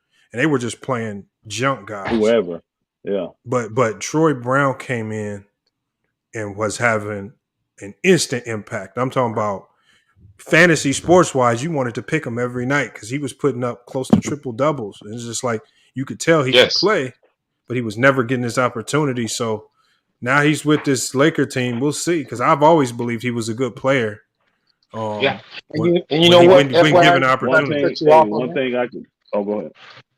I just want to let him know this. In the Bulls sense, what they had was because of DeMar and Zach. He just didn't get enough playing. He was always coming off the bench. He was never there enough to shine. So in our progression, exactly what we're trying to do as a Bulls organization He really just Y'all will were fit our deep there. timeline right now. But I believe he'll fit another team real well, including the Lakers. Y'all were deep at that. You talking about He could fit position too. Yeah. DeRozan, Zach, you talking about Yeah. Lonzo, you talking about Caruso. Y'all was Yeah. deep at that spot. Yeah, I Yeah. can see why he didn't get minutes for you guys. I can see that. I'm glad Yeah. we And got I him think though. he'll get We minutes could with use LA. him. I really do. Yeah, we play defense. We're gonna love it. I like Now, it. I can say I this really to you, do. though, Elder. I can say you this. He's not going to give you no whole lot of shooting unless he develops a lot more. He didn't shoot very well with us last year. Yeah, they said that. They said that. I think we need But him he's a more for scorer defense. though. He's still a scorer.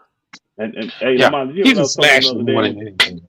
What I He's a was telling them slasher. guys the other day, I was like, y'all don't understand. The reason I like what the Lakers did right now, we still got moves to make, couple pieces to put in there. But the reason I like what the Lakers got, we may not have the greatest 3-point shooting team right now. We may not. But boy, when we get to that playoff and everybody gets run off that 3-point line, we got guys that won't shuffle to the left and right and still try to jack a bad three. We got guys that'll get inside that lane and score. I said we have guys that are bucket getters, and Yeah. that's what you need in the playoffs.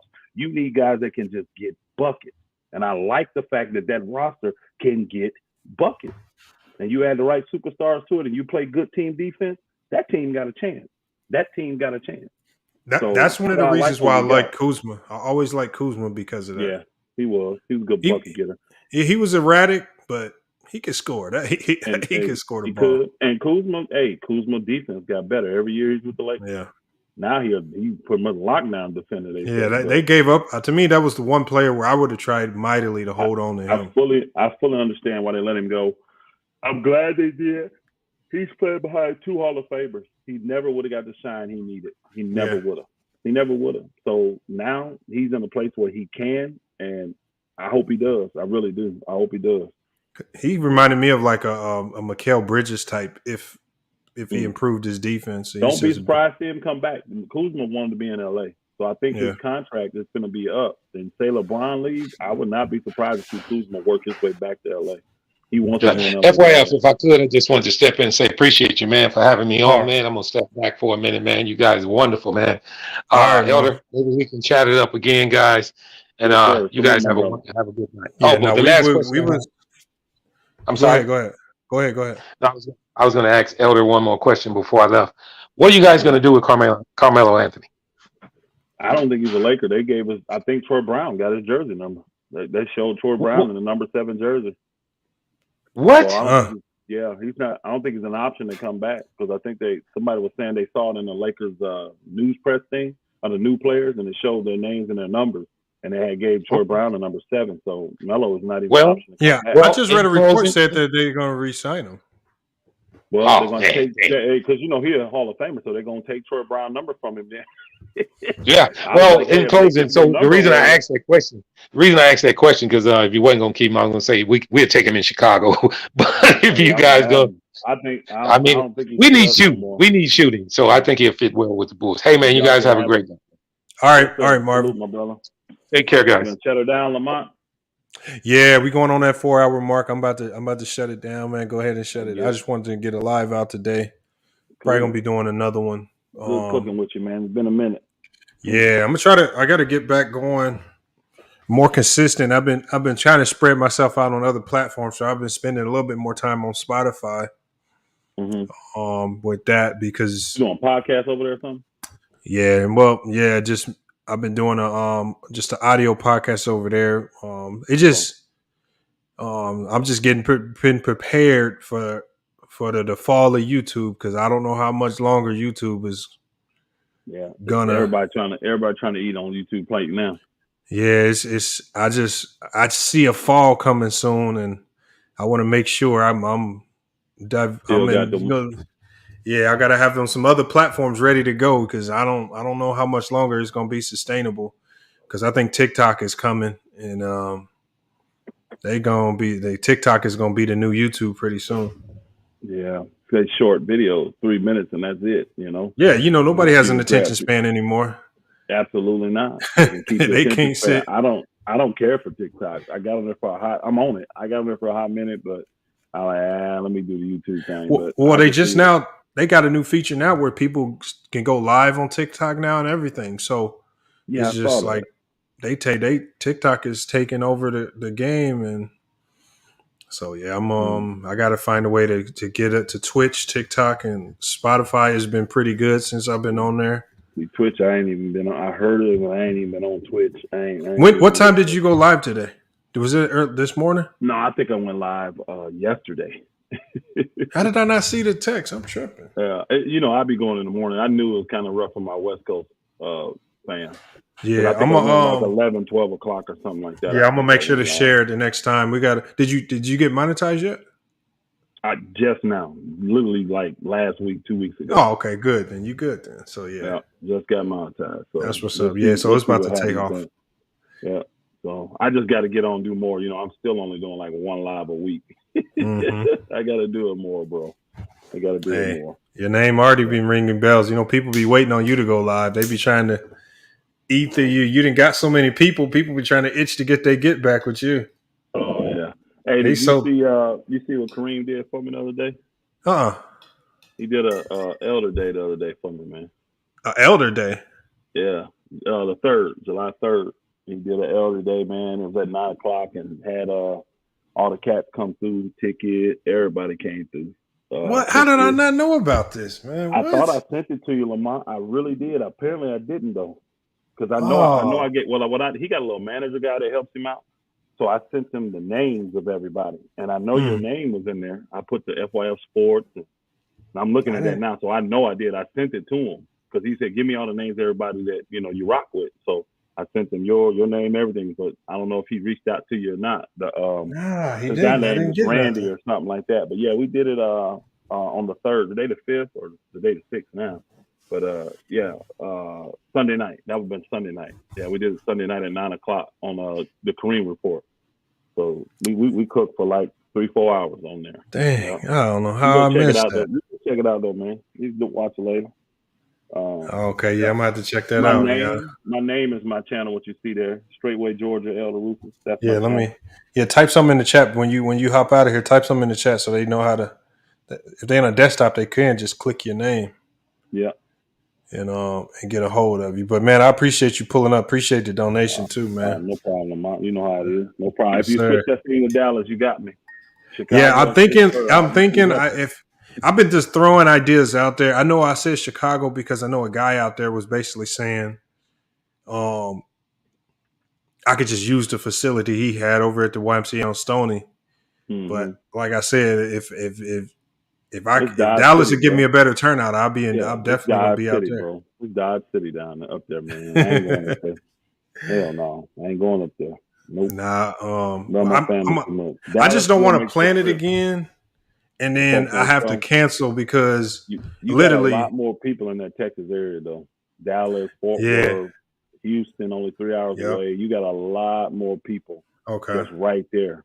So I bet you'll get a turnout there. Because that kill. I took an L because on them COVID costs, I took a big loss on that because the no show. But we'll figure. I saw one of my guys last week at the funeral for Caleb for Biggie. I was Bonzi was there, all that, and he's coaching at the D2 in Memphis. Yeah. So but yeah, I got a chance to see everybody there. There's a lot of them there. I got to see them. I ain't seen a lot of them in a long time. What did you hear anything? Is it still just natural causes? That's just what the family putting out. You know what I'm saying? But that's what the family putting out. But it's probably other stuff. I hit you up behind. Yeah, definitely. We got to talk about that because I talked to a guy. I talked to a dude who transferred out. He played with Big a year named Grant. And nobody. It's just been radio silent, man. It's unfortunate, man. Yeah, they ain't trying to put too much. They ain't trying to put too much info out about what it really was. But which makes sense. Which makes sense. I'm not tripping. Leave his legacy where it's at. Everybody, absolutely. It is what it is. Remember, that's how I remember him. As a good dude. Yeah, my boy EV, man, he made a good little speech up there, and he talked about how Biggie was a bridge for a lot of folks, and nobody denied he had a big heart, but. Again, it is what it is, but he definitely was. You looked around, there was a lot of different ethnic groups, age groups, everything there showing their love. Matt was there. Djokovic. Matt was there. So yeah, Matt Painter's a crazy Matt. That was He's probably cool, dude. from what I've seen that it's rare you see Matt take a real strong liking to certain players, like even after they leave. But yeah, he had a oh, real he strong connection with him. Yeah, because Yeah. he set the standard, bro. One thing about Biggie that he had footwork, all this kind of stuff. We knew he was special, even young. You know what I'm saying? Even when he was 360 pounds, we was like, man, you see this boy footwork? But Biggie will work his tail off, bro. He never works. had no problem working out, bro. He was a workout guru, man. He would just work and never complain about working out. So that rare too let us know, well, yeah, you got the chance to be special. Because if you got the talent and you want to work out, you can make it. So, I wish he would have stuck to football. He'd have been all right. He'd have been a great left tackle. He didn't like that contact and that heat wearing that equipment. Man. Yeah, but no, I hit you up on the all right, man. I hit you up. But good stream, man. Bless you, my brother. Yes, sir, man. Have a good one, Elder. You too. All right, y'all, man. This is FYF Sports, man. Great show today. Kyrie Irving, man. Just curious to see where this man lands, man. We probably have, maybe there could be a holdout. Maybe he's not moved at all. But the trade talk around Kyrie Irving's gotten quiet. Sometimes when the trade talk around a player gets quiet, it means a deal is getting worked out. So everybody just goes radio silent. So I don't know what's going on, but if you're the Nets, you have to move this man. If you're trying to move your program, if you're trying to take your organization in a new direction that starts from the top down, you got to move this man. And I'm curious to see what they get in return for him. Now, a lot of people are saying they don't see him getting moved before KD. So maybe we see multiple moves happening over the next couple of days. But until then, we got the Summer League. I'm going to be going live on my second channel tomorrow. Got some stuff to talk about with the R. Kelly situation. Some petitions are out, some things like that. So, again, we got a lot. And then I'm also going to be dropping new details. I'm going to try my best to get details for the FYF Sports Community Basketball event. Really need to get a location that makes it easy for guys to get there, because the cancellations really killed the event last year. Just too many people canceling at the last minute just made it undoable, at least in Indiana. So hopefully we can find something this year where we can at least get a turnout of at least 200 to 300 people at a minimum. I want it to be bigger than that, but want to at least have 200 to 300 people there, if not more. I know there's a company that reached out to me called Eventbrite about selling tickets. Once we get a venue locked in, and maybe that'll be a good way to kind of keep an eye on the numbers. So we'll figure something out. But if any news drops, and salute Elder, salute to H-Town Black Man, salute to Rap Guy Reloaded. I see you guys in there. But if we get any news, any news breaks on any of these players, man, we're going to be the first to go live. I really want to make the live streams more of an event, as opposed to something that you expect daily. We drop a lot of podcast episodes, you guys, whether it's 10, 20 minutes long, where we cook on certain topics. So make sure you guys are checking out just the regular videos that we drop on the channel. All right. And just know that when some big news drops in the NBA, right, if we have a big time debate topic that we want to discuss, that's when we really want to go live. I do not want this channel to be predicated on us just going live all the time. This channel is much more than that. There's a lot of content here. As you guys know, live streams aren't really the best for watchability if you don't catch it live. So I want to put out content that's considered to be timeless. All right, so you want to be able to go back to these videos and rewatch them. That's what we really want to do here. So again, we're going to come out with a schedule as well, and once I drop that schedule, that way you guys know when videos or live streams are going to drop for the month. But again, I appreciate everybody being here. We're going to go ahead and shut it down. Let me get these banners off the screen. Again, I appreciate everybody that's pulled up to the channel today. Everybody that donated. That's always, again, helpful for the platform. We got a lot of new things coming for the channel. The other channel, whatever happened to the news TV, will be monetized soon, and we will be going live over there a lot more. We got some really tough topics to talk about. So again, if you haven't subscribed, man, all you got to do is type it in. Whatever happened to the News TV? Our newest channel, man. We're going to be getting monetized soon. We got to touch on some of these hottest topics in the streets over there. But let me go ahead. All right, but it's FYF Sports, man. Another great podcast episode. We will be back with more sports and news. Until then, it's FYF Sports. And we out, y'all. All I hear is yap, yap, yap, yap. Ain't talking about nothing, right? Watch this. We gon' bring that pressure. Just a little FYI, FYF. 20K sub 6 months. What's next? They been hating at first. Now they calling us the best. Hit up YouTube. Tell them cut the check. Just a FYI, FYF. 20K sub 6 months. What's next? Woo! Fuck your feelings. We all know who the real is. I be getting to it. Ain't wasting no time. Walking straight in. We ain't waiting in line. Fuck your feelings. Don't care about mine. You a YouTube gangster. Don't be yelling out slime. Or you talking LB. Talking Ticket TV. Ain't nobody watching them. All the viewers be sleep. 5 years in, all your subs is your friends. Take a TV, watch the cars again. Just a little FYI, FYF. 20K sub 6 months. What's next? They been hating at first. Now they calling us the best. Hit up YouTube, tell them cut the check. Just a FYI, FYF. 20K sub 6 months. What's next? Woo!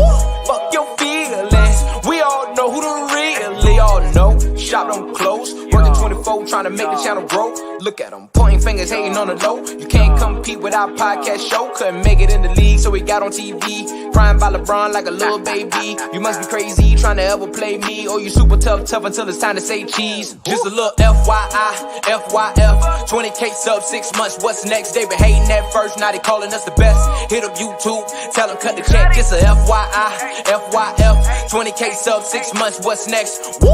Fuck your feelings.